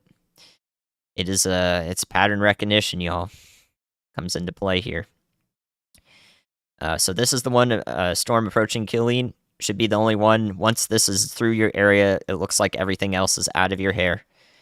So Temple, Belton, be thinking about this. It looks like it's becoming more and more tornadic. We got that hook echo approaching. Some of y'all like to call it the dangly bit. So I'd be thinking about where to go, what to bring out ahead of time. So you should have a pillow or mattress or helmet. Have your shoes ready, and think everybody is ready to deal with these storms. Just a nice tornado possible supercell down here. Approaching Interstate 35. This is Texas. Our warning up here, approaching Laguna Park, is also rotating. We do have 5 tornado warnings now. Been issued. It's an extension into the northern parts of Houston County, which is where Crockett, Texas is. So that is not Houston, Texas. That is Houston County. I know y'all probably know about that. Yep, pillow, shoes, and devices to listen to the stream. Stay with it. And that's how you do it. That's how you do it. Takes 2 seconds. Dangleberry. All right, let's go back and look at Caddo Parish. This is the one I'm concerned with. No new data yet. Should be in 20 seconds or so. Definitely a valid warning, though. So Shreveport, you're all about to be in on this. This is looking to travel through the north side of the metro, but could go anywhere along this line coming out here. So everybody in Shreveport, be thinking about sheltering right now. We've been talking about this storm over here since it looked like... Okay, thankfully it looks like it's petered out a bit. This is good, this is good, this is what we want. We've been talking about it since it was over here looking like this near Marshall. And now it's got a tornado warning on it 30 minutes later. So definitely be taking shelter. Hopefully the case is that it's not going to do anything, though. Looks good. Very large hail still falling here, just about to approach Darko, Texas. It's going to go towards DeBerry. There you go. This should stay to the north of Carthage, if you're in Carthage, Texas. But this is a lot of hail over here. Ton of hail over here is falling. Coating the roads with hail. And eventually down the line, that's going to be this area south of Shreveport over here in this blue box near Stonewall, Keithville, into this parish over here in Louisiana, Northern DeSoto Parish. And I guess this is Southern Caddo Parish. It's quite large. So right in here, there could be a hailstorm heading towards you. Currently dropping Mondo hail. Has been issued. There's the warning for Bell County in Texas. Been talking about that. It's Eastern Coryell. Let's go to it. Been talking about this one, yammering on about it. There's your warning. Killeen, Texas, now in the warning.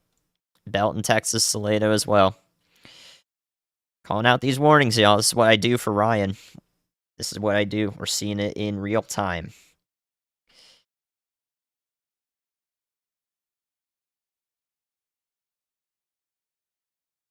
This is what we. This is what we're doing. So there we go. Tornado warning now for Killeen, Harker Heights, and Belton into Bell County. Temple, you're basically on the edge of this. Again, I'd be thinking about taking shelter in Temple County, or Temple, Texas, rather, in Bell County. So there we go. You taking shelter over here, interior-most room of your house, or a basement if you got it, and bring a helmet, or a pillow, or a mattress. Bring your shoes, and don't panic. You'll be fine. It's moving over, just over Killeen right now. In the Fort Hood area, yeah. You guys all really call it Fort Hood there. That's fascinating. I wish the maps would be as accurate as possible to these areas, but yeah, the Killeen Fort Hood area. I see it now, yeah. Fort Hood up down in here. Doesn't show up on the radar program. Yeah, be thinking about it. Definitely be getting into shelter now.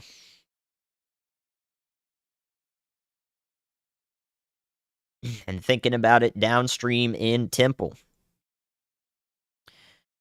And this will continue traveling south and east too. So eventually Cameron, Ben Arnold, Buckholtz, down here into Milam County or Milam County. We did this one before. I can't remember it though. That's what we should be thinking about down there. So we should be thinking about it down there. What's up, Riley?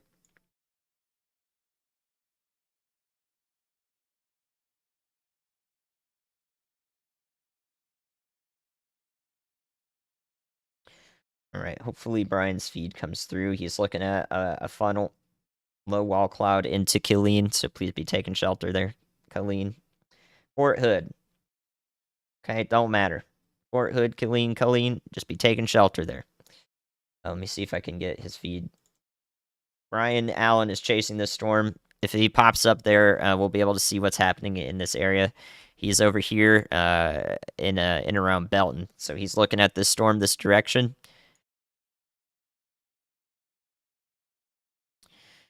All right. So yeah, be thinking about over here in Rusk, Texas, taking shelter from this storm. Still tornado warning, still rotating. History of producing a brief tornado. Rusk, Texas, I would be thinking about shelter. Same is true to the north of Waco. Around from Ross to Abbott, south of Hillsboro, Texas, along Interstate 35 here. And Laguna Park and areas east. You guys are in a tornado warning over here and will be in one soon, more than likely, toward to the north of Waco.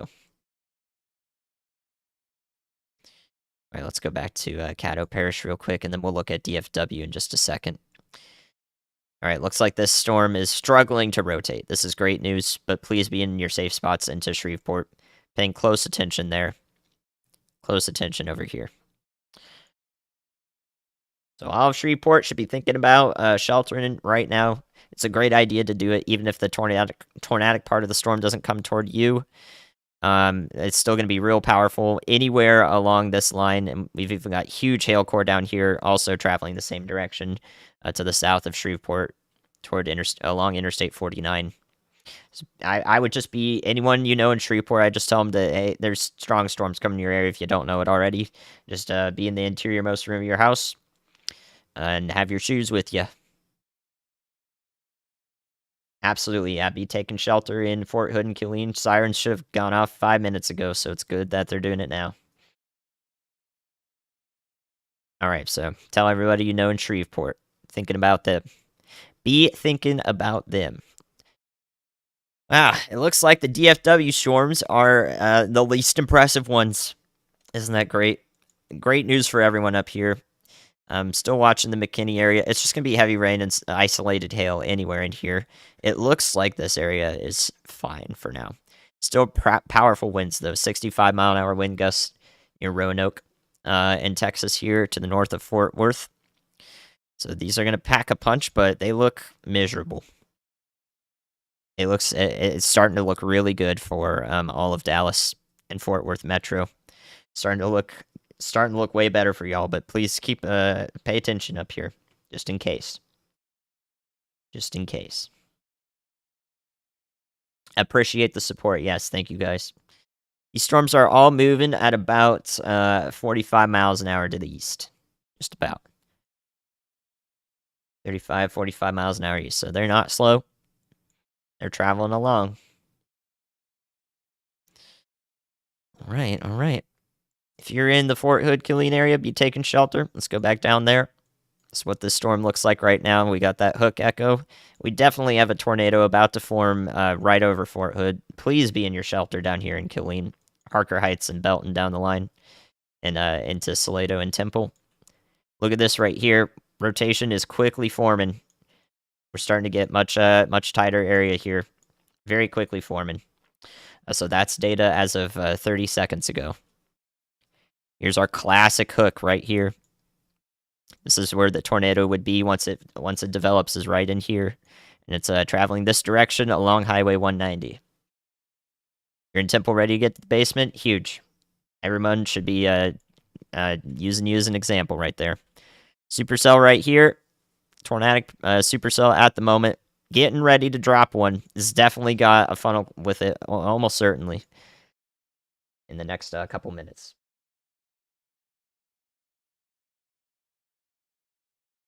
Very, very close. Let's see. Brian Allen's moving again. He is covering this storm, so Brian Allen will be able to turn around and give us ground evidence.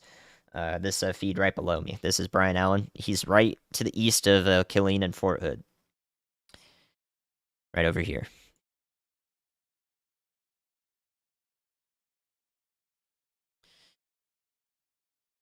All right. So we're going to come back here the moment we get more data. Let this one come in just in case it's new. All right, so we'll come back over here soon. Now we're looking at Shreveport again. Looks like these storms over here. Man, that is some huge hail. Huge hail on the southern one, so be thinking about it near Keithville and Stonewall. This is the amount of hail that you want to be in shelter for, actually, I would say, not just inside. You don't want to be near a window when you see these dark purples coming up. That is massive hail, and a lot of it. A lot of it. Hail that will cover roads. So this should be well north of Carthage. Well north of Carthage, Texas. You guys are fine. Storms are passing to your north. Shreveport's going to look nasty, though, coming up. Man. Going to be nasty over there.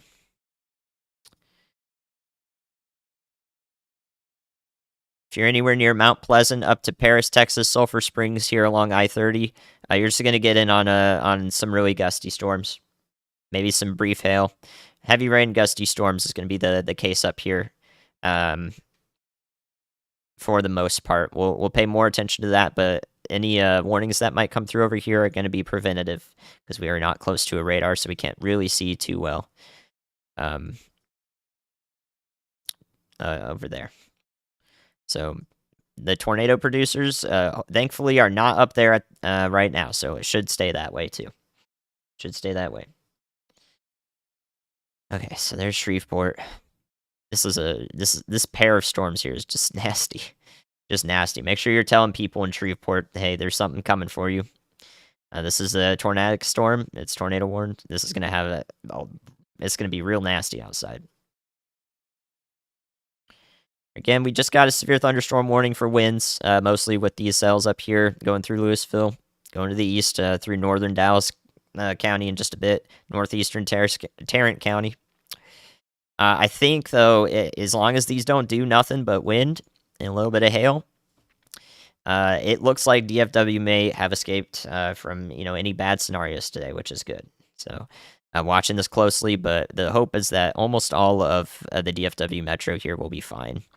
Just some heavy rain that will probably move through to downtown Dallas and areas to the north in the next 30 minutes or so.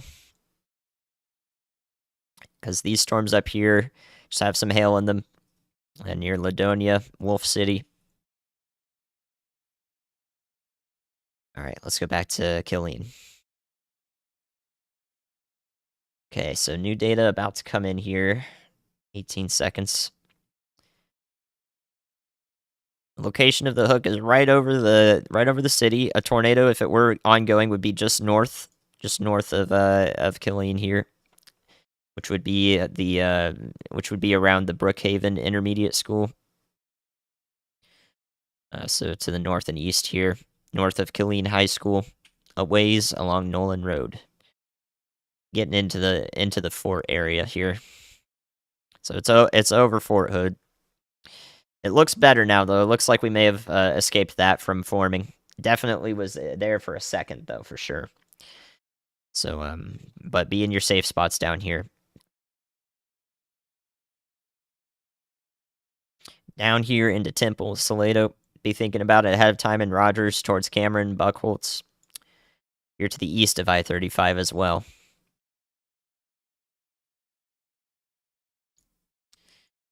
All right, let's go up towards Hill County here. Zach and Frankie are looking at this one right now. I'll give you a look at that. There they are. So this is our tornado-warned storm approaching Laguna Park. It's sort of falling apart, but I think that this warning, or a severe thunderstorm warning, will definitely be issued for south of Hillsboro, including much of Abbott, West Ross, Texas, to the north of Waco. So hopefully Waco avoids this. I think Waco is looking good right now to avoid most of these storms. You're right in between it, so right in that storm-free zone. But to the north of Waco should be watching south of Hillsboro. Looks like all the southern part of the DFW metro right now is good. So this is again, this is looking west of Waco at the moment, or northwest of Waco.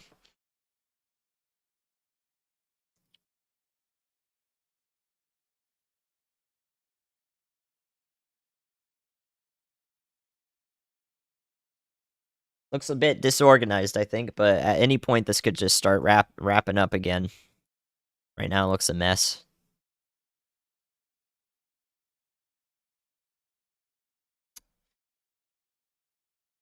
I think they drove off into the grass here. They're in the grass.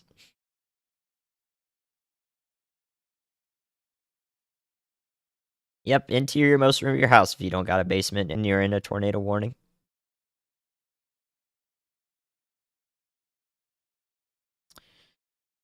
All right, let's head over back towards Shreveport. All right, so really strong winds are going to come through here. Really strong winds are going to come through here. And there's your destructive storm for this one down here. So this will warrant sirens being issued, or sirens being sounded here. This destructive severe thunderstorm for DeBerry, north of Carthage, is going to be for baseball-sized hail, I believe. Baseball-sized hail down here is our destructive warning. So this is an extremely dangerous thunderstorm. It's going to approach Keechee, Stonewall, and Keithville in Louisiana here across the border. Should stay to the north of Carthage. Really large hail down here. Looking nasty. These are the types of severe thunderstorm warnings that they will sound the sirens for, because you do not want to be outside in that. You get hit in the head by a baseball, do not be outside in that. So anywhere along Shreveport, the northern part of Shreveport, all the way up into Bossier County, or Parish rather, Bossier Parish, all the way down south through DeSoto Parish, maybe to the north of Mansfield in Louisiana, hopefully. Should be on the lookout for this area of storms, which is just absolutely gnarly at the moment. Oops, sorry. Gotta show you guys that. This area of storms right now, which is just absolutely gnarly. So this is moving through Mansfield and north in DeSoto Parish, and from this area, Plain Dealing, Louisiana, and Bossier Parish and south. This is going to pass through and be real nasty out there.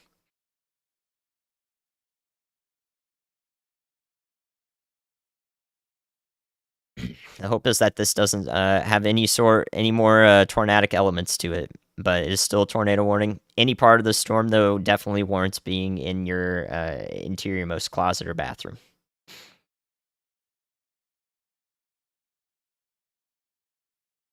So there we go. Strong storms moving through the area. All right, let's go back to Killeen here. Still looking pretty powerful, but nothing on the ground yet, I think. We got Brian Allen taking a look at it well ahead of the thing. He's on Highway 190 at the moment, west of Belton. So let's look at Brian Allen's feed. Here's Brian taking a look at the wall cloud. This is what is now to the east of Killeen and Fort Hood. So this is what's approaching Temple, Belton, Salado. Should be far north of Jarrell. Far north of Jarrell. So anywhere Jarrell and south right now, you're fine. I don't see anything popping up down here. So almost certainly it looks like Austin, Texas, and areas down here are going to be good. There doesn't really look like there's anything popping up here. The time for them to blow up has mostly passed. So hopefully Austin, Texas is fine for the night.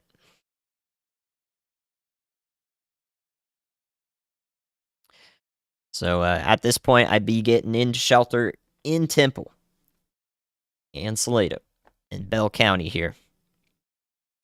I'd be thinking about it down the line towards Cameron, Texas, Ben Arnold, Highway 77 area here into Milam County. Let's take a look at this going up here, see if we can see anything evident. Not really. So hopefully, right now we're in a period where this is not producing a tornado near Killeen. Yeah. All right. So let's go back over to the east. I don't have a great radar for this over here in the radar hole near Palestine, Texas. This is still tornado warning, still producing quite a bit of hail aloft from what we can see. I said about 20 minutes ago, y'all into Cherokee County be thinking about taking shelter around Rusk and Alto in Texas here. This is headed towards Nacogdoches as well, down the line. Ah, frick, dude. I'm looking at Brian again. So this is the cell over here into Cherokee County, Texas. Be thinking about taking shelter down the line here in Nacogdoches. This is headed towards you. You're definitely going to see it, at least in Nacogdoches. I don't know if it's going to go right over you, but Nacogdoches up north to Appleby, Mount Enterprise. Be thinking about this storm in Rusk and Alto. So there's your severe thunderstorm warning out ahead of it.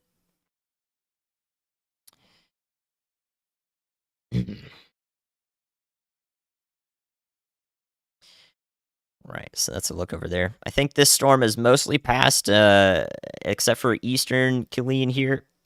So near Harker Heights, down Interstate 14 here. So west of Killeen into Fort Hood, y'all should be okay now. The storm has passed through, but don't go outdoors because there could still be lightning strikes in the area. Harker Heights, Nolanville, Belton, be in your safe spots now. It's going to go right down Highway 190, Interstate 14.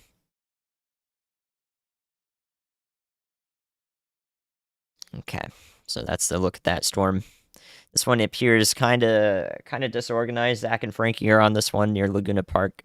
Again, this is going to be north of Waco, south of Hillsboro, along I-35.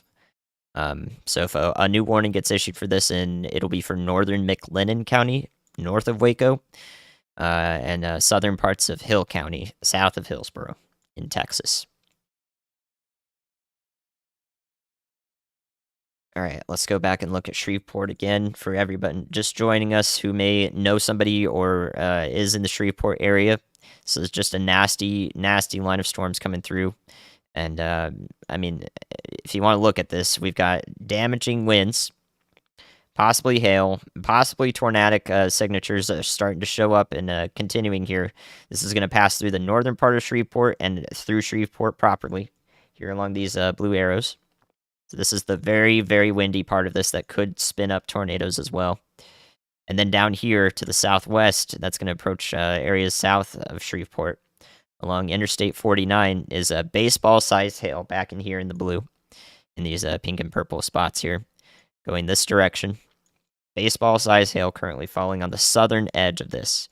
So there's just a nasty complex of storms here. So let people know in these areas what's headed toward them. If they don't know, it's great to let them know. This is Power to the Stream. Power to the Stream, power of 10,000 people here is telling people that what's coming for them over there. Now casting advice.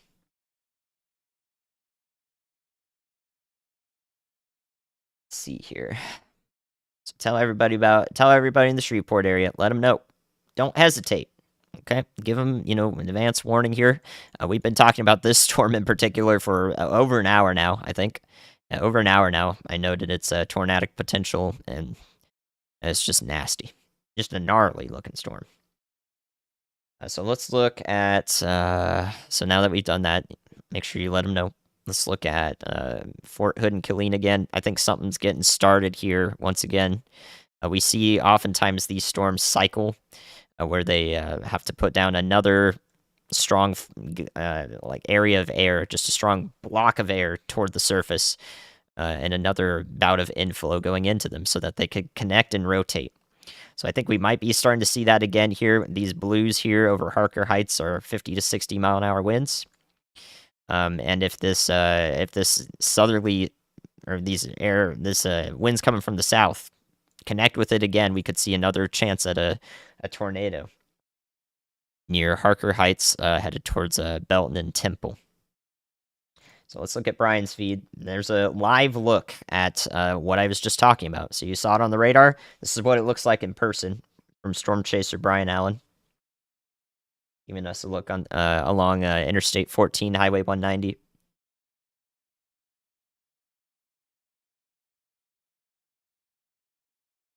Looks a bit ragged in nature.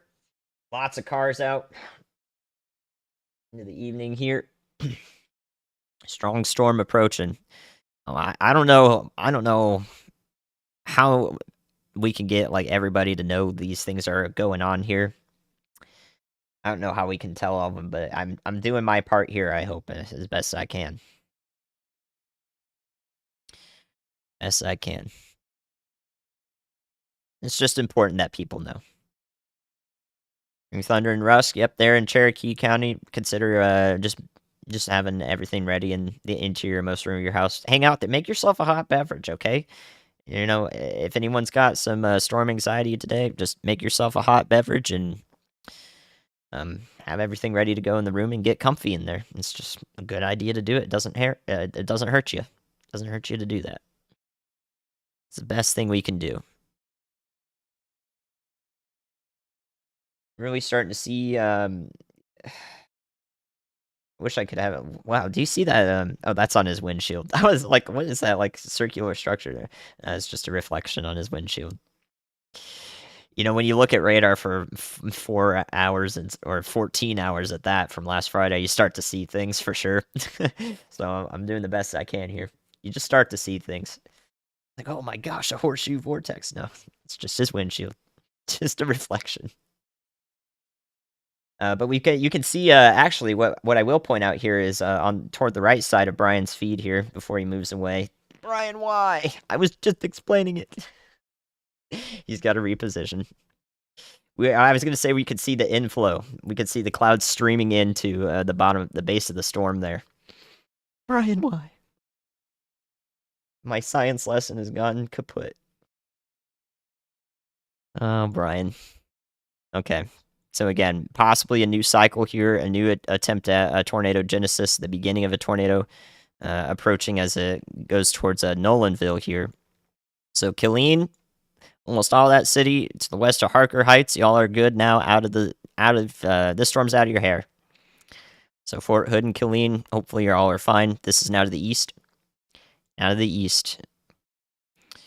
Gonna be going into Belton and Temple. Temple's gonna get in on the hail core of this no matter what. The tornado part of it may pass to the south of the city. Right in this corridor, so near Little River Academy, north of Salado, but be in your safe spots. Thanks for the support, y'all. So we can't really see what's going on here, but still a powerful storm. All right, let's go back towards Shreveport. Getting really close now. They may not continue the tornado warning for this because now it looks like a good outflow dominant thing here. So you see a little bit of this bowing shape here. This is just going to be really powerful winds moving through. Very close to the radar site, 200 feet above the surface, I see 65, 67 mile an hour winds showing up here in these blues. So this is definitely reaching the surface. It's definitely going to look nasty. And there could also be, if this isn't hail, right in here, and these dark reds and pinks approaching the city of Shreveport, if that's not hail, it's extremely heavy rain. So this will be blinding rain, impossible to drive in rain. So this is definitely dangerous for driving out here. So this is the focused, strongest part of the storm. Looks like it's going to move right through Shreveport, starting in a few minutes. Down here, we still have this monster hailstorm on the southern edge of this very interesting configuration here. A bow echo up north, and then this strong hailstorm down here. This is tracking this direction, dropping up to baseball size hail. You know, don't want that to hit you in the head if it is even larger. So it's well removed from Carthage, Texas, but it will be headed towards Keithville and Stonewall and Keechee here, Frierson, and Kingston in Louisiana across the border. So let people know in this area if you know somebody that strong storm's about to head in. Been yammering on about it for an hour now. It's starting to get spicy. So just stay indoors. And make sure you're comfortable. All right, let's go over to Dallas-Fort Worth again. This tornado warning here that Zach and Frankie are looking at was allowed to expire. We'll be watching it closely, though, as it goes through northern McLennan County in Texas. This severe thunderstorm is a little shrimp, but like I said, it's going to go through Dallas. Go through downtown Dallas quite a bit here, and it's just going to be gusty winds, maybe a little bit of hail. It's a small storm. This looks to be the worst of it here in the DFW metro, though, so just a brief bout of heavy rain coming through. But no tornadoes. I don't think there's any tornadoes over here. We're watching it closely. We have multiple radar sites right next to this thing, just in case. I can tell you what's going on here, so you can see this from the terminal radar here. Just some powerful wind gusts for really localized areas here. Going to show up. Passing through Irving, University Park, Highland Park, Dallas downtown. So if you're Lakeland Heights, Duncanville, you guys are okay. You'll see this past to your north. And eventually through the eastern part of the metro towards Mesquite, Balch Springs, eastern part of Dallas. Down to 2 tornado warnings now.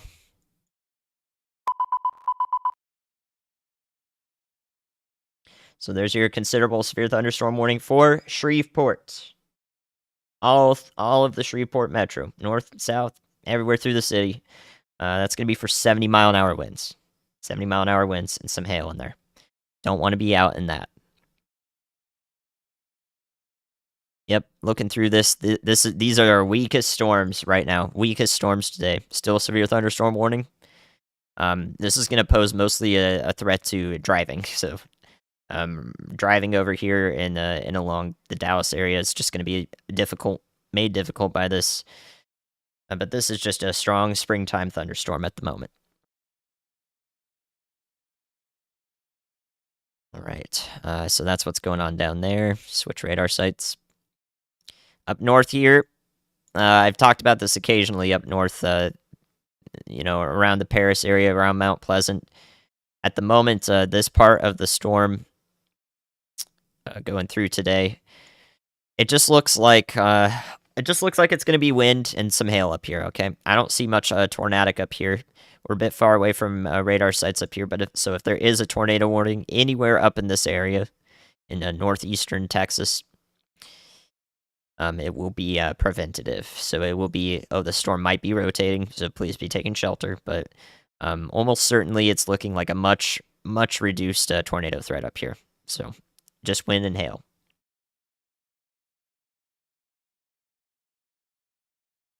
Zach and Frankie are looking at this right now. There is still some tight rotation, but it's very weak. We can take a look at whatever they're seeing here.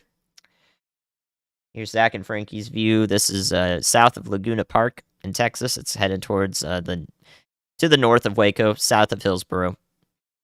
Still a strong storm, but it looks like I don't see. We could see a little bit of rotation here. You see those low clouds moving right in front of the stream. They're going this direction, and in the back there, they're moving a little bit the other way to the left. So we can definitely see that weak rotation verifying here from Zach and Frankie's feed. Pretty cool. Pretty cool to see it happen. And confirm what we're thinking here.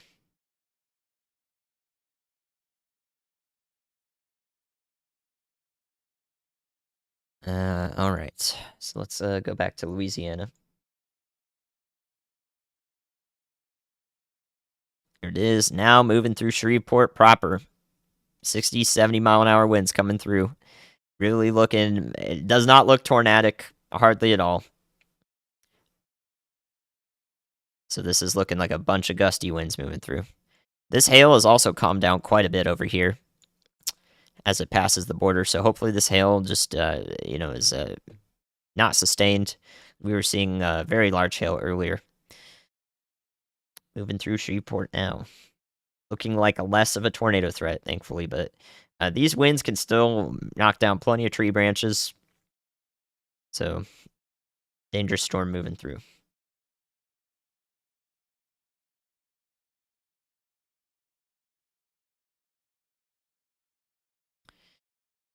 The storms moving through that may impact Tyler in Texas, I think, is just this one over here that's over Dallas. So if that collapses or falls apart, that may be about it for those areas.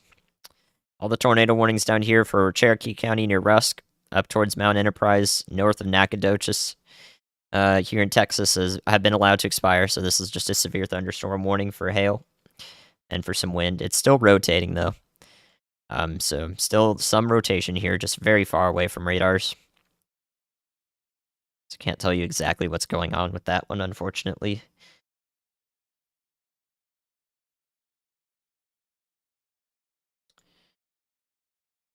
So yeah, really strong winds just above the surface here. 70 mile an hour winds going through the southern part of Shreveport.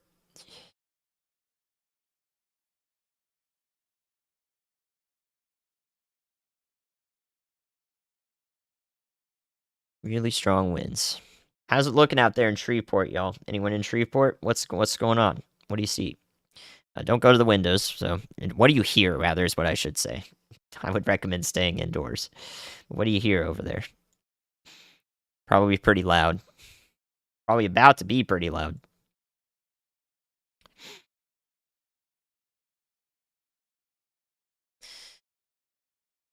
But yeah, that warning also goes way out to the east here along Interstate 20. So this is expected to continue along Interstate 20 towards Arcadia, Ruston in Louisiana. We'll see how far east it makes it.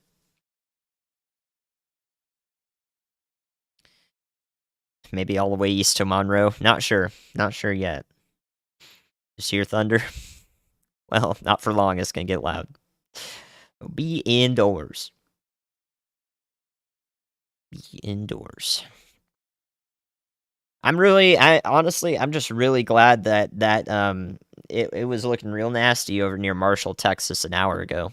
I'm really glad that that did not turn into, a major tornado threat there, because it could have. It was looking real gnarly. That's why we had this tornado warning come through that's about to expire here in Caddo Parish.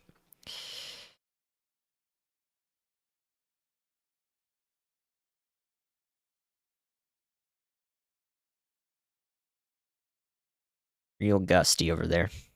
So thankfully that did not occur, because that could have been real bad. Very happy about it. Please be in shelter though over here in Shreveport.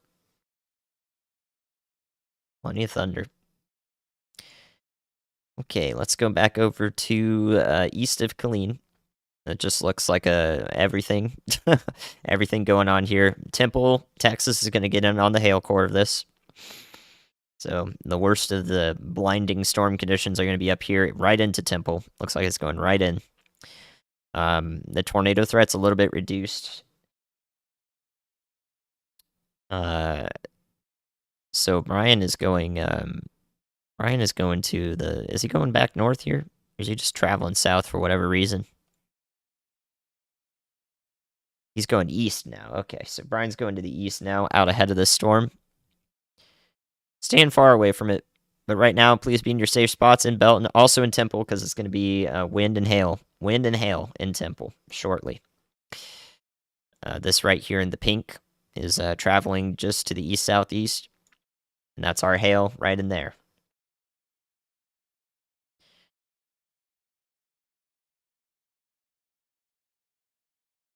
Okay. Close this out. All right, we're down to 3 radars now. Very good. I think Wichita Falls is good for today. Doesn't look like anything else popped up. Fort Worth, I think you all are all right for the day as well. Just this one strong storm moving into Dallas. Looks like it does have some hail with it now. Possible. So you could get in on a pretty nasty storm here into Dallas, but Fort Worth is looking all right. All of Tarrant County looking okay here. Just this one little blip here. Passing through Irving right now in Texas.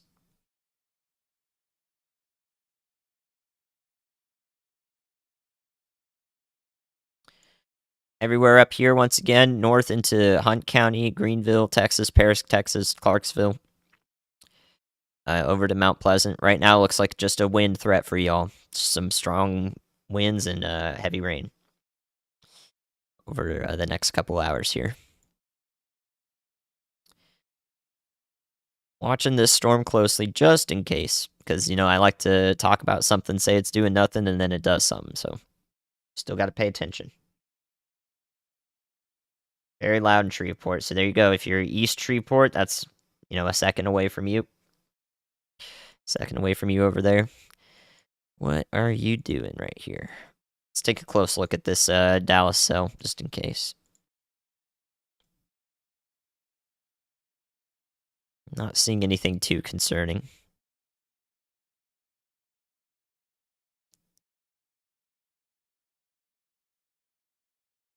Just a strong thunderstorm moving through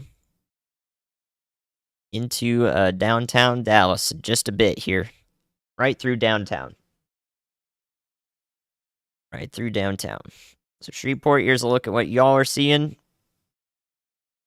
It's a mess. It's just a mess. That's what y'all are seeing.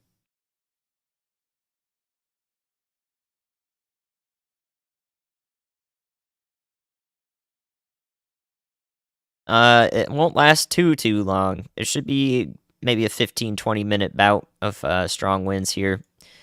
Whenever it starts up for your place in Shreveport. Shouldn't last too long. It does look like almost all of our hail threat back in here is hopefully vanished. So still some hail falling. 73-mile-an-hour wind gust at the Shreveport airport there, I think. So 73-mile-an-hour winds possible moving through here. That is absolutely going to be just as nasty as I've been talking about there in Bossier City, Shreveport. Just some time here. So take all of the reports in chat that are coming through. Everybody talking about Shreveport.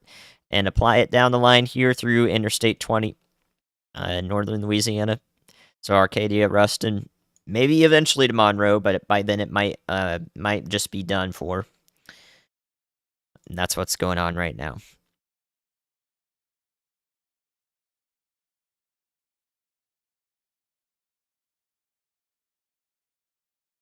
All right, let's go back down to Temple. Temple's got that hail moving in really soon here. Brian's getting out in front of this feed right below my face here. And Zach and Frankie are still looking at this cell that's not warned up here near Abbott and West Texas, north of Waco.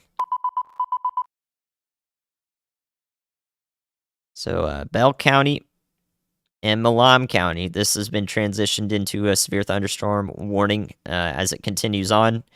This is going to be considerable because there are 70-mile-an-hour wind gusts and also up to 1.5 inches of hail, which is going to be just nasty here. This is going to go through southern Temple, so let's talk about that. Southern part of Temple, that's where there's the Baylor Scott Medical Center down there in the VA hospital, Veteran Hospital, Temple College, and the Lions Junction Water Park is where the most of this really nasty hail is going to fall over here. Looks like the tornado threat is reduced for now. So really the biggest concern with this supercell is its possibility to drop large hail and really strong winds anywhere along that line there. So hopefully people have heard it over time or been telling people over time in Temple that it's just not a time to be outside. So let's look at Brian's feed. He's looking at Temple right now. Show that to y'all. There's the look at the Temple storm. Brian is looking north into Belton. Actually, he's looking a little bit northwest. He's focusing on this part of the storm down here, where we could see a wall cloud. It's just gnarly. And if it looks like this, we got a little bit of like sculpting here of the clouds. It's a proper supercell.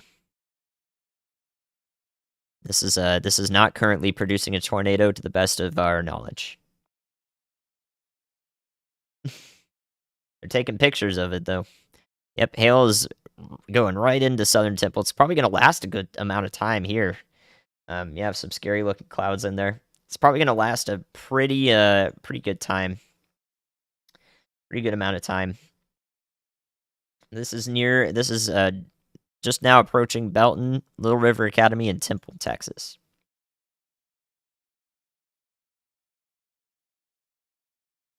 Salt Lake City and scary looking clouds, same abbreviation.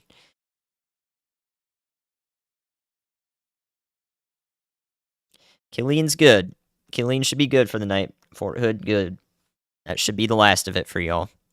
Looks like nothing else is developing. As expected, as we get into the evening hours past sunset, dry line risks like this don't set anything else up. They don't set anything else up. We still got part of the storm here that could become tornadic once again. At any point, the wind streaming into the storm like this direction can sort of wrap up here right in this area and become tornadic once again. But right now, we're not seeing that too clearly. Can change it in the blink of an eye, though. So it's a good idea to just be out in your shelters, or in your shelters over here. It does look like it could be attempting to happen here. So right here we have a rear flank downdraft. This is winds moving quickly down from inside the storm along this blue arrow into our area of interest. And right here in the red, we've got the inflow, all the winds streaming into it. Oh gosh, I'm not even showing that. Here you go. There you go. Here's your downdraft. Right there on the rear flank of it. And here's your wind streaming inward. This blue arrow right here. They could be coming together right in this area. To the south of Temple. This is still possibly tornadic. It's that cloud hanging down. Scary looking cloud. Those are scud clouds. Literally clouds that just form below the storm because there's rain falling there. The rain cools that air down, forms another cloud. So just a little ragged looking thing. That's what happens. Yep. So this has been developing. We can look at this. This is definitely going to try again, I think, here. Most concerning part of the storm right into this area if it does tighten up here. It will go near Little River Academy and Rogers in Texas down the line here along Highway 190 going southeast. So Buckholtz and Cameron, y'all watch out ahead of time into northwestern Malam County in Texas. Texas. Let's look at Shreveport again. You guys are almost getting through it. Almost getting through it for most everybody here. Some bouts of severe weather again, though, are going to be as far south as Keithville. Looks like Stonewall's avoided it here in Louisiana. And again, this is just going to travel east along Interstate 20 here. For the most part, we'll see how long it persists with these damaging winds, but along Interstate 20 and areas just south here in a box like that, we're going to see the worst of the impacts here in this severe thunderstorm warning. Yeah, there's a reason I'm not looking at the correlation coefficient right now.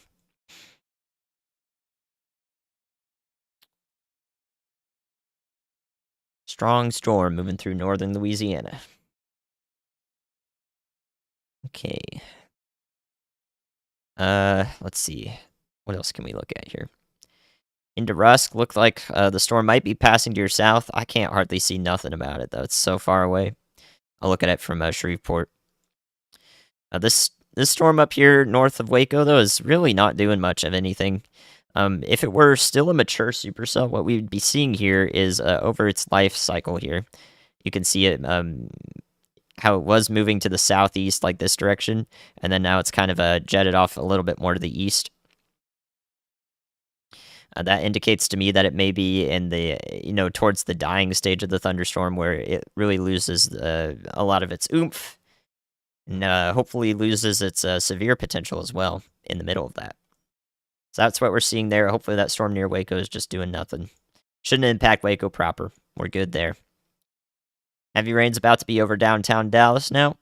Moving through University Park, Highland Park, just along Interstate 30 to 35 East Junction. And also where Interstate 345 and 30 converge. So that's going to pass south and east. Really, it's looking like areas near Balch Springs and Mesquite, maybe where this heavy rain is going. But really not that much of a, not much more than a wind threat with these storms. These are really gusty storms. We had 65-mile-an-hour wind reports back in... back over towards the northern Fort Worth part of the cities here. So these will be still pretty strong, but I don't see much of anything else.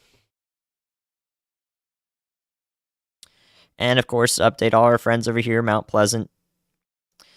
And north of Tyler, really, it doesn't look like Tyler's going to get in on too much. In Texas here, it's just going to be these storms that move across the area over time. You go, you can see those in action.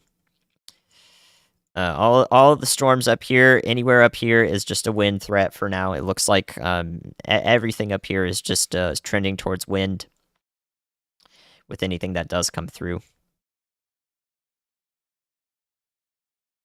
So that's good news up there. Good news up there. This storm's still rotating, though. Still pretty... I guess this is still a pretty powerful supercell.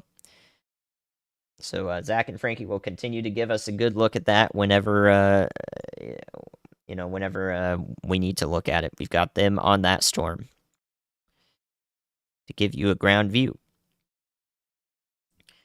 All right, let's go back to this storm. It's a little bit messy now. It doesn't look like it was able to establish anything too tight here in terms of tornadoes.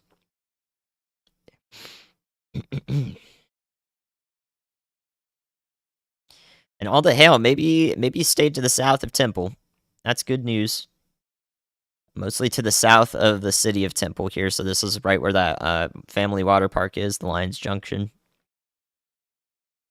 And it's going to go towards Heidenheimer Heidenheimer, Texas, a little unincorporated area. Lots of rural areas out here towards Leedale. Heidenheimer is where the worst of the storm is passing through here that we're looking at here on Brian Allen's feed. So what we're seeing right here is maybe a little bit of a ragged wall cloud because Brian is just south and west of where the hook is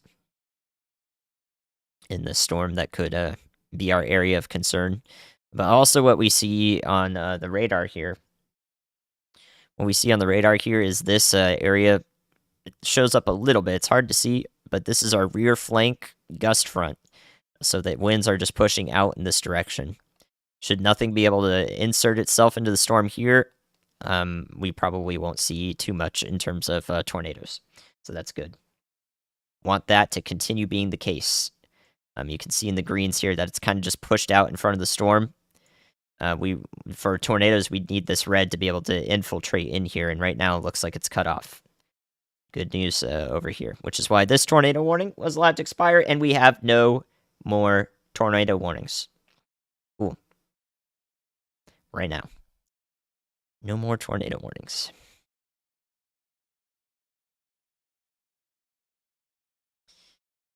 "75-mile-an-hour wind gusts here in South Belton." So that's just still going to be real nasty, though. I mean, those kind of winds can do the same damage as a weak tornado.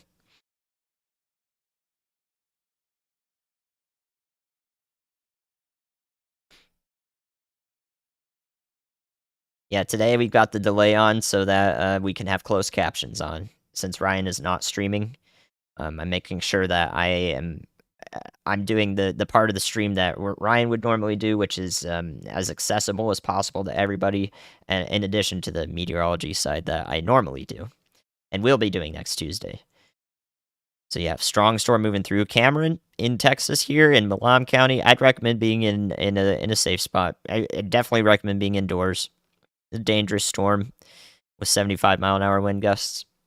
So this is going to head towards your area through Rogers, Texas, Ben Arnold, Cameron, towards Gauss, Hearn, Hearn, Mumford, and Wheelock here in Texas eventually down the line.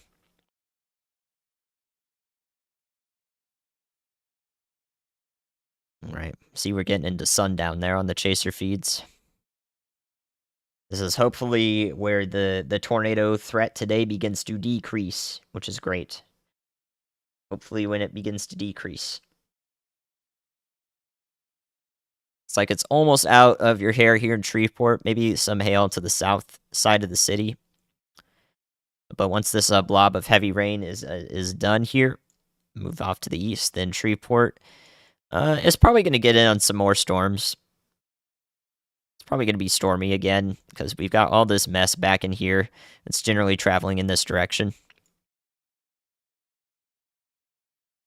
I'm in Minnesota, Minneapolis. Ooh. So does look like things are winding down just a bit here, but we still have strong supercells. So 3/4-inch hail northeast of Dallas. Thank you, great job telling me that. Good live report. Please stay indoors. I can't recommend in good conscience that you go outside. So let's look at Dallas. Yep, strongest part of the storm moving right through the heart of Dallas right now. So it's just going to be heavy rain. I guess some hail is also falling in these storms. You don't need to have those pinks show up for hail. I didn't measure the snow this time around. Hearn, Texas. Thank you, Loss. Appreciate that. Okay, so no tornado warnings, guys. We've covered all the storms recently. This one passed into the north of Nacogdoches. Looks like it's still strong, but not tornadic. Passing south of Rusk. So it's a good idea to be indoors over there. So let's talk about Tuesday right now, okay? Tuesday and Wednesday. Let's start talking about that. All right, let me show y'all this coming up. So this is today's risk. Let's talk about Tuesday, Wednesday. Here is let me turn this off.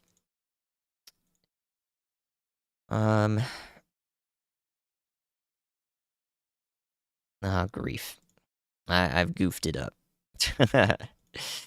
Here is Tuesday's risk areas. So this is where the storms will be on Tuesday. Just gonna go over here for now. So these are the areas in the orange here. This is an enhanced risk, or 3 out of 5 currently from the Storm Prediction Center. This is subject to be upgraded for much of so for Fort Smith, Little Rock, Jonesboro, Arkansas, Texarkana, as well. Areas over here are in the highest risk at the moment issued for Tuesday. So those are our focus, and then areas, of course, Jefferson City, St. Louis, as far west as Kansas City, all of central Illinois here, and towards Davenport and Chicago will all be in the risk again on Tuesday. So expectations for Tuesday is that these risks stay in place and may be upgraded to a moderate or a 4 out of 5. From the Storm Prediction Center, it's looking like a pretty intense storm taking place once again, just like last Friday.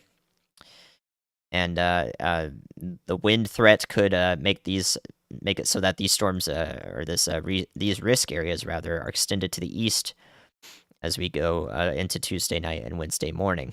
So over here, from Kansas City, Topeka area east, I would say that storms are expected into the early afternoon hours on Tuesday, right in this area. So early afternoon, even down here into in and around Dallas, just the east of Dallas is where these are expected to form, and then through the late afternoon to evening, and then up into the early night hours, right into this area, into northeast Arkansas, and evening to night hours starting to get over here into Chicago, Bloomington. So maybe the same theme will be true on Friday, but just add a couple hours to the time that you got storms on Friday.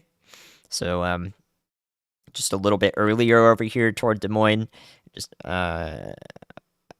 so like in the afternoon hours over here near Des Moines, but then Davenport maybe in the early evening to late afternoon, and then Chicago, instead of 7 p.m. Central, it could be 8 or 9 p.m. We'll see. But maybe also, again, we might see a couple of rounds of storms as well are going to be possible. So we could see some storms move through Chicago earlier on, and then another one form back here and move in the same direction again. That's definitely possible in both modes. So down here can also get multiple rounds of storms, because this is a big system. That's why that's possible. Big system makes it so that we can get multiple rounds. Yeah, I did get snow yesterday. So if we look out ahead to this day as best we can, we got the NAM here to show you the future cast radar into Tuesday. So this is Tuesday at 7 a.m. This is whoa, what's happening here? Okay, this is a strange model solution. What on earth?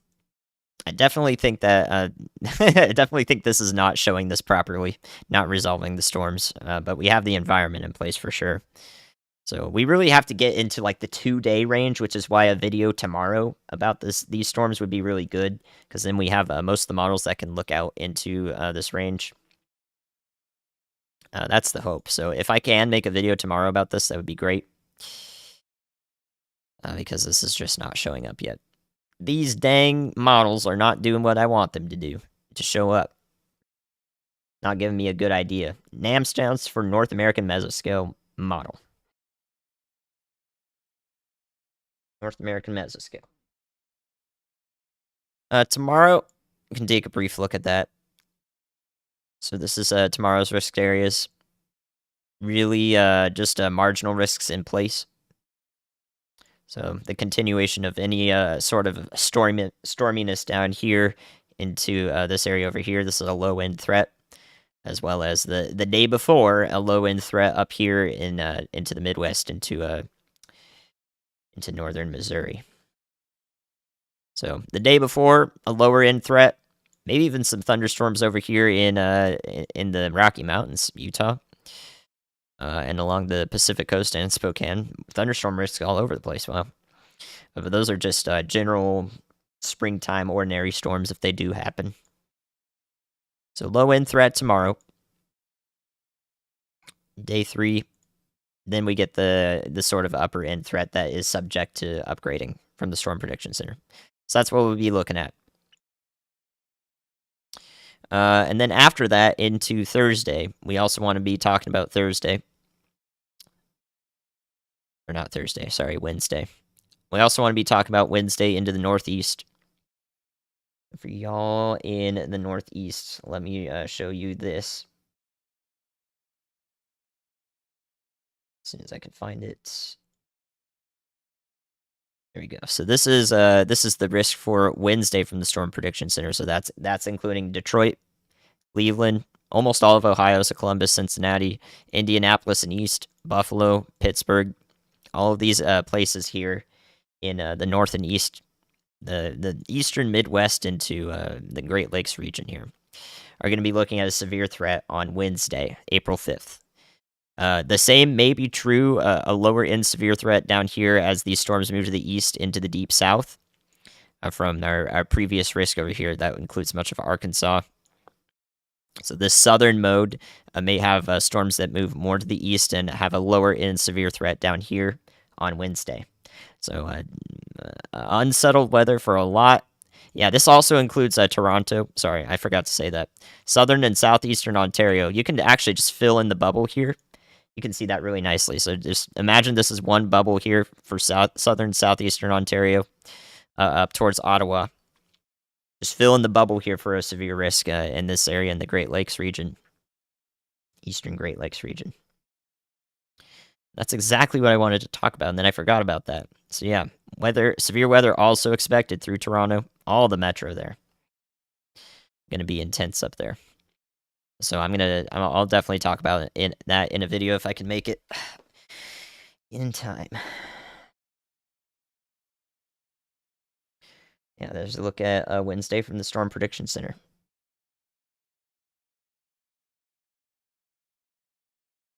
All right, let's take another look at our storms moving through here, just in case we got anything. So this is northwestern Louisiana. Oh, and by the way, Ryan and I will both be streaming on Tuesday for sure, so April 4th. And then, so that will, we'll be able to give you whatever's going on as it happens to complement your plan that you definitely have in place in those areas on Tuesday. You definitely have your plan in place and ready to execute it in 1 minute or less. Or in just a few minutes. And then Ryan and I will also be there to tell you who needs to do that. Hopefully it's very few of y'all. And then Wednesday, I think Wednesday's risk will probably, it feels like it's possibly going to be upgraded. We're still far out, so yeah, there's a good chance that Wednesday's risk could be upgraded too. So that would include Toronto and so forth. That could be increased severe risk and elevated threat. Ryan will not be chasing, so that should be implied there that Ryan and I will be streaming on Tuesday. He decided not to do it.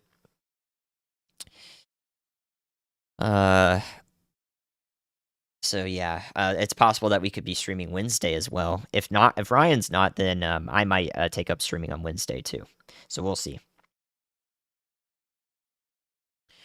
All right, our current storms here.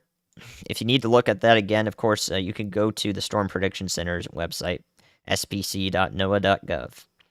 AA is always there for you. But just know that website is not exactly super tailored to the public. It's more like the Storm Prediction Center functions as a way to tell us all information that we can then relay to as many people as possible. So yeah, so these active storms at the moment, still really strong, gusty storm here. Plenty of powerful winds are going to pass through northern Louisiana, through along and south of Interstate 20 primarily. Where these pinks are showing up here in the tans on the winds on the right side of your screen. These are 60, 55, 60, even 70-mile-an-hour winds all in through here. So it looks particularly bad and possibly rotating on your doy line or doyline here. So if this area is rotating and this becomes tornado warned at any point, this would head towards Sibley, Heflin, and Freiburg here in southern Webster Parish. We could see a possible spin up tornado here. It's very possible with this is like a mesoscale convective system, so definitely could see tornadoes in this. Brief tornadoes. Yeah, that stream on Wednesday is probably a really good idea. Really good idea. So we'll see how that risk evolves with time, okay? And then if it, I expect it to probably be still pretty significant at that moment as we go through the week. So I'll be paying attention, okay? So that's our northern Louisiana storm moving through. Mesoscale convective system, this big old blob of storms now. It's just a whole system of its own. And in that, we could see rotation right about here. This is to the south of Dixien and Minden, in Louisiana. So if this warrants a tornado warning, we'll see how fast that spun up. So yeah, that's coming up real quick. You can see the next frame might be even more concerning, and we could see a tornado issue or a tornado warning issue down here. This would be for southern Webster Parish. And depending on how far east it goes, Bineville Parish here, the northern part of it, along Interstate 20. So watching this one closely. This could be a possible tornadic threat ramping up briefly here. So, somebody in these areas, it's a good idea to tell them, hey, you've already got that strong thunderstorm moving through. But it's an even better idea. Another call to action to, hey, maybe take shelter in Gippsland, Mount Lebanon, Arcadia. It's a great idea. Great idea to do that. Interior-most room of your house.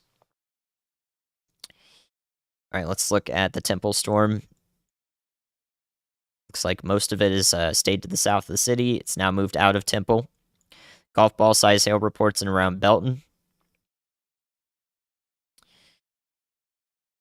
And that's going to be passing around Rogers, Buchholz, and Cameron, Texas here into Malam County. So strong, severe threat here, but really the tornado potential is honestly nothing right now with this.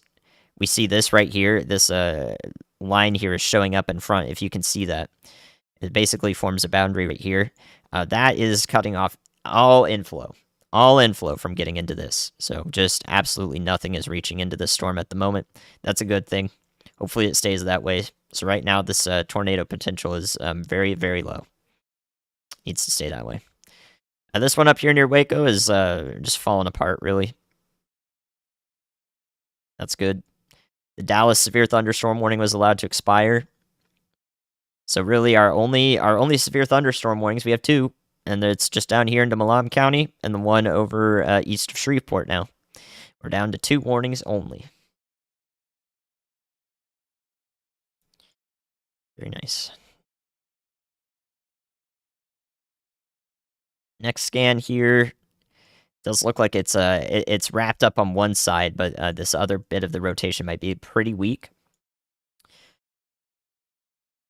Into the east of Shreveport.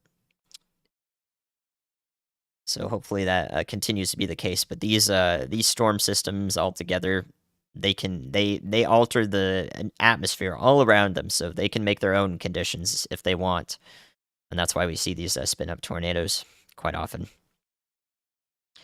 So again, if there is a tornado warning that comes through for this, I wouldn't be surprised. It would be for southern Webster County into northern Bineville.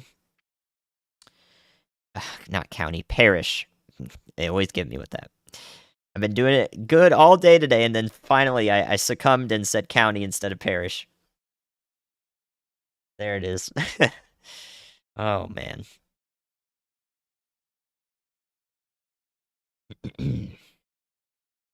So down the line again, Gippsland, Arcadia, Oak Grove, Bryceland, Mount Lebanon, and Louisiana. Great idea to be indoors.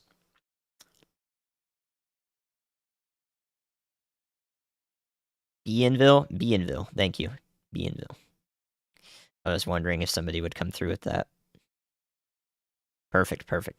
Appreciate it.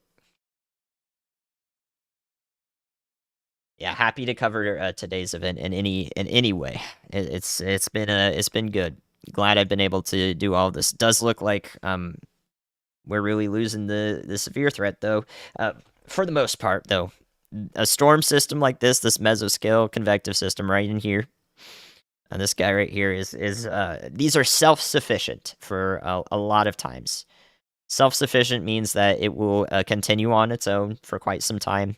So way down the line, it could still be posing a strong thunderstorm, risk all the way along Interstate 20, possibly moving further south to including Winnsboro in Louisiana. So these self-sufficient, strong storm complexes is what you like to call them sometimes. They can last a while. I think we did have one brief tornado today. We did have a confirmed tornado warning, yes. And that was back over near Cossie, Texas, and Thornton. That was a while ago though. So there was one brief tornado today at least, which is good. I'm really glad we got the lower end of that, right? We got the lower end of the threat today. Always happy to see that.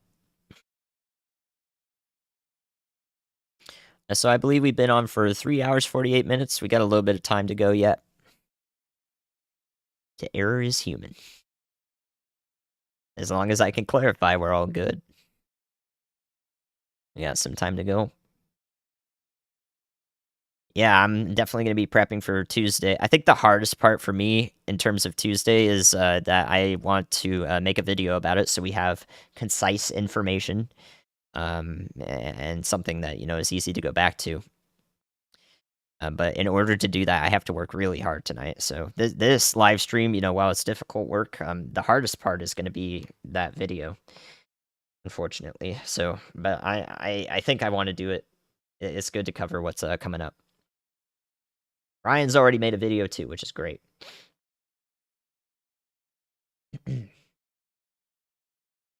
Back in there on Tuesday, you should be fine in Temple. You'll be good. You'll be good. Much further north and east is where we'll be focusing on the southern mode. So, Chad, let's talk a little bit. What do you guys got to say to me that isn't just asking about your specific location? Since we're down to 2 severe thunderstorm warnings, those are where that's what I'm looking at. So, anything from y'all? Anything from y'all? I see that we're approaching 100,000 subs. Yeah, I wish I could see that better on this live stream area. But thank you all for doing as much as you have to help this stream along. I remember back when I started working with Ryan, like he would get 20,000 viewers or so, and then when I'm talking for 10 minutes, he's taking a break, it goes down to 15, and now we're almost able to get 15,000 on my own. It's absolutely awesome that y'all are here. Y'all are here and are able to relay this weather information. We've done so much in the past year. Midas is doing fine. He's real loud though lately. Goodness, that cat. Yeah, we could talk about. Oh, I wanted to show you guys this. This is wicked. Let me show you this. So this is the Weather Prediction Center's forecast. This is for Tuesday. And I see something here. I called this the 4 horsemen. I'm going to put this in my video, I think. We've got a fire risk down here in this gray hatched. We've got a severe threat over here in this severe thunderstorm. We've got freezing rain possible here in the red-blue hatched, and heavy snow back here. It's like the 4 corners, 4 horsemen of weather here. And this intense. This is a heck of a storm system that would do something like this. I thought that was really interesting just to see this on a one-day map. So this is today's. That fire risk down there is persisting for quite some time in eastern New Mexico. So yeah, it's a lot to look at here. But just some unsettled weather tomorrow. Heavy snow in Wyoming, western Dakotas for tomorrow. And just wet, very wet in the Pacific Northwest. This storm that's going through Tuesday and Wednesday is coming from the Pacific Northwest, not California this time. So, a new tornado warning has been issued. Okay. Well, let's go back and look and see what's prompted that warning. It is, in fact, something that looks really concerning, but I know that's not accurate. So this new tornado warning here has actually managed to spin up right into there. That's what we were talking about. As long as that, oh no. As long as that doesn't happen, then we're good, but it has actually managed to reconnect.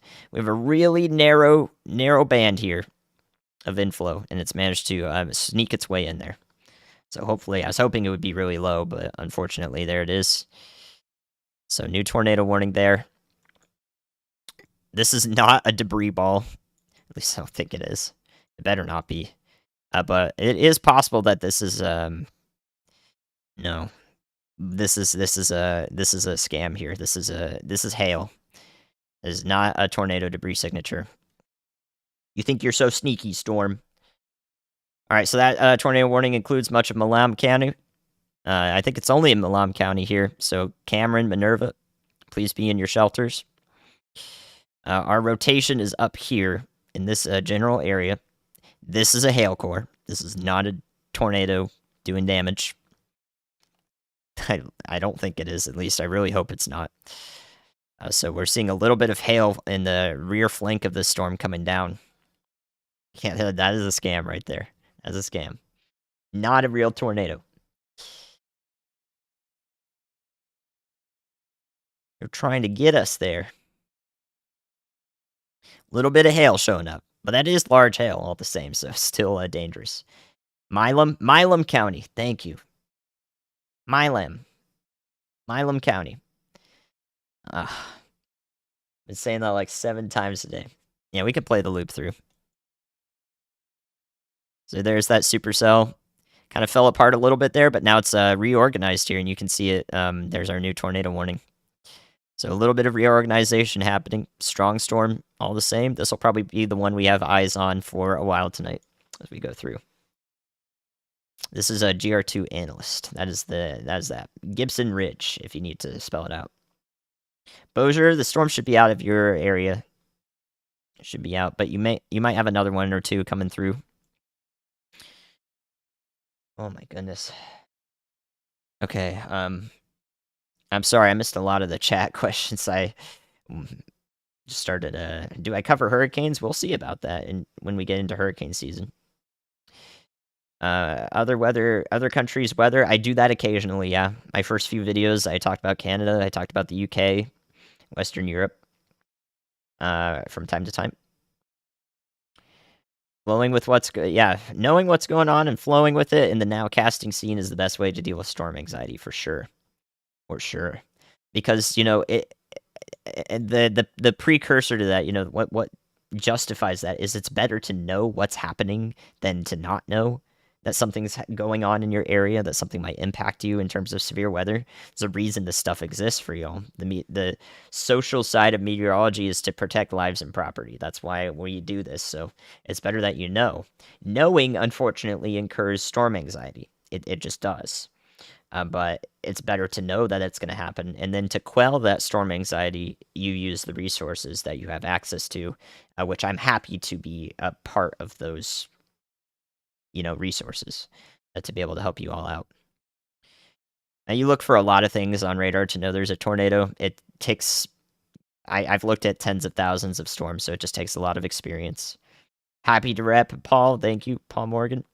Oh yeah, the awards behind me, these are Weather Challenge trophies for forecasting excellence. I like the Weather Challenge a lot. However, I don't have time for it anymore, unfortunately, with this job. These are tornado warnings in pink. Severe thunderstorms in red. This is the default for this program, and I like it better. Minden, Bienville. Thank you.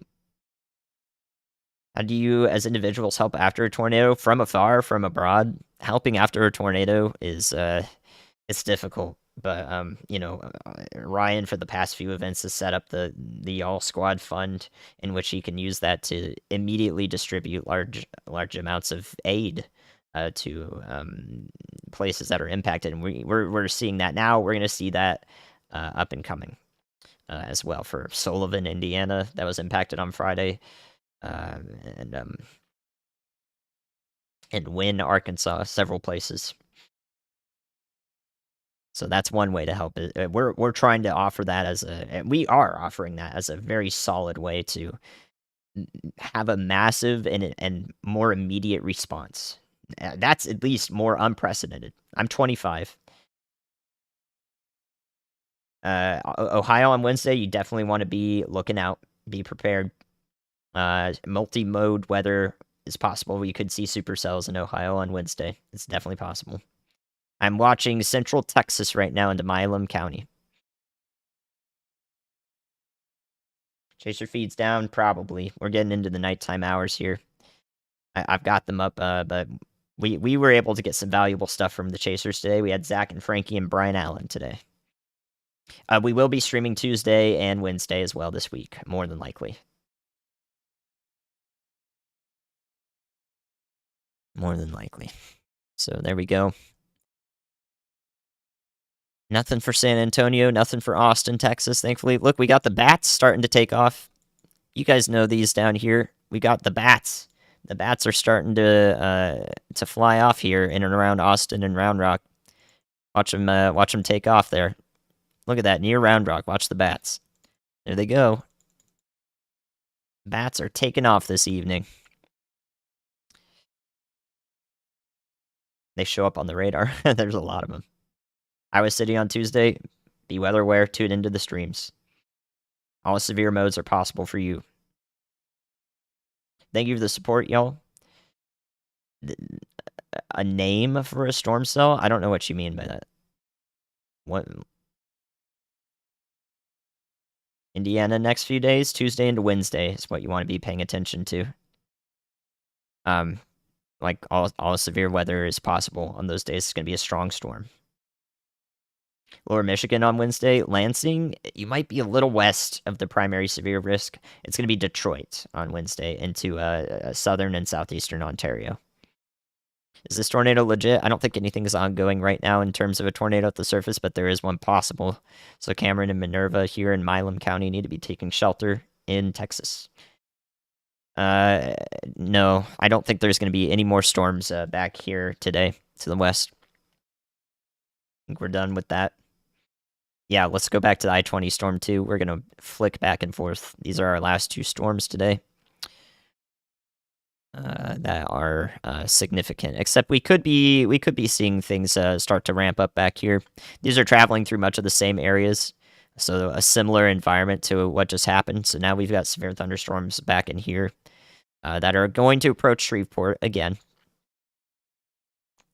I-20 storms still pretty powerful as it heads up towards or through Arcadia, Ruston, and here in northern Louisiana.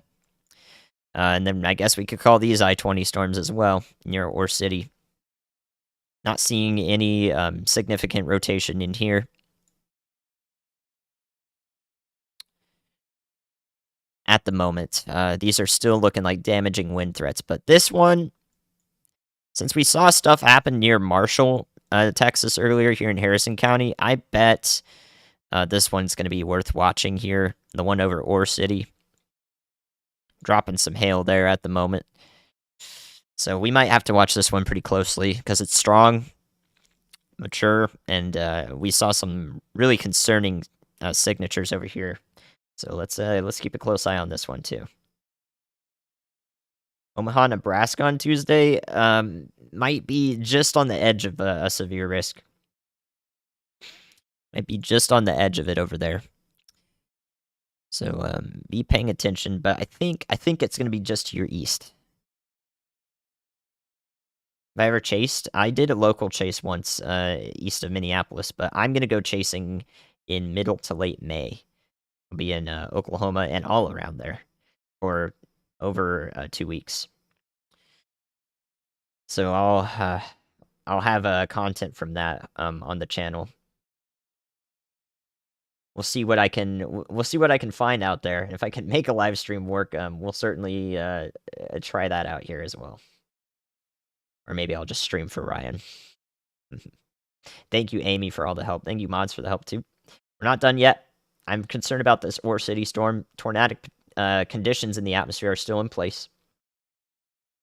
Ann Arbor, Wednesday's tornado risk is a little bit elevated. Ann Arbor, Detroit, we're watching there. It's a little far out to tell you, but we have an area of concern over there. Southwest Indiana under a severe thunderstorm watch right now.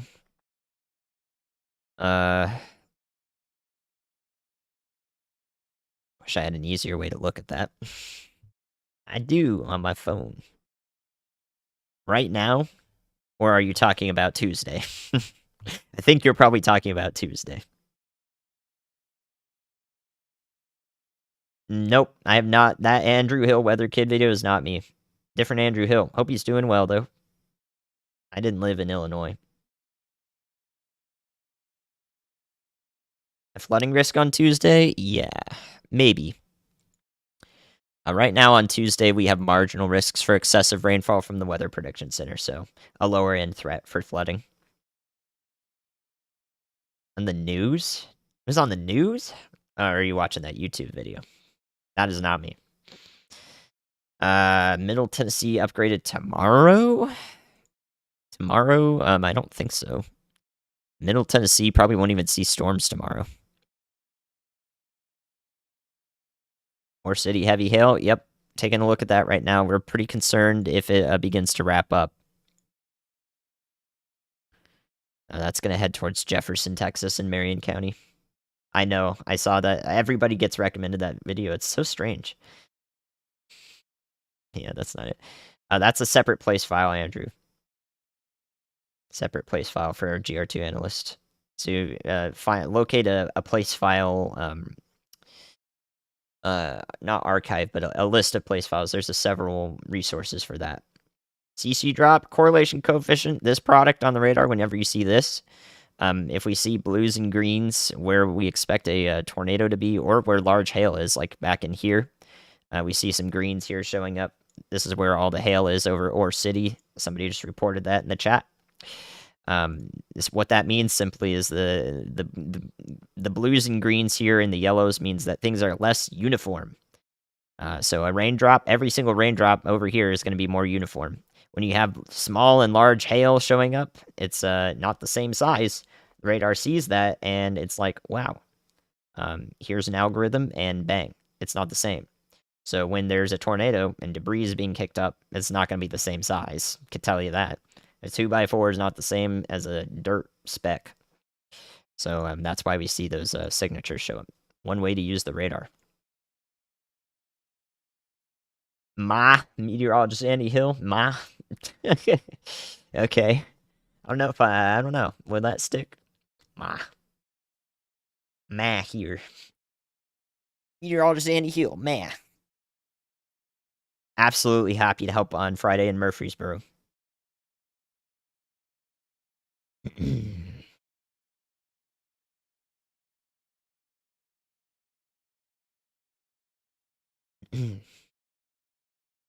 Nope. Nashville should be removed. Should be further west on Tuesday.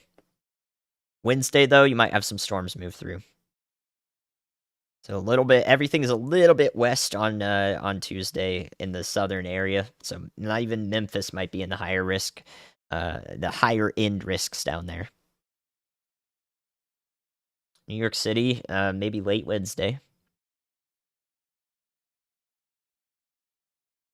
Little Rock, Tuesday. Be watching. We really are going to cover Little Rock in depth because that's a vulnerable area. Vulnerable area.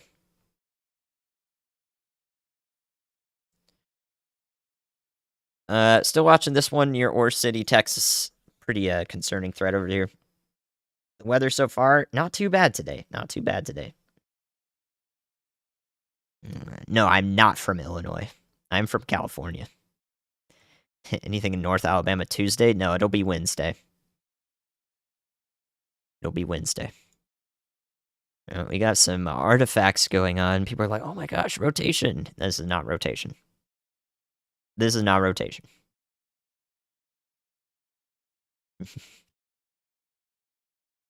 I've had 1080 HD the entire day today. Ohio, please pay attention on Wednesday. And also Ontario, southeastern Ontario, Wednesday, you want to pay attention. Detroit, Pittsburgh, Buffalo, in New York. I followed the storms in New Jersey last night just a little bit. Sorry I wasn't streaming for that. I'm one person. Ryan's another person. It's tough to do every single day. Ventura, yes. Yes, Barbara.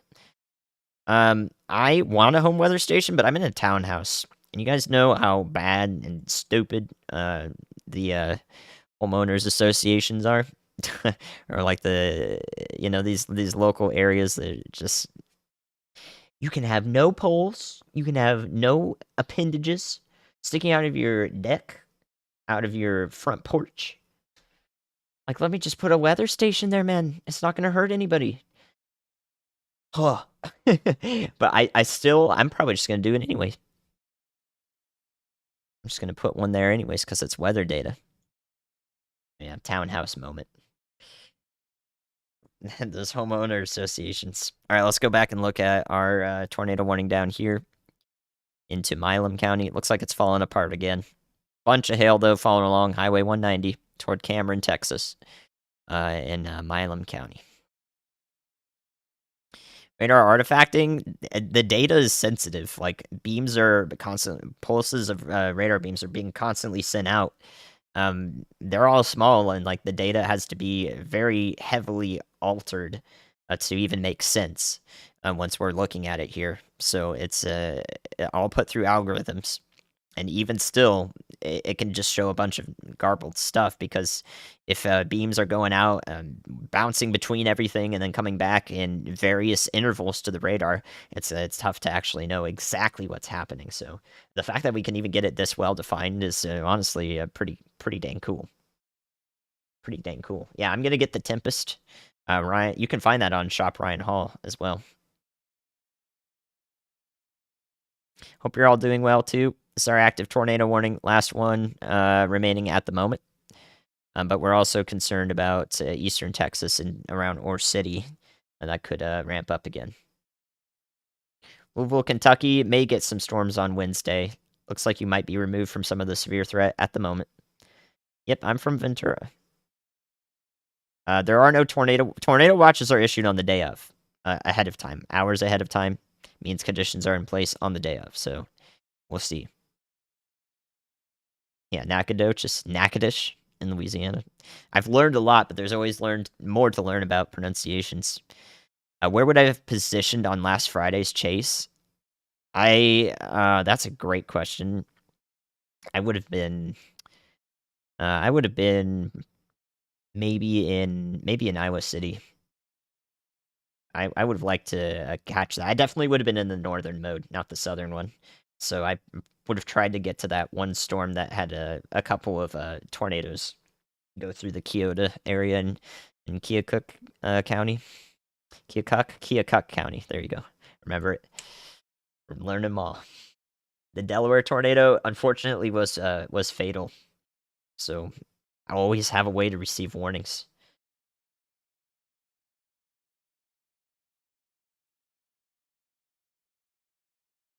Unfortunately. That was yesterday. Always have a way to receive warnings. 80 to 90 degrees, finally warming up over there. Springtime's coming through. Very good. All right, there's our considerable severe thunderstorm for this one over here, approaching Jefferson and Marion County, Texas, toward the Louisiana border. This is where we're looking, northwest Louisiana, and northeastern corner of Texas. So this is in place now for golf ball size hail. So this is primarily for hail. Lots of hail just went through Ore City, possibly another round near Gilmer and to the south. Winnipeg getting 10 inches of snow for winter storm watch. Dang. Thank you for the support.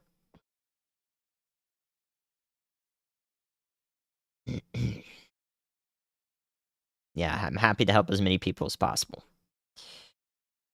So on Tuesday, we'll be talking about the risk and depth. Both Ryan and I will be streaming. Okay, that's Tuesday, April 4th. More than likely, I think I would like to stream on Wednesday as well. April 5th, I'll be clearing out the schedule so that if it continues to look like a day of an enhanced risk from the Storm Prediction Center and also concerning risk into southern and southeastern Ontario, I'd like to be there for that. Of course, I like cats.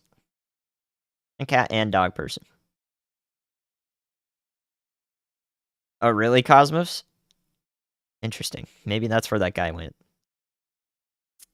To your south by 10 miles. Yeah, it's always so difficult to go offline because on Friday when I did finally end the 14-hour stream, 5 minutes later there's another EF3 tornado that touched down around Hazel Green, Alabama. So, I can do the best I can do, but like things can just be so fast. And unfortunately, that one was fatal too. And I feel horrible that I wasn't able to cover it. I was there 5 minutes before it. You never know. Like it's just terrible. Like you always have to have another way to receive warnings though, just because like there's only so much we can do. Gilmer, Texas is right here. Thank you for the contribution. It's gonna be nasty there for just a few minutes. I probably won't do anything about rating tornadoes. I care more about the humanity aspect. A good channel I'd recommend though is Carly Anna WX. She focuses a lot on the humanity aspect and why tornadoes were rated the way they were. She's my good friend ever since I worked with her. Still close friends with her. Carly Anna's great. You guys might remember Carly. She's still working hard on all those projects.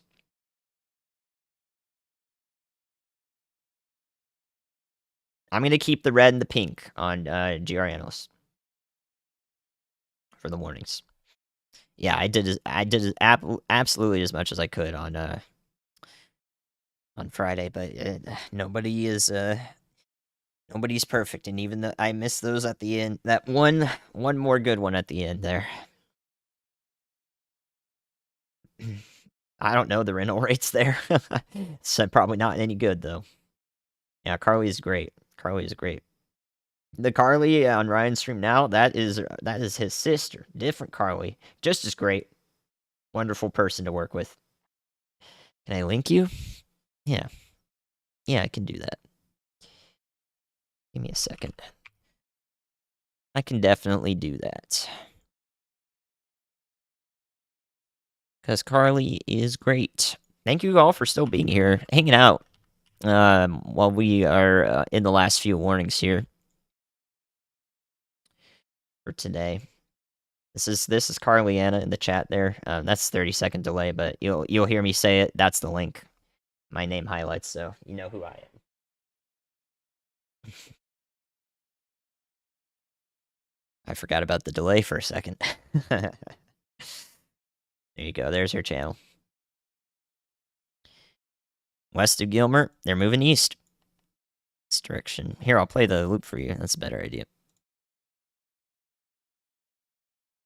You can see the storms in action. European and American models on Radar Omega. The European model is just run by a different group of people. It's a global model. The GFS is a global forecast system, another different model. So we pay attention to both of them as they both have their own biases and output, and we can make conclusions as a result of that. Across Wisconsin on Tuesday. Yeah, the risk can extend all the way to the north, even as far north as La Crosse. So probably some gusty winds are going to pass through that area.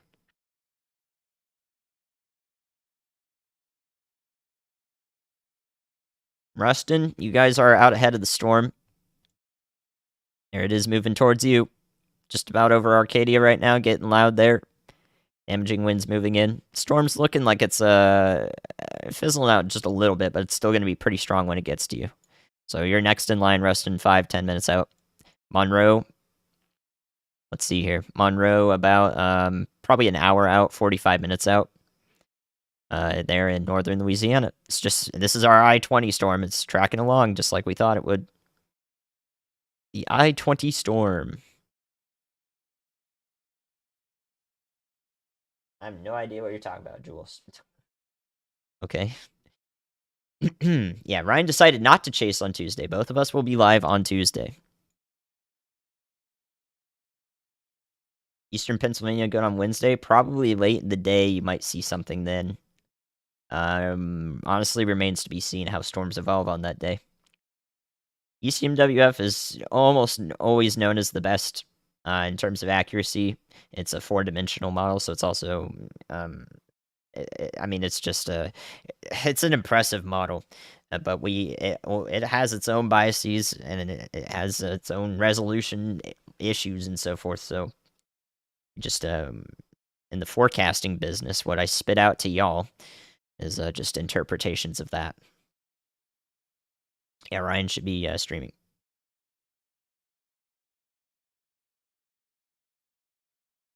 Absolutely, Mary. Happy to help. Hardly rained. That's good. Yeah, Hazel Green is shocking 5 minutes after, but it can spin up just as good. We saw a few of them spin up just that fast on Friday, so. North Mississippi. Yep, this storm right here will probably. Oh, well, North Mississippi. You're fine for now. The storm's going to move east across I-20, though. These are self-sustaining systems. Whenever we see them like this, this could last all the way through Vicksburg and Jackson into Mississippi, maybe just north. It's just probably going to be a strong storm when it gets there. All right, let's go back to our active tornado warning since it's still in progress here. In Milam County. It really looks still like some garbage. Again, it's going through a cycle here again near Minerva. South of Cameron here, so it's taking more of a southern path. So out ahead of this thing in Texas, we're looking at down to Caldwell, Texas, Benchley, Texas, Hearn, Texas. All along here could be the extended path, maybe a little bit further south and east as well, into Burleson County. Over the next little bit for this supercell, which, I mean, really is like the last one out here. Just a lonesome supercell all by itself. You could probably see the lightning from this thing for quite some distance away from it. One little supercell. Please be taking shelter. Consider taking shelter down the line in Milano, Caldwell, Mooring, Mumford, and Benchley, Texas as well. Have a safe place in mind. At some point tonight, I'll make a forecast video about it, I hope. It's going to be a little bit difficult because I have a lot to work on, but thanks for the support, Dana. I hope to make a video about it. If for some reason I don't have a video tomorrow, then Ryan has a great video covering this already, what's coming up. So that's I mean, we can only say it so many times, like the information is the same right now. You're in Toronto, weather way on Wednesday. Microbursts happen when thunderstorms are in the dying stage. So a microburst is literally usually everything falling out of the storm at the same time. And when you have such a large mass response, that's when you can get really gusty winds or really strong winds all at the same time with a bunch of heavy rain.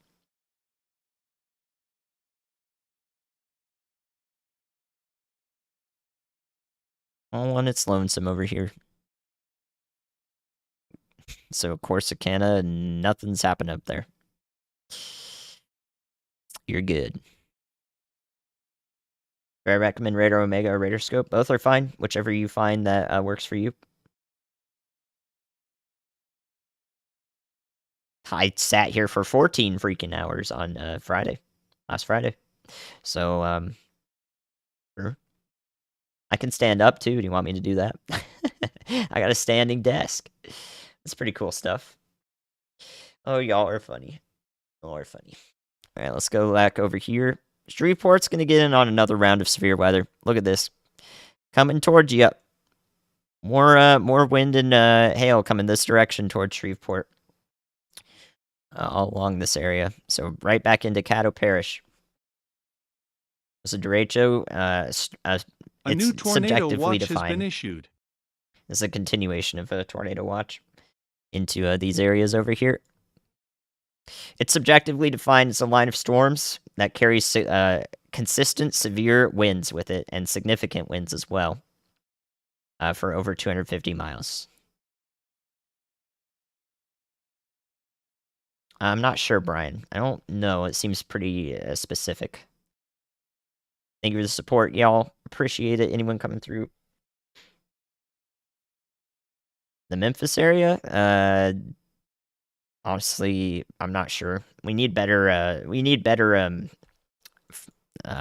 Modeled data, I think, coming through there. But I think the risk for Memphis is probably late Tuesday night and maybe into Wednesday morning over there. When will mid-Tennessee be affected? The cold front and storms will probably pass through mid-Tennessee on Wednesday. Radar Omega's $8.99 one-time purchase, and then you have access to radar and everything then. Or not everything, but radar and operating it. And then the data comes with the additional subscriptions that are monthly in various tiers. Looks like 100K tonight. I don't know. I don't know. It's supposed to be 80 on Wednesday in Pittsburgh. Dang. Yeah, that's that ripe atmosphere coming up. That's why there's a severe threat already outlined over there. Those southerly winds are streaming that warm air in. Dang. It's springtime. Tumultuous weather for springtime. Yeah, happy to help, Melissa. Thank you so much, Doppelganger. San Jacinto County. Let's see. I don't know where that is. I wish I knew every single county in every state. That would be amazing.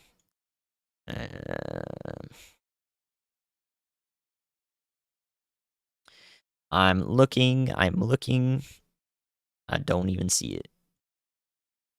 The southern supercell is really going to travel in this direction. But it's probably going to be well gone by the time it gets anywhere close to Houston or Interstate 45. Where the heck is San Jacinto County? Jacinto. Oh, there it is. I found it. It's right in front of my face, right over here. The hope is that it's done for by the time it's over there. So 4 counties to your west, you should be okay. I think it's going to travel further south though.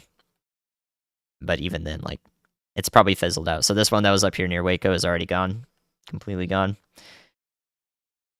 254 counties in Texas. Yeah, let me just know every single one of them off the top of my head. I can do it. Good free radar apps. It's tough to say. There is a few, but honestly, you know, I don't know. I just don't have any free radar apps. I'm sorry.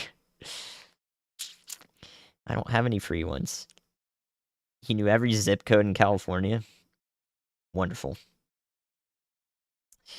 All right, let's go back to our Louisiana storm. This one's about to approach Ruston. And that's going to move through Monroe, all along Interstate 20 here. It's really just tracking along Interstate 20, bringing gusty winds. And then we got this guy back here that's trying to start doing something, actually.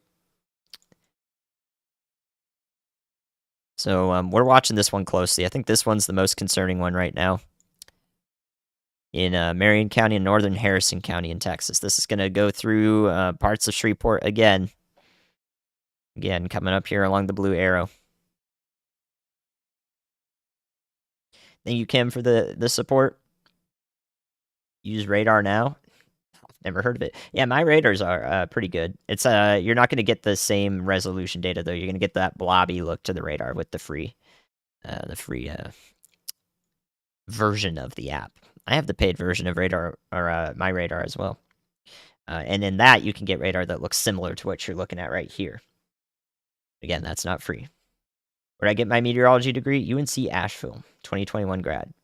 Magna cum laude.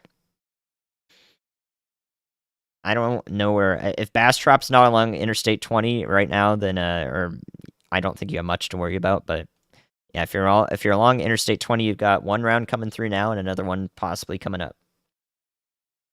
An Asheville graduate. Well, thankfully, I didn't grow up there, but then I understand what you're saying. Got a tornado watch in Monroe. It's that storm moving through, and then another one going, just like I'm talking about here on Interstate 20.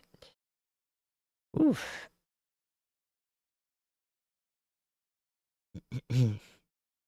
Indeed. Happy to help with captions. I'm sure it's twisting a lot of my words, but I have to stream in normal latency, which means 25-second delay for captions to go through. Unfortunately. Missy, thank you for the support. This is really beginning to hook. Take a look, y'all. Supercell here, classic structure. There it is. I've drawn that shape 100,000,002 times. And now here it is again near Jefferson. I would not be surprised with a tornado warning from this in Marion County and Harrison County in Texas. So Shreveport's got their eye on this in the National Weather Service. They're seeing the same thing I am at the moment. And it's very possible we could see a tornado warning, although it's a little disorganized still. So keep your eyes peeled here in uncertain Karnak, Lay, Gray in Texas, and also across the border here in Des Moines Sport, Oil City, and Caddo Parish.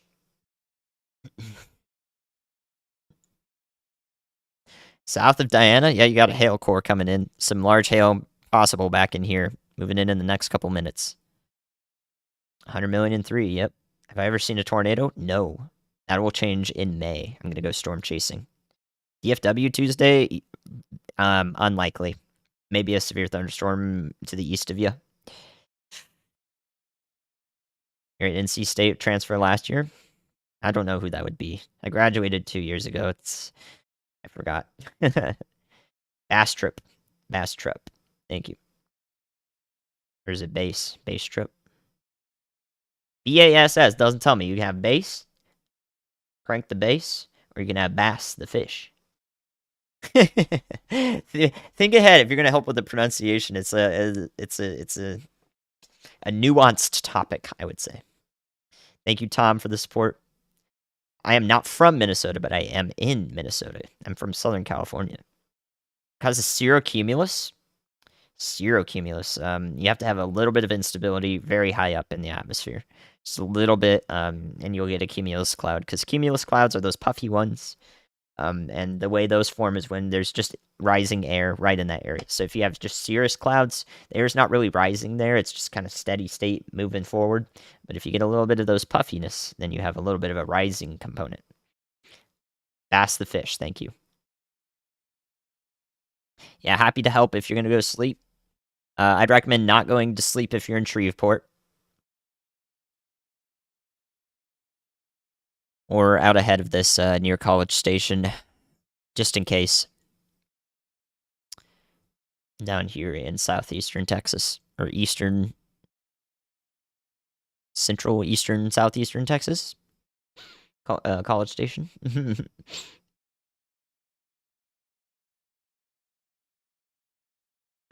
Yeah, Lima. What? They told me it was lima beans. I said Lima first. Was I correct? No, they're telling me both things. West Monroe, you guys are going to get on this wind bag coming through here. Take a look. Look at the storm over here. It is currently getting to Ruston. It's going to be the same when it gets to Monroe. And probably Vicksburg and maybe Jackson.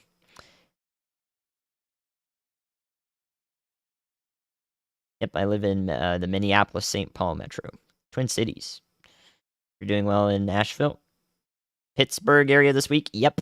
Be paying attention Wednesday. It is Lima.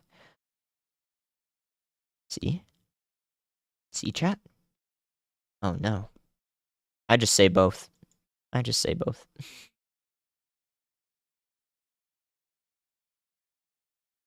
Now they're telling me Lima. Now they're telling me Lima.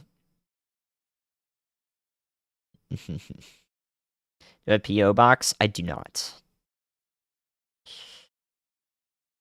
So one round of severe weather coming through. And this next round is probably going to do much of the same thing. It's actually doing the same exact thing. So we had this leading supercell that was, possibly tornadic here, as it approached Shreveport an hour or 2 hours ago, and then we had that hail core back in the back here. It's doing the same thing again. Isn't that incredible? Isn't that incredible when that happens? I'm gonna go with Lima. I'm gonna do it. Tomato, tomato. Right, Amy? You tell him. They say Lima. I'm going with that. Uh,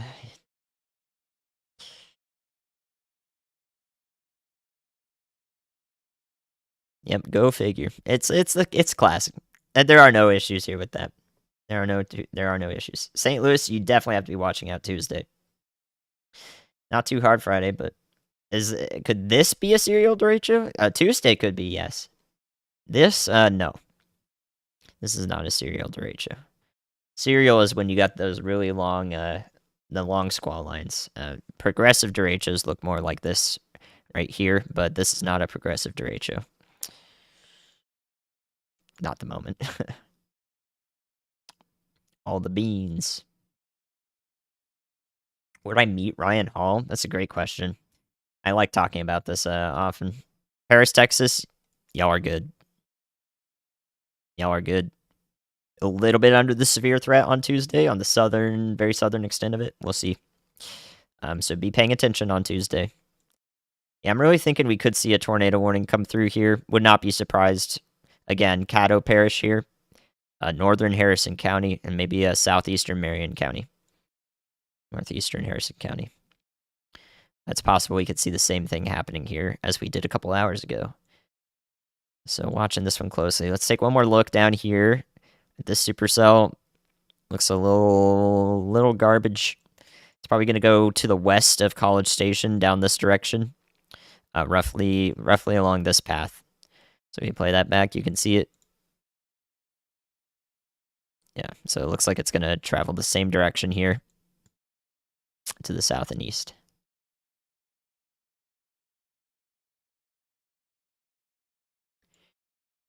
That tornado warning is likely going to be allowed to expire pretty soon here. We'll be back to no warnings, but we might not be no warnings for long with this over here if this does ramp up. Meteorology degree took me 4 years. Classic Bachelor of Science. It was tough, though. I almost double majored in math, too, but I was like, there's one class left, and I was like, I don't need this. Oh, but yeah, talking about how I met Ryan, I applied to be a YouTube mod, much like so many of y'all are interested in doing. That's all I did. I applied, and I gave my background and what I do, hoping to fit in with the team. I expected there to be like 10 meteorologists with Ryan, and like they were like, highly organized behind the scene. And he's like, "No, do you want to do all of this for me?" And I was like, "I wanted to mod your YouTube channel, but I think I could do it." And then I just started working with him. So go figure. Northwest corner of Nevada. Snow. People live up there? Dang. Was that green boundary blocking the inflow? That's a great question. So this right here in Texas is our Texas supercell. This green boundary right here is the rear flank gust front. So we have our rear flank downdraft right here, the back part of the storm. That's descending air toward the surface with all the rain in it. And then that air pushes out in front of the storm and forms a gust front. And that's the rear flank gust front. So this is where the winds it'll get real windy as this passes through. You can see that nicely in the red here too. Raw weather data. Oh, I'd have to pick the brain. There are databases though from INCEP in CEP. That's where I'd start. Of course, this is my job. I have to have a livelihood. You are silly. Did I work on hurricane season? We'll see. I worked through the last one. I covered Hurricane Ian live with Ryan when we had 100,000 viewers. I was all over the place. So yeah, I'll see why not. Right now, I'm not streaming for Ryan. I'm streaming with him. Even though he's not live today, we will be streaming together on Tuesday and maybe even Wednesday. Topeka, you're right on the edge of it. So early afternoon for y'all is when you want to be paying most attention. Iowa, all day, pay attention from afternoon on. Oh. Severe outlook for tomorrow is muted. There's just a bunch of marginal risks. So if a storm comes through your direction, it is hopefully just a marginal risk there. But that's what the Storm Prediction Center has there. Subject to upgrades. It's the day before the day though. Tomorrow. Favorite hike in Asheville? I went up Reynolds Mountain quite often. That's not really a hike though. It's just a road that goes up on a hill. But I liked it a lot. Reynolds Mountain. It's to the north. Montgomery, Alabama. Just a marginal risk tomorrow, I think. And then Wednesday, you'll probably want to pay attention again. I want to talk about good stuff with the chat here. We got all these locations coming through, but I want to. We need some deep conversation if anyone has questions. Yeah, anyone in Missouri needs to be paying attention Tuesday. Anyone in Arkansas needs to be paying attention Tuesday. Everybody in those states. We got to get them all being tuned in Tuesday. Everybody in, basically everybody in Illinois. Everybody in the eastern half of Iowa. Typhoon season. I can try to incorporate it into videos. Oof. Ardmore should be alright. Are we in El Nino? Just now developing. Becoming an El Nino at the moment. Pretty quickly, though. Rapidly. Rapid El Nino development. And don't be surprised if a tornado warning does come through here for Caddo Parish. Eastern Marion County, northeastern Harrison County in Texas. I don't know where Franklin is. Otherwise, I would help. But if I'm not looking at it right now, then you're probably all right. What is the meaning of life? Thoughts on quantum physics? What I consider I'd do with my meteorology degree after college? I don't know. Eventually, initially, I was going to work with DTN, actually, which is an agriculture company. They have a meteorologist who forecasts on site for the PGA Tour, which I thought was the coolest thing. I love golf. So I thought that was the coolest thing to go out there and do lightning detection and forecast for the PGA Tour. That was one thing I was thinking about. But that would be a harsh life because it's constant traveling. I would have to be a solo boy. Math is tough, but there are always resources for you to get through the math in a meteorology degree. We're 1K away from 100,000. Ryan is yammering on me to be like, hey, subscribe. He's like, Ryan Hall, subscribe, please. Get him to 100K tonight. So if 913 of you are not subbed, well, Ryan is telling me to get. Ryan's getting on my case about it. I'm like, I just am covering the weather, man. we'll be fine. We'll get there. Okay. It's cool, right? It's cool. Yeah, PGA Tour. Don't hold the golf club in the air in a thunderstorm. Climate change. I'm a climatologist. I should not have said that. Y'all, do not start discussing that, okay? My way of managing this is to show you what's happening at the moment. That ties into the climate. Climate is very important.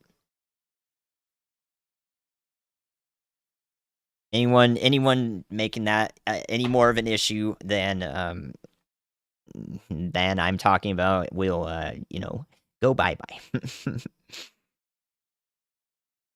A biology major in Baton Rouge, nice. Math major moment. I almost did it. Clip it. Clip it and send it. Climatology is very important. Extremely important. And if me saying that and you respect me right now for covering the weather, that doesn't tell you enough, then I'm sorry. Yeah, I'm sorry. You are unfortunately unfortunate. Unfortunately unfortunate. You got your geography major.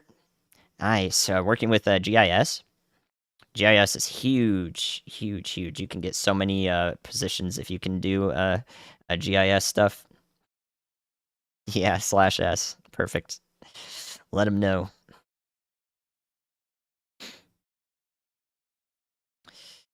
Who drinks more Mountain Dew? I never have Mountain Dew. Thanks for the support. Mountain Dew is like the soda I have the least. C. Mike, thanks for the support. Atmospheric thermodynamics part of standard meteorology degree? Yes. Is advanced calculus and beyond? Most likely.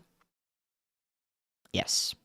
Thermodynamics is essential to meteorology, especially atmospheric. I mean, that's a major part of the atmosphere and understanding how everything works. So if you don't have that nothing else really is going to make physical sense. That's funny, Fort Smith. YouTube chat. Ryan's just a mod on this channel. He works for me. He doesn't. He volunteers for me. Shouts to Ryan. What a great volunteer, y'all. Ryan Hall, y'all. It's a Minnesota snow event. It's probably going to be with the rest of the system on Tuesday. That's causing all that mess. I get my caffeine, Dr. Pepper. I can't have too much caffeine, though. I'm a very small lad. I weigh 100 pounds. I'm 5'8". So I don't need caffeine, man. I got energy. Dr. Pepper's good. Anxiety with weather? You're watching what is going to be impactful right now. You're watching it on Tuesday and Wednesday, too. Oh, I don't know where the Masters are at the moment. I don't keep up with professional golf. I just really like it. Storm shelter is above or below ground, either if it's sturdy enough, but below is always preferable. Math is something, yeah. I'm taking over. No. What's the worst tornado I've seen? Not from an armchair perspective. I don't want to categorize it. There are a lot of bad ones that I've watched over the last year. So I don't need to make one worse than the other. People were impacted. Yes, I love Dr. Pepper strawberries. It's my favorite one actually now. I'll let them know. Let them know. Keep that stuff going. Make it permanent. Masters in Augusta. Thank you. Well, then your outlook's pretty good. Marginal risk tomorrow, I think. Well, it's Eastern Georgia, so maybe not even then. This is Tuesday's risk. Let's see the Masters tomorrow. What's going on? Nothing. A little bit of thunderstorms, maybe. This is what happens in Georgia in the spring and summer. Midas eats wet food. My favorite treat is those single package chicken treats. The chunka chicken. Those are very good. For the cat, I mean. For the cat. For the cat. Oh, man, that's funny. Strong storm still headed through I-20 to Monroe. 20 minutes out from Monroe at the moment. 15. They may persist all the way east for a while along Interstate 20. And then another round's coming back behind it. No tornado warning with this yet. If it does develop, though, you'll see it. We are out of the tornado warnings now. That one in closer to the west of College Station has been allowed to expire. Thanks for your support, y'all. Storm Chaser in Clarksville was Tuesday for Tennessee from the HRRR. HRRR is not running that far out yet. Tennessee, though, it's going to be west of Tennessee on Tuesday. Tennessee, we'll see the storms on Wednesday sometime. But I don't know if they're going to be that bad. Don't know if they'll be that bad yet.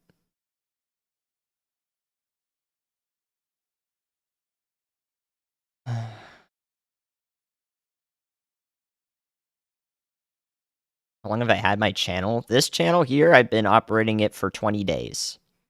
21 days. 3 weeks.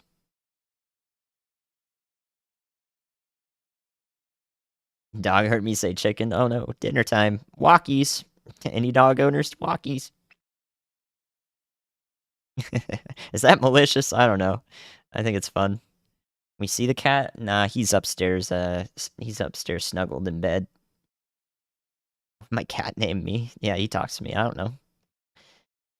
Western Iowa all this week. Western Iowa hopefully stays out of the worst of it on Tuesday. It's really the eastern half of the state, especially southeastern, that is going to be very interesting. So it'll be unsettled in Western Iowa on Tuesday, but once it passes through, all that severe stuff is really going to be east of you, I think. Central Texas over the next couple days shouldn't be too bad at all if there is anything down there. Give me a second. Shouldn't be too bad. Just a marginal risk tomorrow for DFW again. Marginal risk tomorrow. Low end severe weather if it does happen, and then the big stuff's on Tuesday and Wednesday. Minus is 12. DFW good to go to sleep? Yes. DFW can go to sleep. Chicago, please pay attention Tuesday. Tuesday evening over there. Multiple rounds possible. Still watching this here. About to cross Texas-Louisiana border near Shreveport. Another round coming through for Shreveport.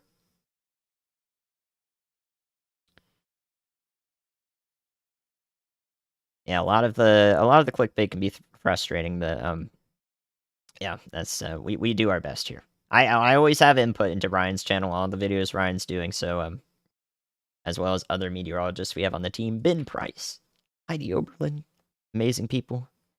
Gonna work with them closely on Tuesday. I think we'll see a tornado warning pretty soon with this. This is still starting to ramp up more. So please go ahead and get in your safe spots here in Shreveport. Once again, this is gonna go through the northern part of the city this time, and then it's gonna be more of the same for a lot of Shreveport. But this part up here is a little concerning, so we could see some brief development here. So let them know in Shreveport. Strong storm coming through about 20-30 minutes out. Don't like the look of this one, so let's pay attention. Of course, let's pay attention. Louisville Tuesday night. Maybe. It's Tuesday night into Wednesday morning, probably for y'all. Maybe Wednesday afternoon. Thank you for the support.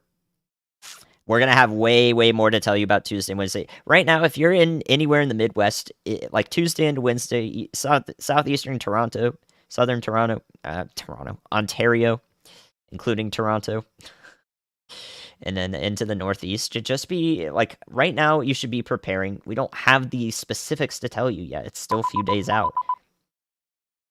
Still a few days out. So there's this considerable severe upgrade for this storm. That hail is beefing up there. It's a Nears Marshall. Just, right now you just have to have a plan in place. It's better to not travel on that day. The plan should literally be I'm gonna have these things to pay attention to on Tuesday. And if you do that right now, you're good. Because we can't tell you much more specific than that. You just have to be paying attention on those days. I can't tell you if there's going to be a tornado or wind in your city.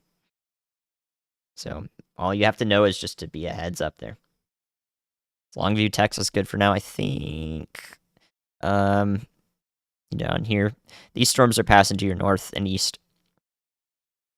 I think you're mostly fine. Maybe a little bit more heavy rain if these back here track toward you. You're on the wrong scene this whole time. Not a medium. Central Illinois, Tuesday. We showed the risk just a bit ago, but yeah, I'll show it to you again. Then we'll be talking about Shreveport. Tuesday's risk is this right here. Pretty much everybody in here just needs to be paying attention on Tuesday. Some capacity. So, large area for Tuesday. And that's all. I mean, just look at this risk right here. If you're anywhere in the orange and the yellow, first and foremost, it's a day to mark on your calendar.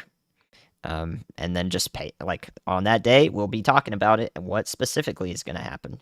We'll have YouTube videos leading up to it. That's what we do here. Just don't work that way. I need to control Ryan's entire weather house. I'll do it. This is struggling to come together here, but I'm still concerned about this storm here headed towards Shreveport.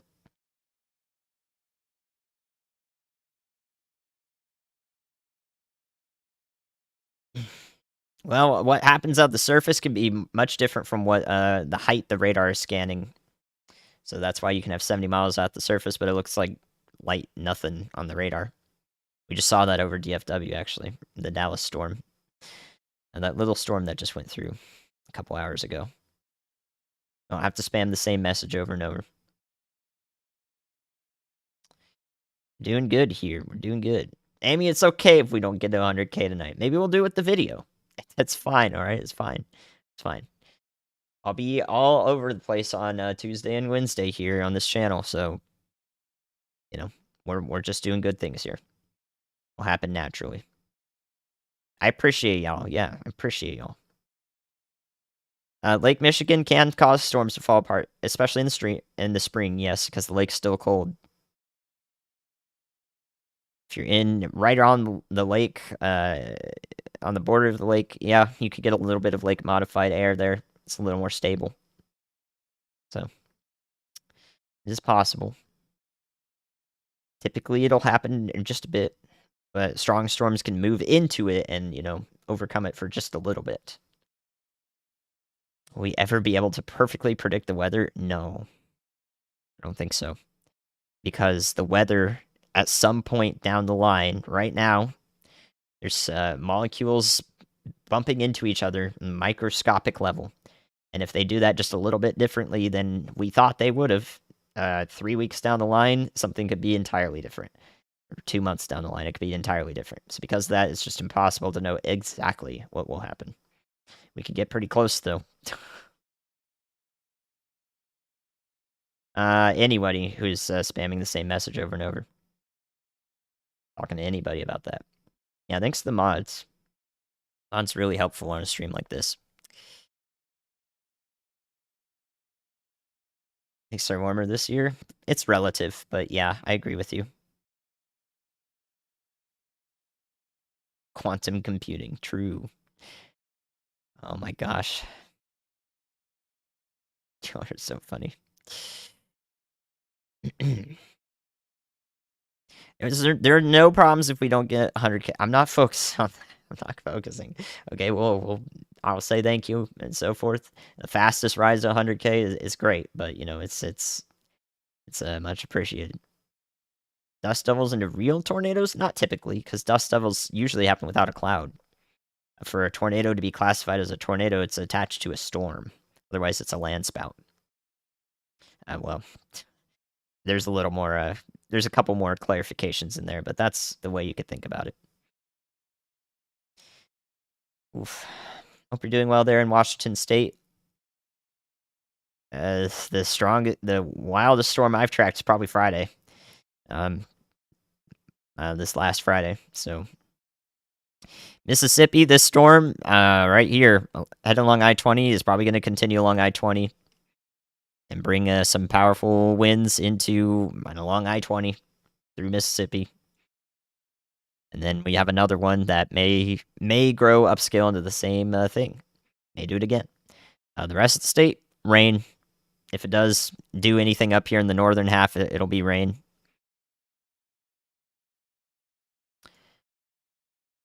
Jacksonville, Arkansas. On Tuesday, you definitely need to be paying attention. I wish the best for you, though. Wish the best for you.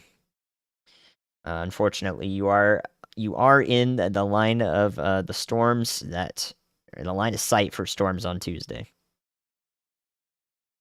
No. If it's 100K offline, I don't care. I don't care.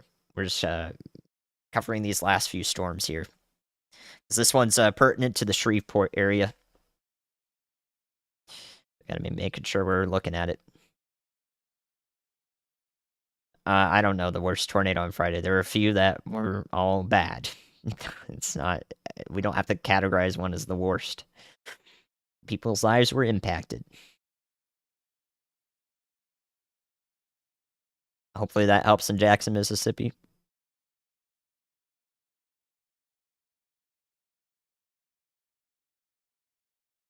Dust Devils anytime there's wind. Yep. Well, yeah, because usually water spouts are a part of a storm. So that's why when they hit land, they're a tornado. Very true. Yeah, thank you all for the support. Arkansas will be in the afternoon and evening, and then as you go northeast towards Jonesboro, might be overnight into the hours where it gets dark out there. So unfortunately, probably northeast Arkansas will be closer to at dark. Hopefully not, though. Hopefully not. We'll see.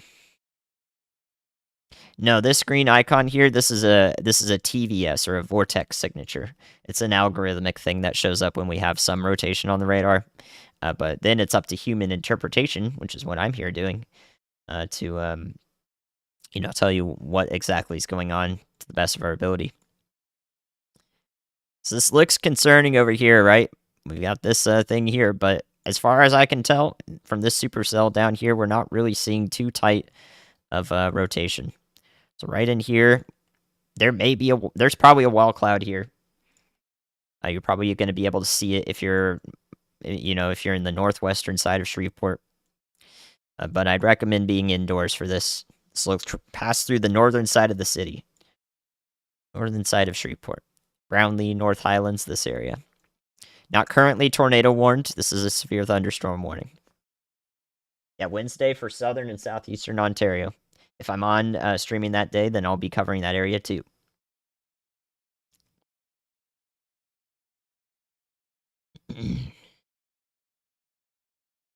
Yeah, I'm happy to help everybody who's excited. Thank you guys. I love seeing all y'all I love seeing all of y'all just being excited for it. Like, it's real when we have storm anxiety for anybody in the path of these things, but that's what I'm here to help with, actually.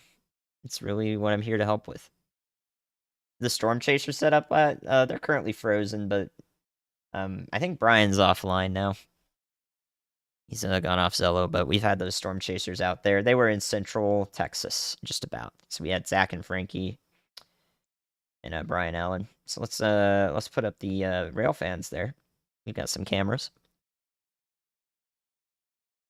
And double check if Zach is still streaming. I'm not sure if he is. But we have more railfan cams. Look at that. Look at that.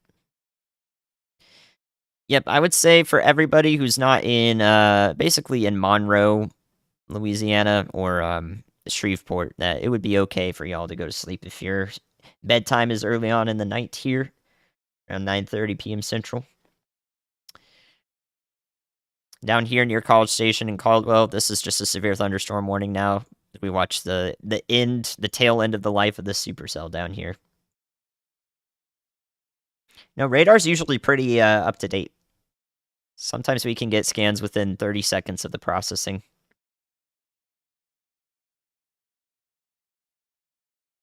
Yeah, that big sandy cam. I don't know. I don't know which cams I have up right now. They probably. I'm not sure if they were ever switched, unfortunately. So I'm not sure where these even are. I can't see them. I can't see where those cams are. Heck yeah. Get ready to go to bed. But unless you're in Shreveport, because this one is concerning. Some powerful storms are going to move through. You're going to get woken up anyways here in Shreveport, so blah. And then Monroe, you're going to get woken up. If you try to go to bed like 2 minutes from now, it's going to be loud. And you're like, what the heck? What the heck, man? Again, this storm's going to travel along I-20, be self-sustaining for quite some time here and head towards Jackson, Mississippi. So there may be severe thunderstorms as far east as Jackson in Mississippi. But it's going to go along I-20, then perhaps do it again down here or over here near Shreveport.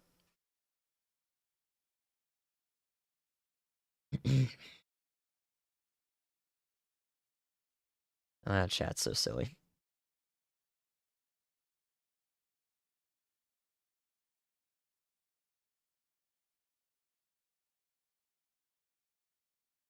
Yeah, Amy's doing good work.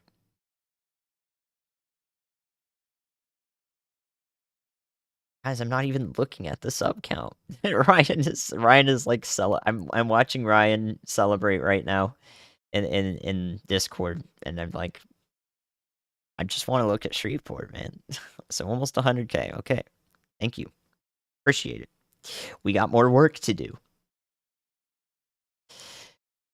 No, Haley. Toledo, Ohio will have to be on the lookout on Wednesday for severe weather.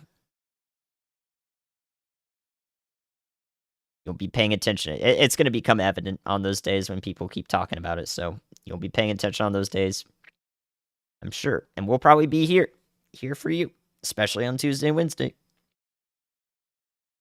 Can I update College Station? I just did, I think, unless you joined within 20 seconds. But yeah, College Station is just a severe thunderstorm to your west. I think it'll miss the city quite a bit. Go to the southwest. Yeah, lots of lightning in this one. Where is this one? Let me see if I can look at it. Spartanburg? I don't think that's lightning. I think that's a flashing light. I don't know if it's storming over there in Spartanburg, South Carolina. Yeah, those were never switched over. So, those are just some railfan cameras to watch. Unfortunately, they're never switched over. Took screenshots of Ryan 100K? That was a long time ago, before I started working. Alright, I'll bring it up. Man, y'all. You're kicking me. You're getting me here. I don't even remember how to look at the sub count. Except I can see it. Okay, see live counts. Okay, yay, I'm doing it. Look, whee, 99.9. We're doing the streamer thing. Please be taking shelter in Shreveport, Louisiana. Alright, we're looking at it. OG of the Andy channel. We got plenty more work to do.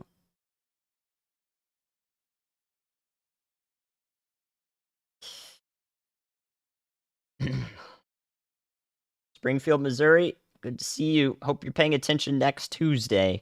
We'll be streaming on that day. Might be for your area too. Utah along the Wasatch Front. Snow. If you're in Salt Lake City. Or rain down there. Could be rain. But there's definitely going to be unsettled weather over the next couple days as our big old storm system that has the severe weather risk moves in on Tuesday and Wednesday. So Monday, Tuesday, unsettled weather over there. Okay, I have it up there, so everybody likes to move the numbers, right? Oh, they stopped it. 100K. Thank you guys. I was here, Ryan Hall, y'all. Hey, thanks, Ryan, for boosting the channel. 100,000 subs. We're going to do so much more. This historic moment from here on. Good job. Thank you, guys. Andy Hill channel in 100,000 subs in 3 weeks. 21 days from the first video. Well done. I hope I have made myself worth that much to y'all. I hope I made myself worth that much. So, appreciate all of you. You made me turn over here. I was like, no, I just want to look at the storm. We're just looking at the storm. Thank you, guys. Thank you. This is hard work. Just beginning here. Social meteorology, guys. This is the paradigm shift right here. Starting anew. We are providing a new way to receive your weather and make an impact to the people you care about, because you can tell them what's going on. Oh my gosh, this chat. This chat. Thank you, guys. Yeah, I hope I can help as many of y'all as possible as a thanks for getting me to this point. As a thank you. Thank you for the support. Lots of nervous Michiganders. Wednesday in the eastern part of the state is where we're looking right now. Detroit on Wednesday has a chance for supercells, chance for damaging wind. So be paying attention Wednesday, all right? This is not $100,000, my goodness. Yeah, thank you guys. Let's put the storms back up. We made it. Nice. All right, this one's still approaching Shreveport from the north. Let's play the loop back. Take a look at it. There it is. Going in quite the consistent direction, so let's draw it out. This direction for the supercell into Bossier Parish, that is. That's where we're watching here. Coming up in the next 15 minutes, 20 minutes. Out ahead here towards Red Chute, Brownlee, North Highlands. And then back behind it, we've got this big old hail falling here. Wind-driven hail, actually. Again, it's going to go to the north of Marshall. So round 2, this is the area I think that was hit the hardest today. Right here around Marshall, Texas, because they got very powerful winds and hail moving through earlier. And now they're going to get it, you know, a lot of this is going to be right on the border of getting it once again there. Definitely the most impacted area today, I think. A new tornado warning has been issued. There we go. Now we have the tornado warning in Decato Parish and Bossier Parish on the eastern edge of Texas here. Why is it on the eastern edge of Texas? Good question. Let's see where it pops up. I guess they issued it a little bit behind here, maybe like this. That might be what happened. Just on the eastern edge of Texas across the border. But here it is. There's their tornado warning. We've been yammering on about it. Once again, always like to yammer on about it because it does mean a lot here. So, tornado warning for these areas. Make sure you tell everybody there to take shelter once again. Especially northern Shreveport, but it's a good idea for everybody down here to, you know, just practice taking shelter. Your phones went off at the same time. Yeah, so right on the edge there. There we go, in that pink box. There's our tornado warning. Grade County. Y'all are more than likely about to be fine if you're not already. Down here in Longview, maybe just like one more bit of winds gusting through here with some storms, but not as bad as what has gone through.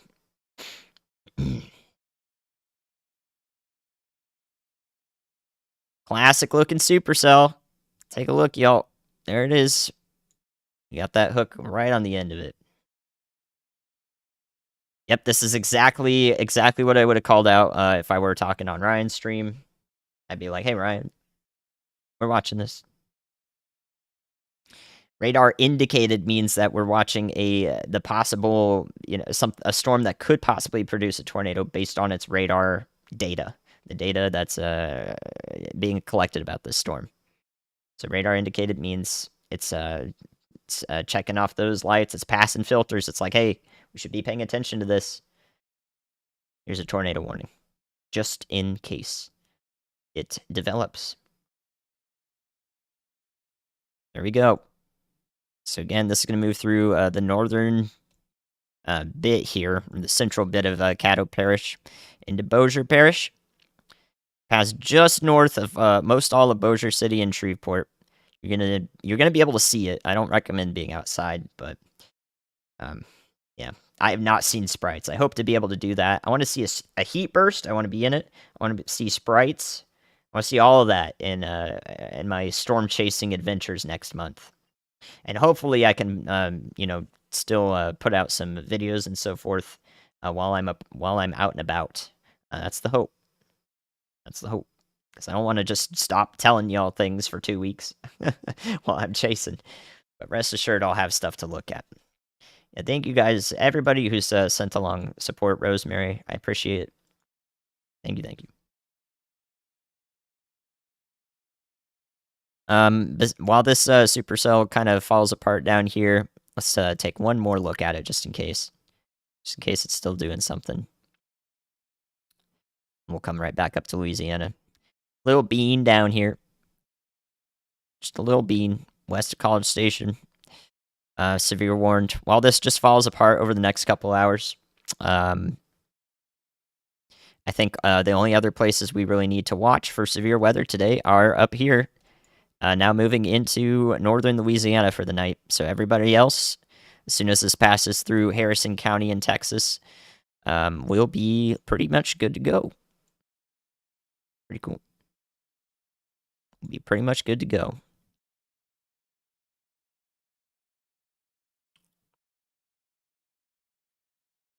Rotating storm here going up with height. I don't see anything imminently tornadic, but again, this is just something to make sure you're taking shelter for. It doesn't hurt you. Doesn't hurt you to take shelter here. So, have I eaten anything? I don't want to tell you the answer to that because then everybody's going to get on my case. I'm totally fine. Tiny bean. Yeah, I want to see all those cool things. Make sure I experience it because it's one thing to cover all these storms from an armchair, and then like when you go out there and you're in it, you get you get a certain respect for it, and I think that that's going to add to my perspective on covering these events. At least a decent amount, and I think that's valuable. Nope, this is not confirmed. This is radar indicated, so it is a preventative warning. Please take shelter in Bossier Parish and the northern part of Caddo Parish here. So into Shreveport, would recommend just being in shelter. It's a nice thing to do.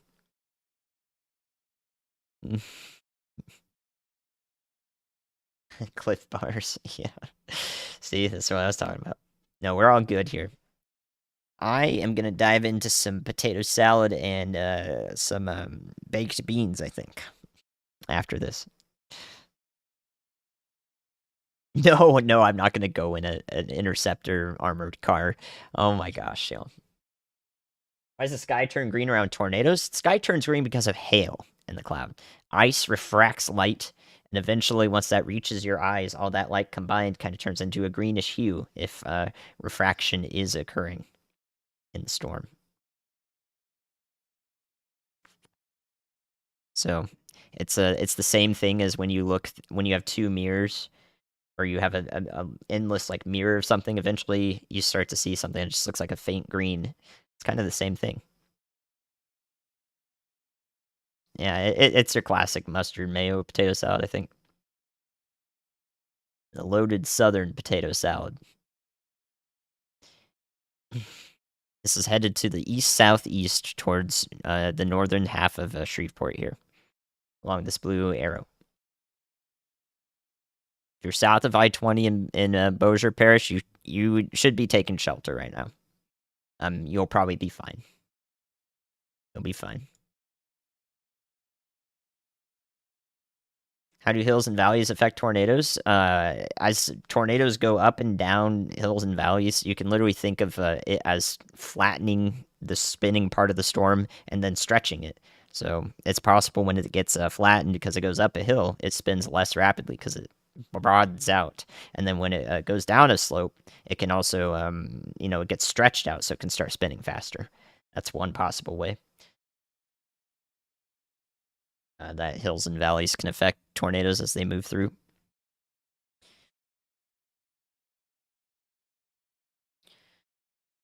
I've gone over Tuesday and Wednesday quite a few times. It is not an outbreak yet because it hasn't happened. CC means correlation coefficient. I've gone over it quite a few times. All I can say at this point is that we have those risk areas in place so that you're paying attention. No, I did not make the potato salad. The baked beans have brisket in them, guys. Come on now. I'm getting the protein. There's brisket in there. I'm looking forward to it. And Monroe's getting started here. Storm's getting started. Gonna be nasty out there for 10, 15 minutes as it goes through. That's gonna persist all the way east, probably through Vicksburg, maybe even all the way to Jackson, Mississippi. And these guys over here that we're watching right now might do the same exact thing. Yeah, I like to respond to as many people as possible. Tater salad, thank you. Yeah, of course it's tater salad. This does not look like it's currently producing a tornado. For those curious, we have radar indicated warning in place here for you to take shelter. Part of the problem, is with these types of storms is that, hey, Shreveport already got through. Like, oh, is this a duplicate warning on my phone? Why is this going off? No, it's a new warning. It's a new warning. That's something we got to make clear to people, because I think a lot of people probably think that. Like, oh, we already went through one. It's done. No, it ain't. Michigan, Wednesday. Pay attention on Wednesday. Ohio, Wednesday. Pittsburgh, Wednesday. Have I seen the Northern Lights before? It is on my Twitter. I saw it on March 24th. It's the first time I've actually really seen them. And it was incredible. Visible to the eye. It was, I'm never going to forget that. That was just over a week ago. It feels like a month ago. It was just over a week. I posted a Twitter of it on a picture of it on Twitter. Horizontal vortices? Oh yeah. Yeah, horizontal vortices, wind is streaming up into a tornado, a powerful one. There's multiple areas of like circling, rotating air, whether it's horizontally, so it's rotating like this, or vertically like this. As it goes into the storm, if that air condenses into a cloud, you can see it visually as a rope wrapping around the tornado. So that's literally just air streaming from the surface up around into the tornado from, outside of the circulation. I know the Northern Lights last week were absolutely incredible. Florida, no, you're fine. It was last month, true. No, I don't even know if I like Cliff Bars. Are they any good?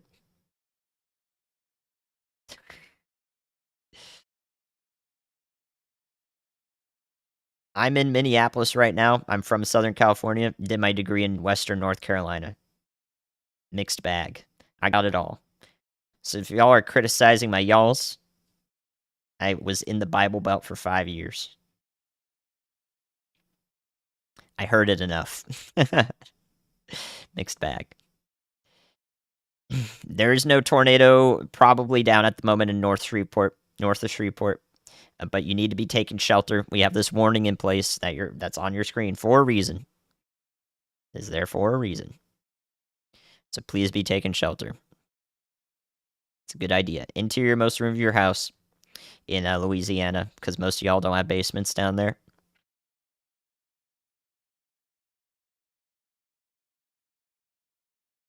Make sure you got your shoes, just in case. It's good to practice this, even if this storm doesn't do much for you. This is good practice. Know what to do when the warnings come for you. Oh, I don't know where Paragould is. I don't know what that is. If it's, I don't know which state it is. But Illinois, Missouri, Iowa, eastern half of Iowa, Arkansas, and those are the areas that need to be paying attention on Tuesday. Maybe southern Wisconsin as well. And then on Wednesday, we're really looking at the eastern part of the Midwest, so Ohio up to Detroit, southern and southeastern Ontario, western New York, western Pennsylvania. So we're moving through Monroe right now, Wachita Parish. Is it loud there, y'all? Be inside. Do what in Shreveport? Interior most room of your house. Just be in shelter is a good idea to do. Good idea to do. Is the parish in, like, right here? Like, Shreveport is in Caddo Parish, right? Or is it in DeSoto? I can't see it because the lines are too thin. It's like, y'all should have gotten the tornado warnings on your phone in there.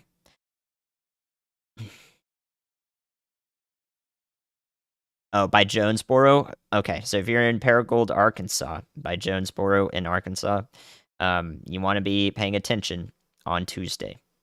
You're in the primary risk area for severe weather. We'll be live streaming.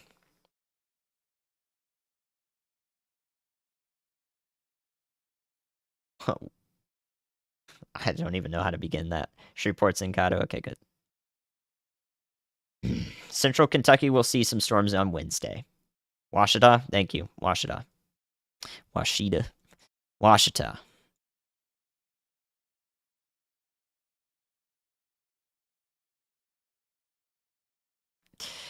Said that like 15 times. Finally, we get it right. Nacogdoches. Down here, you're good. Daughter's fine tonight. What time Tuesday? You want to be paying attention from late afternoon through the early night.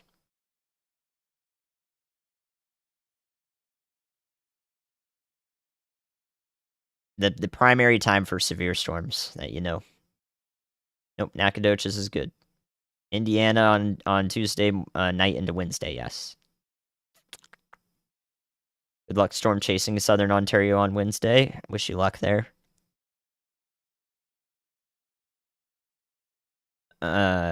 Ringgold, Louisiana. I think I saw that. You're down here. There you are. So this storm might get.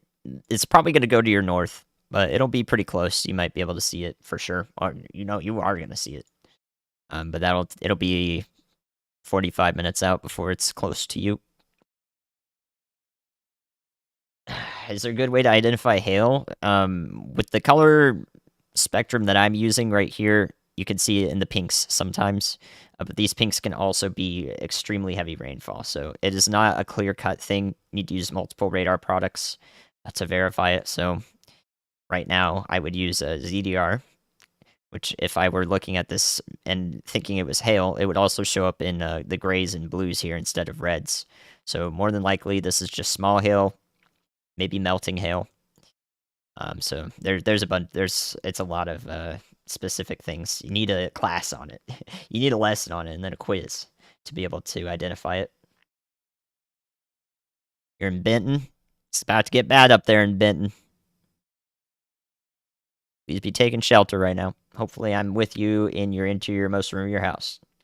Made me become a meteorologist. I watched the Weather Channel when I was 4, and I never stopped watching it. I like the weather. Online location degree for meteorology, probably Mississippi State. It's the one I always hear about.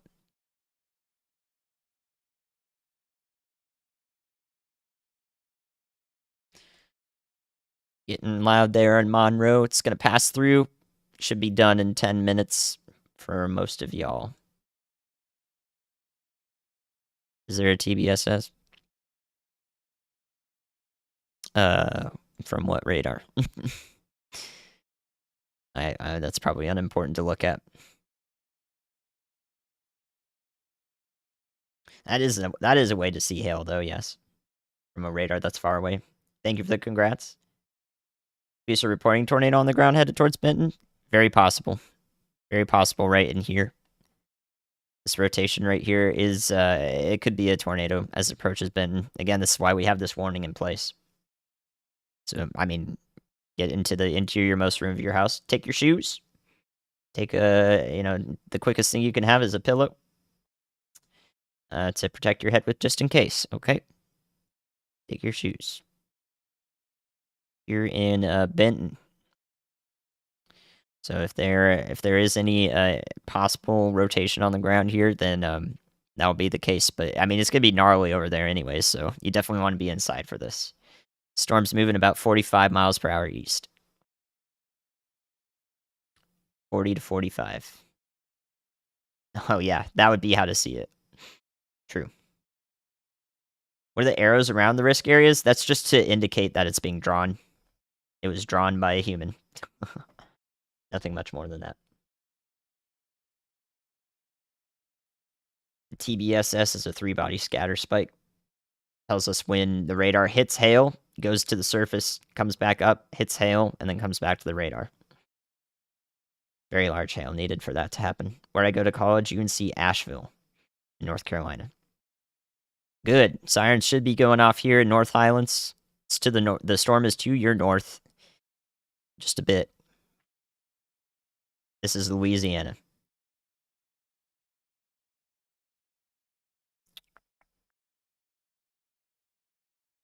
The Central Valley. Hopefully you're drying out over there just a bit. Enjoy the spring. Yep. Don't be scared, be prepared. You're in San Diego? Nice. Thank you for the support, Lori. Oh, I've seen that one before.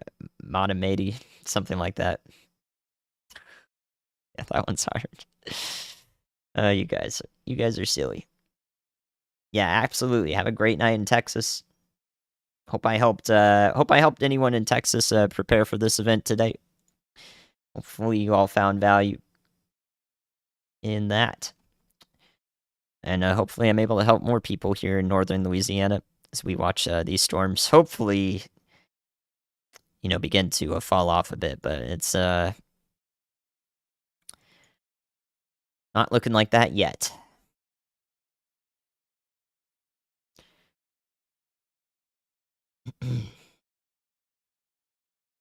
I did meteorology degree in 4 years, Bachelor of Science. And then all this part of the job is just experience. This is what really gets you. So meteorology is to understand why these things are happening, the degree. I understand the physical processes and the reasons why I can forecast the weather and understand what's happening when we're now casting the weather. And then, actually doing it requires just all of the experience. How did I meet Ryan? I applied to be a YouTube mod. I told him about myself, and he's like, you should do all of this. I was like, okay. And now I'm here. That was in December 2021. That's when I applied. Where my hardest classes, meteorological statistics and partial differential equations in math. Those are very difficult, but I did my best. They canceled your flight. Ooh. Partners in Dallas, happy to help, Jeffrey. Happy to help. Will Northwest Indiana be affected on Tuesday? Yes. Be weather aware.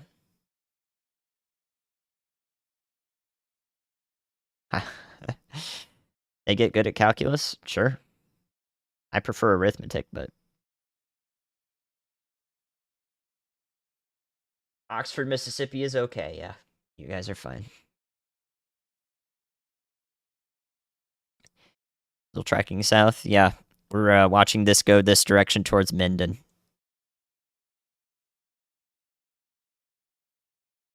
Northeast Texas. Last little bit of strong storms, heavy rain is moving through your area right now. And then that's it. Benton going off again. Hopefully it's all right there, but it's going to be a little nasty out just for a bit. I don't think there will be a tornado on the ground right now. We can't see too much in terms of the winds over here. You managed to avoid calculus through a doctorate? Props to you. It's a long train. Yeah, still going through there. That's in Georgia, I think. We're not talking about Georgia. There's just trains there.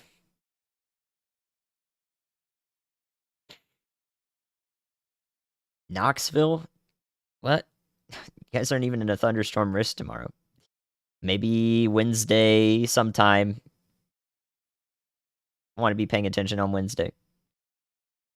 I think you're talking about Wednesday. Thank you, Lindsay, for the support. Oh, man. When do I think Idaho will get severe weather? I don't know. When's your usual risk? When's the climatology? Is it summertime? Into the fall? I think they get it quite often in summer and fall, maybe. Memphis on Tuesday? It's probably going to be late Tuesday night into Wednesday morning. The risk is focused on Arkansas. Memphis is just outside of the primary risk, but that can change. That can change. So let's play this back a bit so you guys can see where this is going.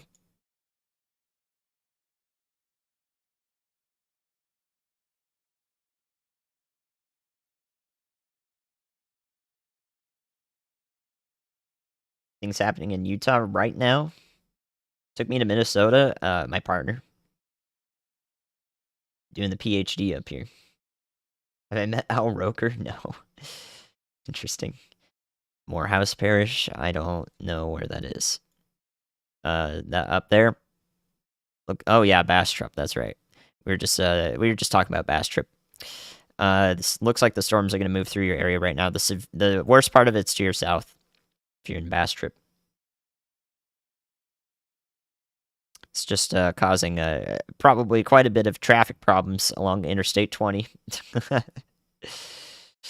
I'm gonna assist anyone. So if I'm helping wildland firefighters, that's great. If I'm helping the common person, that's great. What is going on in Utah, y'all? What are you talking about? All right, I'll look at it. Utah right now. I better see something.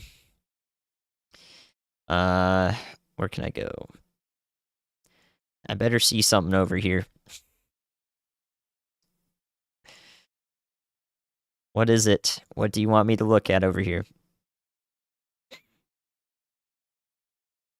Ah, some snow.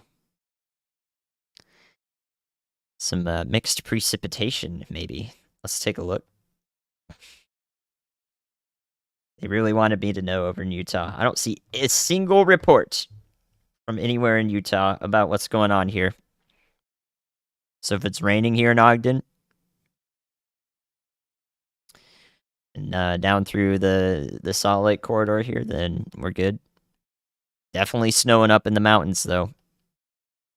Definitely going to snow all the time. And it's probably going to snow for quite some time tomorrow as well. This is the same storm system moving through this area from the Pacific Northwest and is going to reemerge into the plains and cause our severe weather risk on Tuesday and Wednesday. Not mixed precipitation. No way. Utah moment. Snow-nado moment. Is Tulsa going to be in the fun weather Tuesday? I think you're going to be right on the edge of it, so possibly not.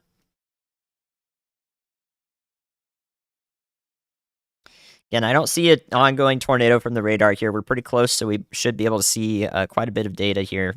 Nothing tells me that this is ongoing, but please be taking shelter and starting to think about taking shelter down the line into Webster Parish, where Minden is in Louisiana. Minden, Sibley, and so forth. Start thinking about it. Doesn't hurt you. I'm a climatologist, so that's my opinion on climate change. Means I know it's happening. Silly. West Coast atmospheric rivers be more common? Maybe. It just depends on each setup as it happens. All the ingredients have to come together. I'm already looking at the storms here. You're just on a delay. St. Louis arch effect. I briefly heard about that. I have no idea what it is. It sounds silly, though. Yes, I've experienced thunder snow in western North Carolina. Yeah, we did get to 100K. Thank you guys for the grats. We watched it happen live earlier. We did it in 21 days. So hopefully that the severe weather coverage has been, as valuable as it is. Like a big number like that. I hope the stuff that I've been able to do here has been worth that. That's my primary concern. Central Alabama, probably looking at the big storm system is probably going to pass through your area on Wednesday sometime. That is not a political stance. Shaking my head. Yeah, College Station's fine. You might see some lightning off in the distance. You have 21 days. Are we finished with rain this month in SoCal? It's definitely below average now from the Climate Prediction Center. We could take a look at that. The CPC. Below average precipitation expected. Look at this. Look at this graph right here. See this? 6 to 10 days through mid-April here, below rainfall for a lot of a lot for a lot of us. This doesn't mean rain won't happen, but this is our outlook from April 8th to 12th. So maybe some period of warming and sun. Would that be nice? Same thing. Here's the temperature for those same days. Warm. It's warming up on the West Coast. Nice. It's finally going to be spring there over there for y'all.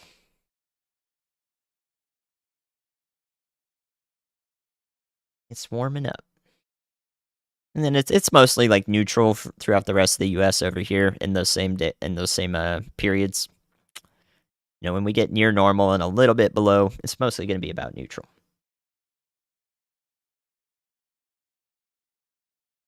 Looking in northwest Louisiana at the moment.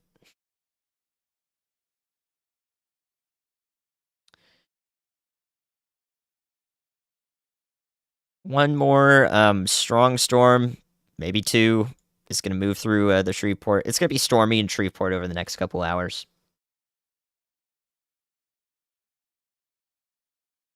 I didn't think I was going to be in media, actually. I thought I was going to be working from the back ends in meteorology if I did do work in the sector. I didn't want to be on news, but I'm happy to take it on. I've got experience in broadcasting, so we're all good. Northern Missouri Tuesday, be weather aware. Be weather aware. Columbus, Ohio on Wednesday, be weather aware. It's the area of risk for severe weather is focused on those days in those areas. So the idea there is that if it continues to be that way this far out, we can't tell you what exactly is going to happen. That we will be covering it live.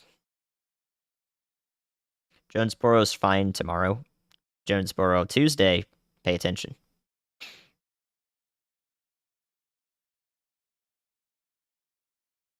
It's 97 next Sunday in Phoenix. Yeah, but you live in Phoenix. You know what to expect. Central Indiana Tuesday, late Tuesday night into early Tuesday morning, I think is going to be the time. If it's for Tuesday, you're outside the primary risk. We'll see if that evolves. But I think every single person asked about Tuesday and Wednesday is going to be paying attention on Tuesday and Wednesday. That's good for y'all. This is good, okay? Even if I can't answer every single person, and even if I tell you all the same exact thing, it means you're paying attention. And that, to me, signifies that you're going to be okay. Because you actually pay attention. That's a hallmark. That stands out. So pat yourselves on the back, too. The important thing here is that we're telling everybody, that beyond the stream who may not be watching these, who may not be watching on Tuesday, who may not be watching on Wednesday. That's the important thing. Do I have the resources? They don't want me to promote it, but I'm gonna do it anyways. The Ryan Hall Discord, you can find it. You'll be able to find it. We have a bunch of learning resources in there. It's all dedicated into a single spot. So I would seek that out.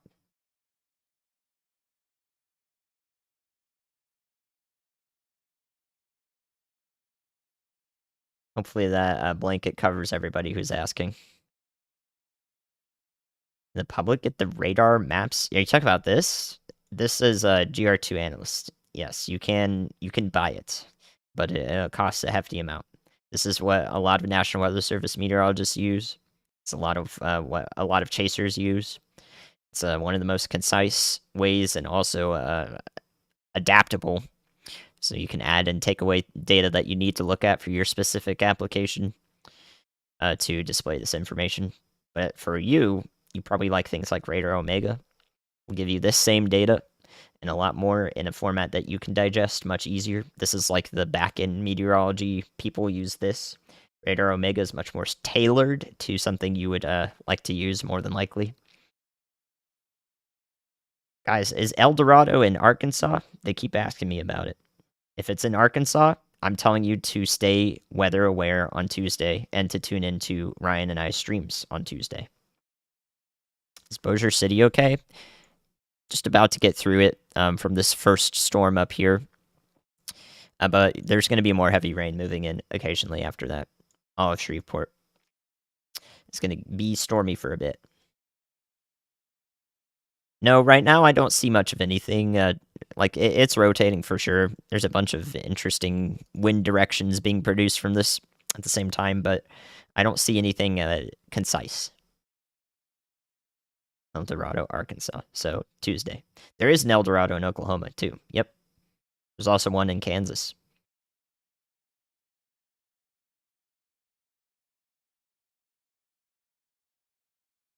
What do you use for warnings? It comes through the radar program. So if you have Radar Omega, you can get the warnings through there. Is there a meteorologist school online? Mississippi State has one of the most well thought out ones. Mississippi State University. No, you can get rain without thunderstorms quite often.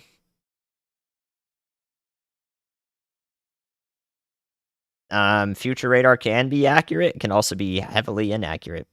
It is a guideline more than it is a certainty. Use it as a guideline. North Mississippi is fine. Be weather aware on Wednesday morning. But just have a way to receive warnings, I think. That's probably going to be overnight for y'all over there. Just issued an Outlook via mesoscale discussion? What? Okay, there's like an Outlook upgrade concerning. Is that what it means? Yeah, I watch Reed Timmer occasionally. Man does great work. He has his PhD in seasonal prediction related to agriculture. El Dorado, right? True. You know, Amy, you should have gone to bed an hour ago, but I'm happy, and I hope I was able to keep you good company, too. Thanks for the support. And thanks for all your work. Thanks for being here. Sorry I didn't let you know ahead of time. You know, things are chaotic, but you already know what's happening on Tuesday, Amy, so there you go. What filter on Radar Omega? You want the correlation coefficient. It might be super res correlation coefficient. It's going to be tough to nail it, though. You have to know when it's happening.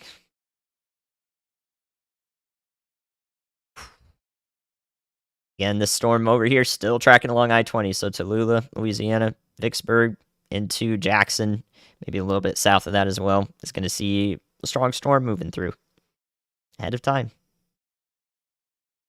Check the new MCD. The weather weenies are on my case. I can't let them down. Is it on the site yet? Issued 4 minutes ago. The page you requested cannot be found, so I have to wait. Okay, yes, it's concerning an Outlook upgrade. 1Z. Wait, what? 1Z?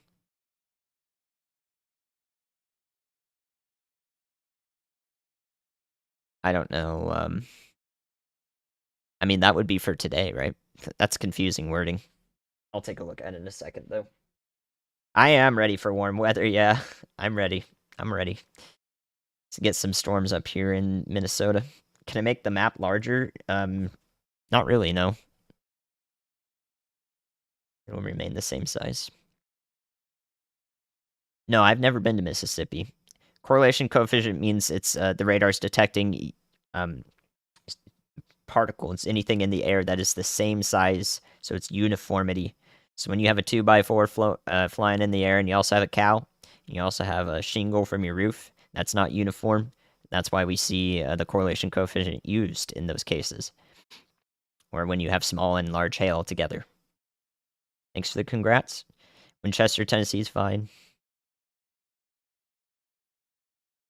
All right, can I see this? I can. Ah, there we go. Nice.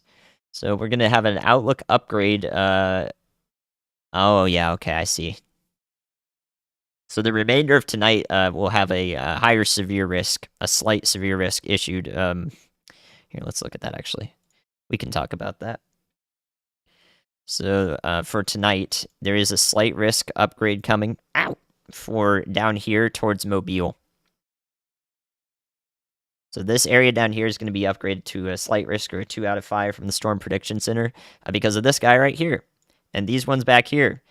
I've been saying it a couple times today. It's called a mesoscale convective system, an MCS. And they are self-sustaining quite often, and that means that all of this area where they travel along expected by the Storm Prediction Center will be upgraded for damaging winds. So expect it to be stormy tonight through Jackson, maybe as far north as Meridian, down through Hattiesburg and towards Mobile. Not surprising. MCS moment. So if you look at it, this storm over here is what is prompting that upgrade. It's gonna So let me just tell you that this right here, there's gonna be a severe thunderstorm warning, like that, throughout the night. Next few hours, I will not be on to cover that, but you can basically expect this to be severe at some point as it travels through those areas. It's just gonna have warnings along with it. Right now, we're waiting for this last tornado warning to expire, though. Be weather aware in Youngstown on Wednesday. That's eastern Ohio, I know it.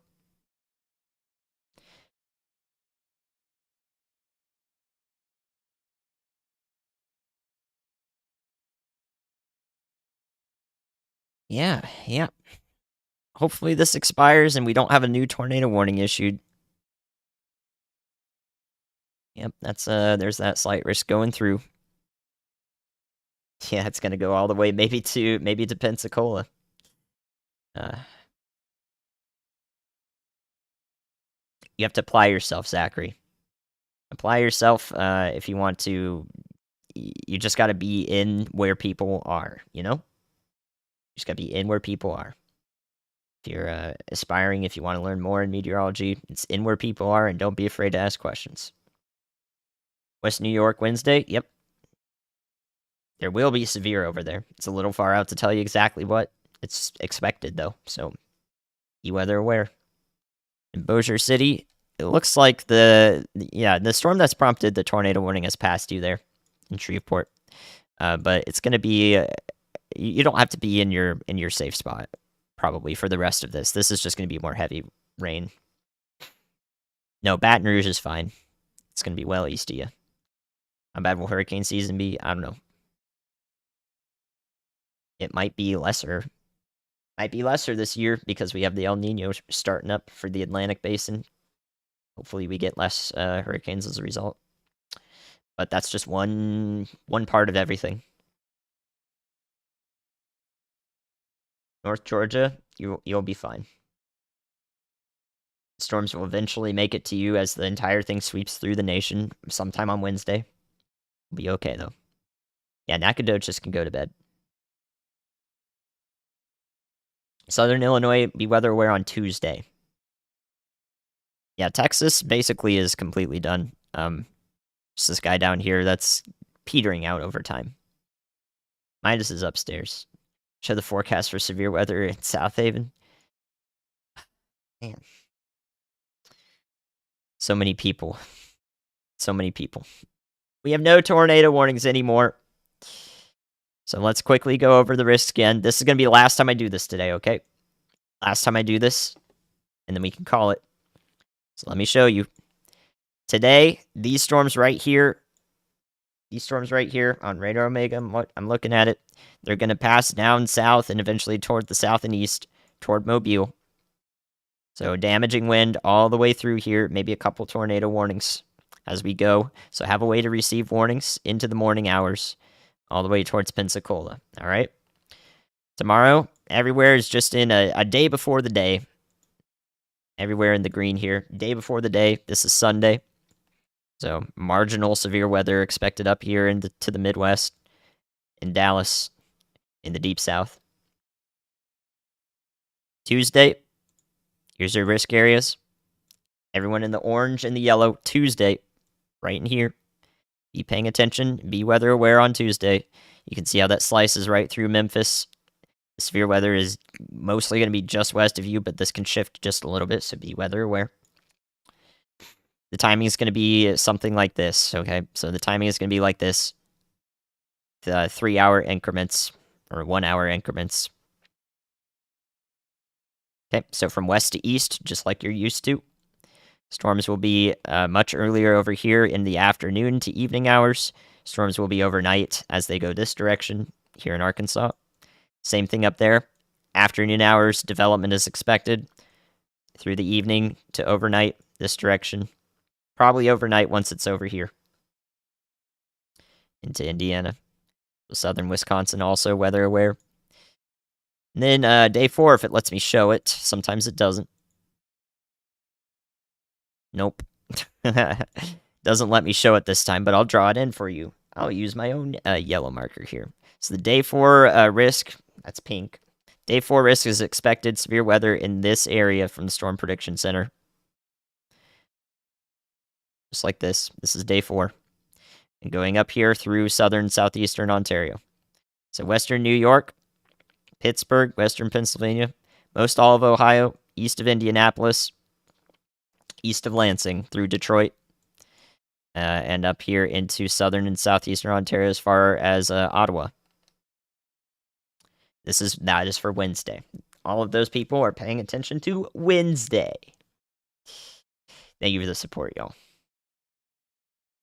So on Tuesday, Ryan and I will be streaming. Both of us will be streaming. It's Tuesday, April 4th. Wednesday, we'll see.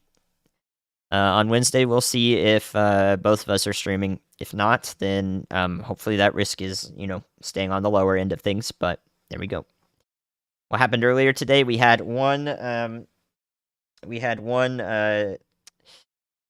confirmed tornado earlier today, and I think we might stay at 1, but we'll see if there's another tornado reported any time. That's what happened earlier today, and a bunch of hail reports.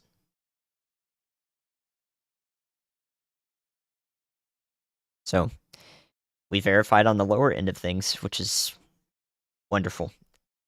I cover Ontario? Will on Wednesday if I'm there. We will on Wednesday. The warnings are custom graphics.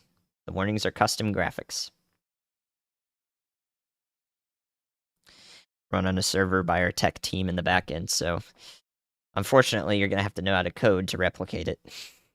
Takes a lot. We're very thankful for the team to be able to have such a concise and good, easy to use things like that. Easy for you guys to digest it. And there was still some shear in place, but yeah.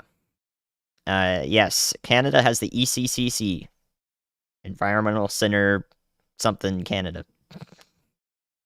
Sorry. That wasn't a diss. They do important work. The ECCC.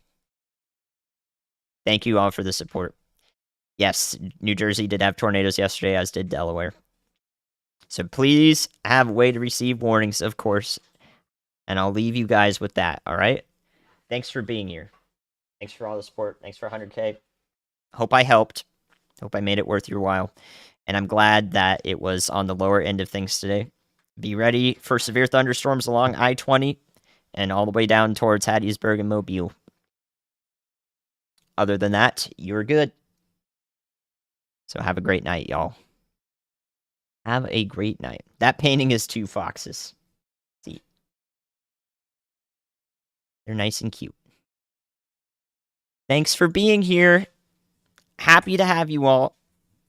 Good job to the mods and good job to everybody for getting the information out to anyone who needed it. If you were watching and relaying it, that's what we like to see. So let's all take some time to do some, have some relaxation and treat ourselves tonight. Get yourselves a hot beverage and stay chill. We will be back on Tuesday and Wednesday. All right. Have a good night, y'all. See you then, unfortunately. See you then.